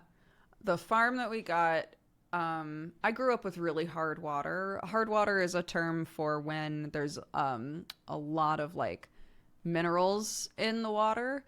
So like I grew up with water that we called rusty, but like there was just a lot of iron in the water, right? So everything turned orange in our house. The water at this farm is, we did a water test and it is like not as hard as it can get, but it's in the like red, right? Which makes a lot of sense because all of the fixtures in this house are busted. They are all like, there is obvious buildup on everything. So I had said it might be worth looking into whole house filters, so that when we're replacing things and getting new things, they're not falling to pieces, right? Like we're not getting new things and just watching them get just as bad as the last things. But it is like a big upfront cost to filter all of the water that comes into your house. And, you know, obviously we'll have to remember to like change the filters. Those sorts of things my father-in-law is really good about. So I'm not worried that like between all of us, the 5 of us that are going to be on the property at the beginning, like I'm not worried that none of us are going to remember to change the filter, you know, but yeah, it's, you know, it would be another thing. So, but there are multiple things in this house that like are really hard to turn, like, you know, like taps and things. Clark can't even turn them because there's so much like buildup. I don't know if it's calcium. I don't know what it is. So we're like, okay, we have to, we have to get new ones of these. And there are lots of benefits to doing it. It's better for basically any appliance in your house that uses water, right? Your kettles, your whatevers. It's better for your heating if you have, radiators using water. All of that stuff. It's good for a lot of stuff in the house. It's good for your hair when you take shower, whatever. It's just a big upfront cost, so.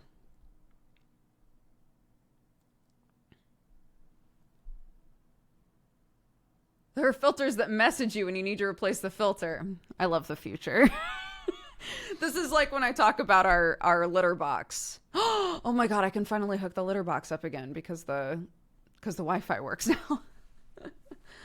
I've had to just like remember, every few days I need to check the litter box. I know, God.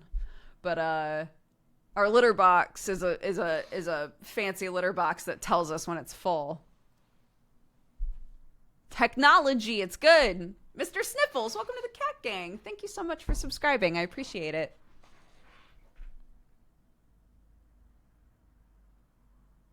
Tech is good sometimes. It sure is.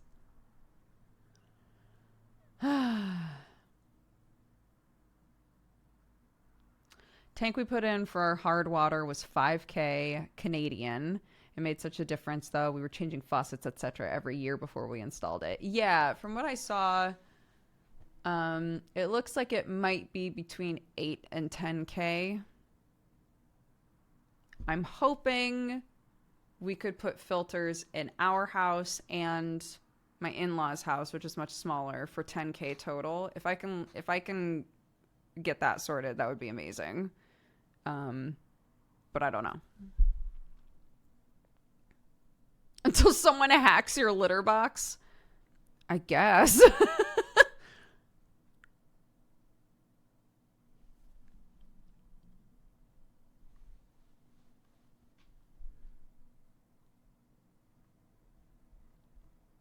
You literally convinced me to get one. I got mine used, but man, is it a lifesaver. I'm glad you like it. Oh my gosh, I would feel really bad if you were like, I got one because of you, and it's garbage.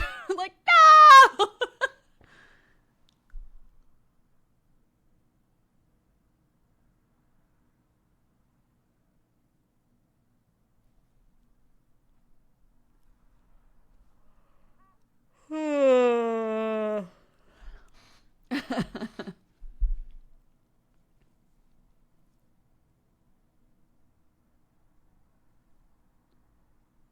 Yeah, it feels like, I mean, I'm not in any of like the normal sort of trade jobs, but it seems like anything having to do with home and house maintenance has gotten more expensive for sure. And I don't know if that's because buying a house in general is so much more expensive, and so everything associated with houses is more expensive right now, but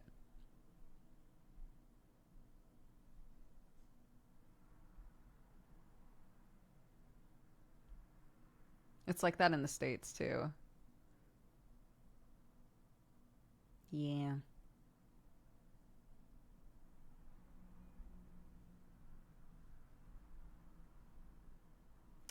Oh, it's because material costs have gone up 100% for most trades. Materials are crazy expensive right now. Interesting. Plumbing and HVAC stuff got very expensive during COVID. Wood was really expensive for a while.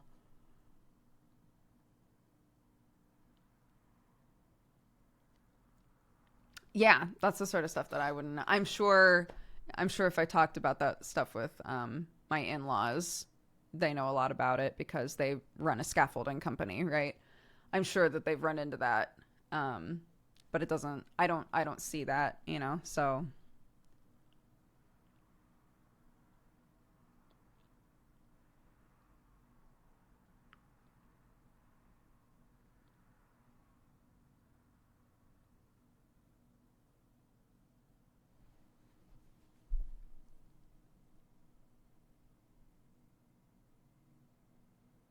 Mm.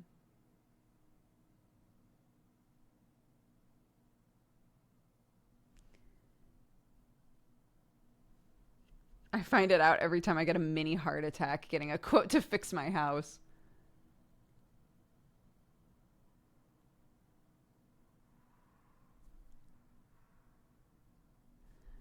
Right. Yeah, I guess the trickle down, the ripple effect of all of that stuff, right? Like supply chains, materials, all of that. It just like ripples out, and so it takes a really long time to like not course correct, but you know what I mean.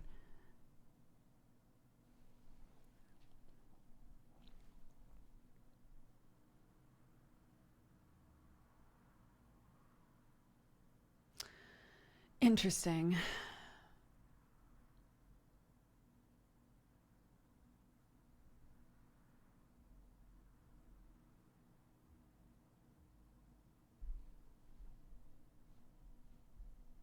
Time to build a cabin in the woods. No, apparently it'll cost you $1 million to build a cabin in the woods. Unless you're like, fuck trees. I'm going to cut down all the trees and build my cabin that way. I didn't see the indie showcase. No, I watched, there are a couple of like cozy game people that I watch occasionally who are talking about a couple games, but I want to look at all the stuff that they talked about. Hi JP. How are you, bud?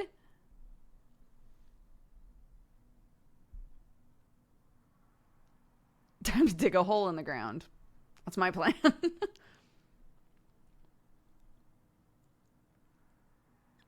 you have to worry about place of natural beauty rules with your new place?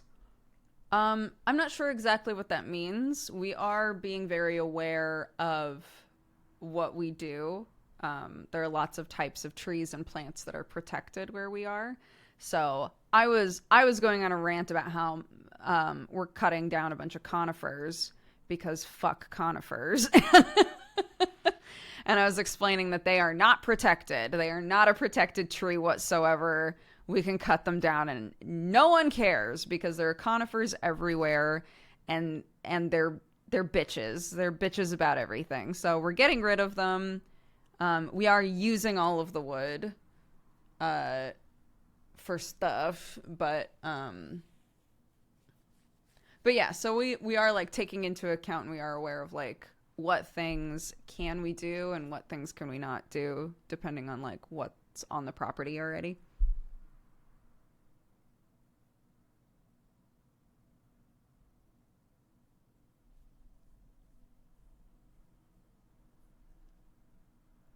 Gonna have a lawn. Currently, a lot of it is lawn. We're not getting rid of all of the lawn because there are 7 kids in this family and they like to run around and play. So as much as I think grass sucks, I want an area that's really easy for them to play in and maintain. There are like grass alternatives that we could do, but for now, we'll just leave it as grass, right? The rest of it we're planting on and whatever else we want to do. So it's all zoned for agriculture, so we can't build anything on it that isn't like agriculture or adjacent in some way.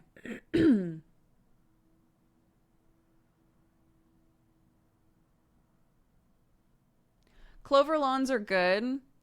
If you have little kids that like to run around barefoot, bees love clover is the only issue.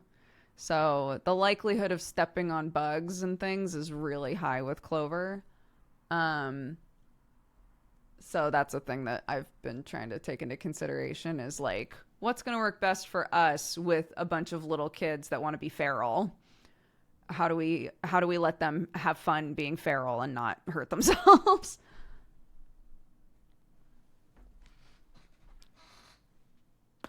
I've been looking at creeping time a lot. I wonder if it's soft, because normal time is not soft.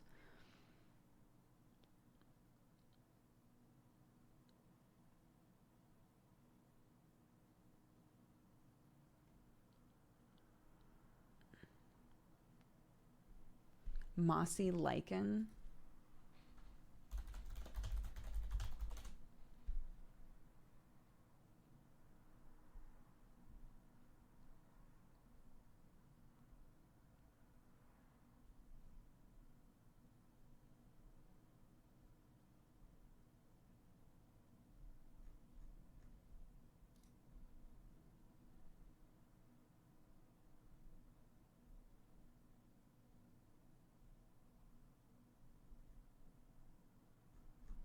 Do you just mean like a moss lawn?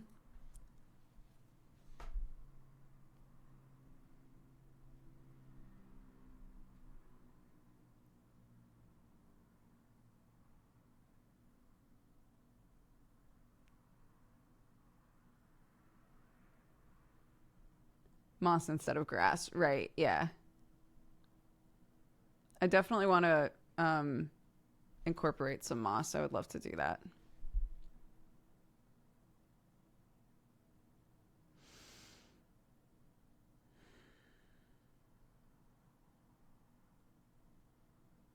Just have shroom caps covering everything.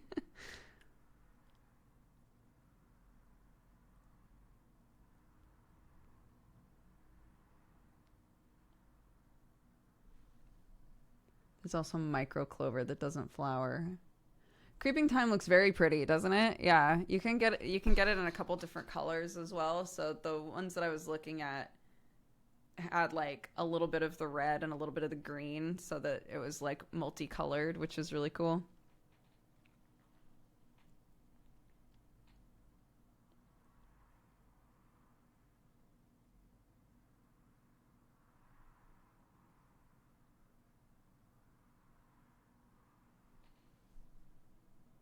I have it growing in flower beds as a ground cover. Oh, cool.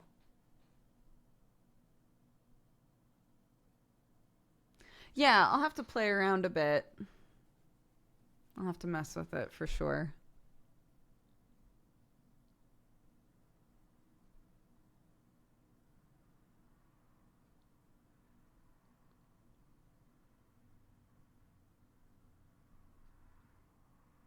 There's just so many things. I need to make a list.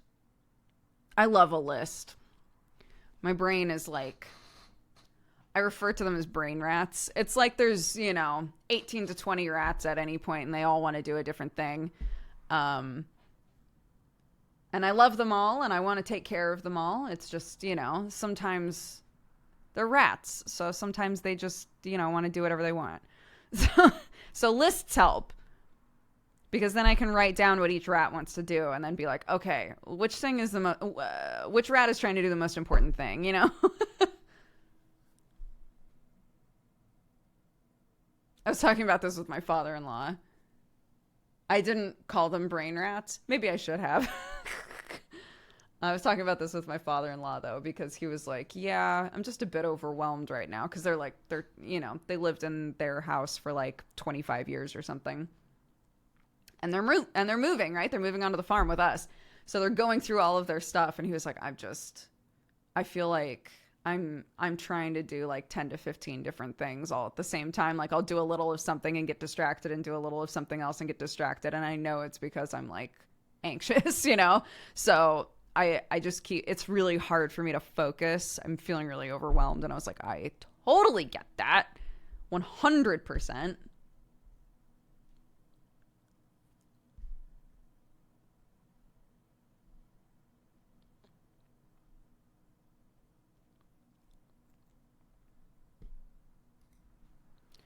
Beaufort scale? That's a great question. Let's see.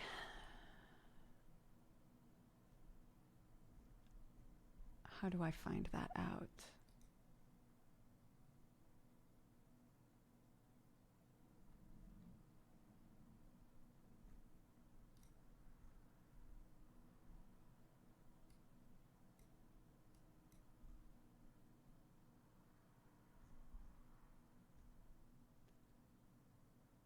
I have no idea.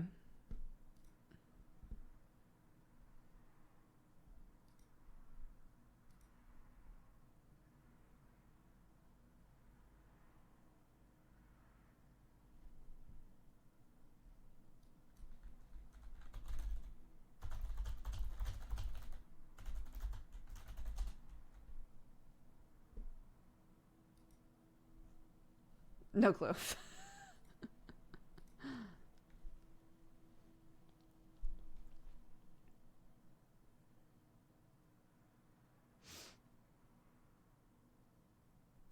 Pointing at the brain rat that wants to eat cheese and take a nap. This one gets priority pass. That's a very important rat. It's a really, you know, sometimes you ignore that rat for a little too long, and then you're like, God, you know what I could really use is some cheese and a nap. And you think, finally, that rat spoke up, you know? One of the most important rats, for sure.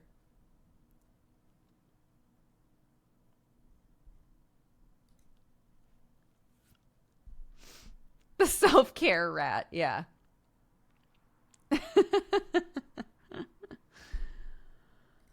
Oh, goodness.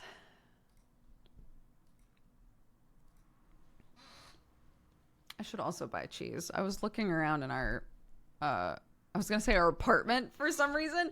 This morning I was looking around our house and I was like, I need to go grocery shopping. It's not that I couldn't, like, I could make like a chili probably. That's what I'm planning to do tonight. I could make a chili, you know?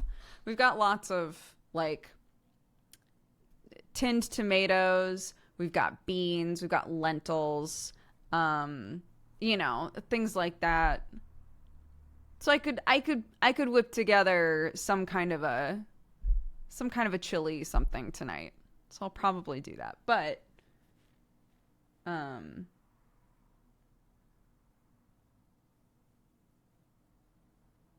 you know, there's nothing easy in the house right now, I guess. Which isn't a bad thing. But like, for example, last night I did the classic move. I did the classic move where I did bedtime with Clark and I wanted to make sure that she was fully asleep. So I didn't move at first after she had like closed her eyes and seemed like she was falling asleep. So I was like, I'm just going to sit here because she was on me. So I was like, I'm just going to sit here for a couple minutes, make sure she's asleep, and then I'll slip out. And then I blacked out and woke up at 1 a.m. and was like, where am I, right? Decided to get up because I needed to wash her school clothes. So I got up, threw her school clothes into the wash, and I was like, what do we have to eat that isn't spicy ramen? Because I'm not waking up with hot butt, you know? So... any of you who aren't here very often, hello. So I looked around and I wound up eating like crisps and sorbet, and that's what I that's what I ate at like 1 a.m. yesterday. And when you'll be shocked to know that when I woke up this morning, I was like, my tummy, I do not feel good, dude.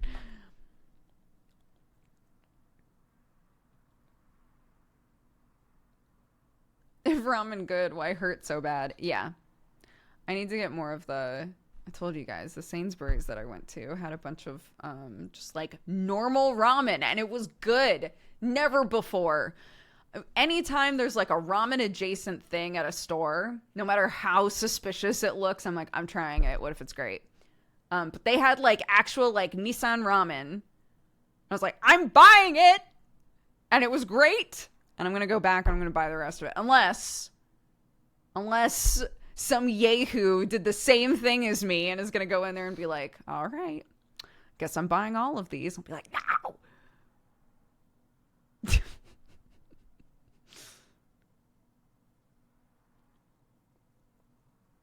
Nah, it was nothing fancy. It's like Nissan chicken flavor and tonkatsu flavor. And that's what they had. I was like, all right. But they're in that section of the store where it's like, these probably won't be here for very long.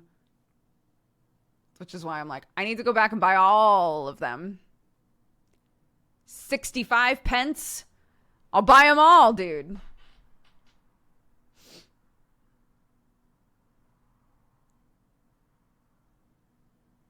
Yeah, if my tummy was in a better place, I probably would have made ramen last night. My classic, you know, ramen with peanut butter and an egg and all that good shit. But I was like, I don't trust it. At 1 a.m., I don't trust that.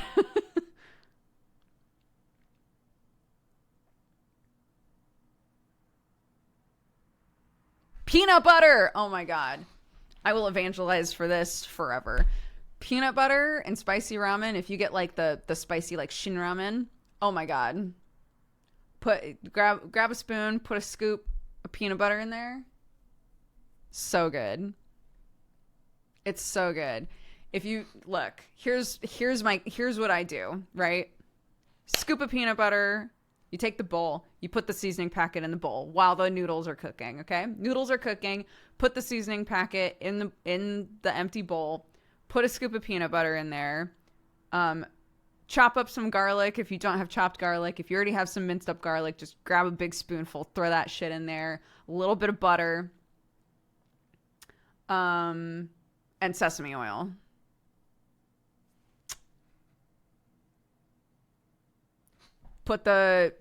Drain however much of your water you don't want in the ramen.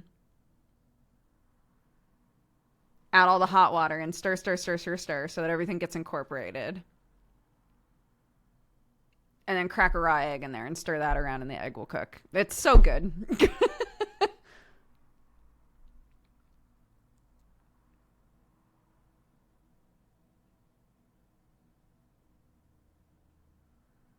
Yes, I always do crunchy peanut butter too. I love the texture in there. Sesame will always be the shit. Sesame is, yeah, the main character. I need this written down. Can we have this written down? Sure. Yeah. Don't do all of that at once in case you hate some aspect of it and it's hard to tell what it is. But like, if you like spicy ramen, try putting a little bit of peanut butter in there. See if you like that. Because I think that's something that really changes the whole thing. If you really love garlic, put a little bit of minced garlic in there. See if you like that. You know, like add a couple things at a time.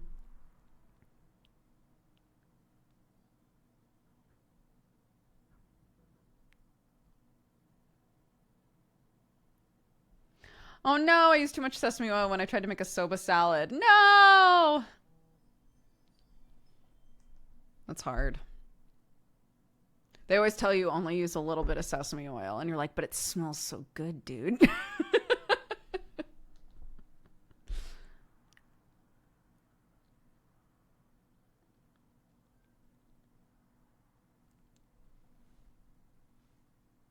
Yeah. If any of you have watched, shoot, what's that show called? The Michelle Obama kids show with the like weird Yeti kid. What is that show called? I can't remember. But there's an episode that's about chocolate chip cookies. And in the instructions, they're told to add salt.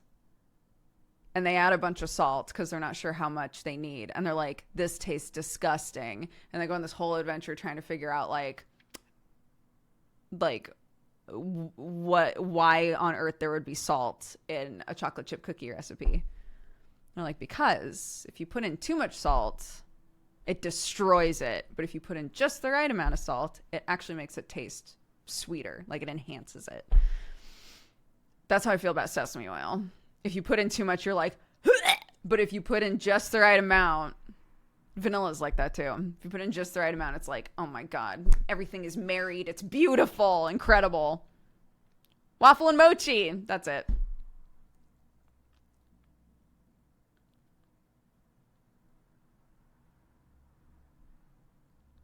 Yes.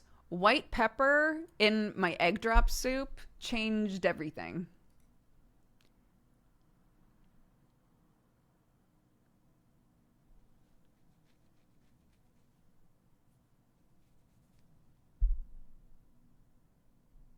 Yeah, some people put salt in coffee. I don't do that.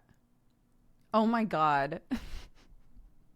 I was watching a video that was about the olive oil coffee drink that I guess is at Starbucks now, and how a bunch of people are like, I got the olive oil coffee drink and I'm pooping a lot. Like I have diarrhea.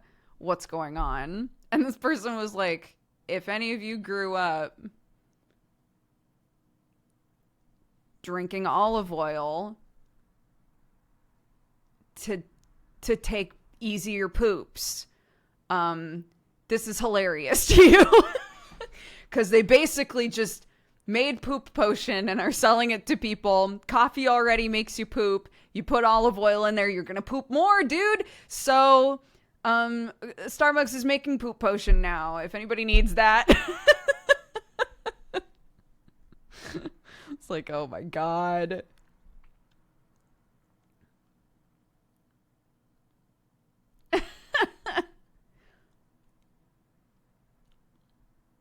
Hi, OLG. How are you, bud? Lollyplop, thank you so much for all the gifted subs. Welcome to the Cat Gang, everybody. I appreciate it. I hope you're having a good day. Just fancy colonoscopy prep solution from Starbucks.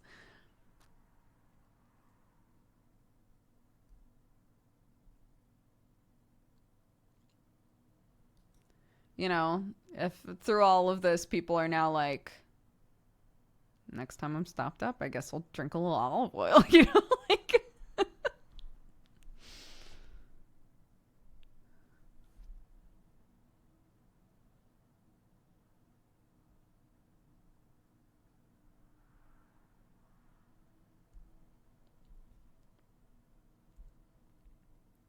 I need that to become its mainstream name. Poop potion? That would be good.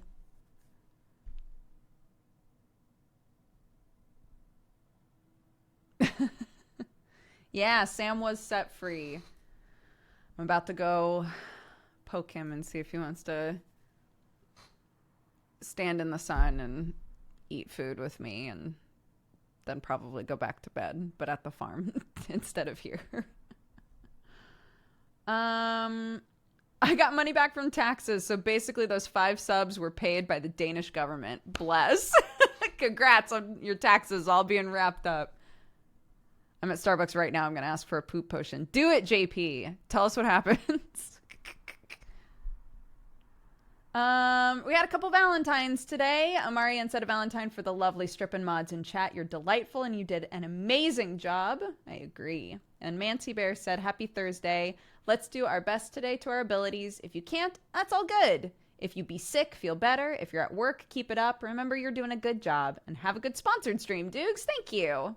We did have a good sponsored stream. I killed a lot of viewers today. Not on purpose. I feel bad about it. All right, we're going to read off our activity feed. Oh my goodness, I just realized. We can unpause Raid Leader, dude. It's a whole new day. Sam's free. Who do we rate? Feel free to suggest somebody. In the meantime, Dojums, thank you for the 77 months. Lawman, thank you so much for the huge raid at the start, bud. I hope you're doing good. Light, thank you for the 59. Dojums for the gifted sub to Lawman. Faybell for the 4 years. Happy anniversary. Thank you very much for the support. Riona, thank you for the 33. Dojums for the gifted sub. Megatron for the 77. Altair for the 35. Lee Scoresby for the 103. Yellow Gummy Bear for the 21. Katie the Cat for the 32. Kuchi Kireko and Dojums, thank you so much for all of the gifted subs. Thank you, guys. Jahome, thank you for the 29. Flitster for the 40. Bobby the Dragon for the 27. Zeraton for the 38. Carrion Ghoul for the 18. Metavore for the 69. Jun Coffee for the 31. Raw Fury Games, thank you for the raid. I'm so sorry that I missed that. Thank you. And thank you for sponsoring us. I appreciate it.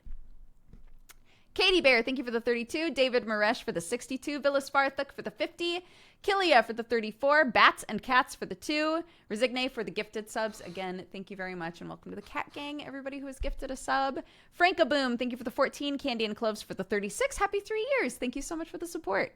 Acro for the 20. I Risk for the 14. Open Face Sandwich for the 30. Mr. Sniffles for subscribing. Welcome to the Cat Gang. Thank you very much. Gabro for the 34, JP for the 97, Shifty Monk for the 73, Half Pint Hydra for the 63, and Lollyplop, thank you again for the gifted subs. All right, we have someone who's been suggested. Let's double check that they're live and what they're doing. Already. Oh my god, I had the It won't let me mute it. They're playing omelet Apex. yesterday. Send you over there. I had to close it really quick because I couldn't mute it. Okay. There we go. Go say hi. Spread love, spread joy. Thank you, Exaven, for suggesting someone for us to raid. I will see you guys tomorrow, because tomorrow is Friday. Unless you want to go watch Deadbeats. If you want to watch Deadbeats, it's a cop drama D&D show that I'm in, and I play a big dumb cop. So come watch that. But otherwise, take care of yourselves, and I'll see you next time. Thanks, everybody. Bye-bye.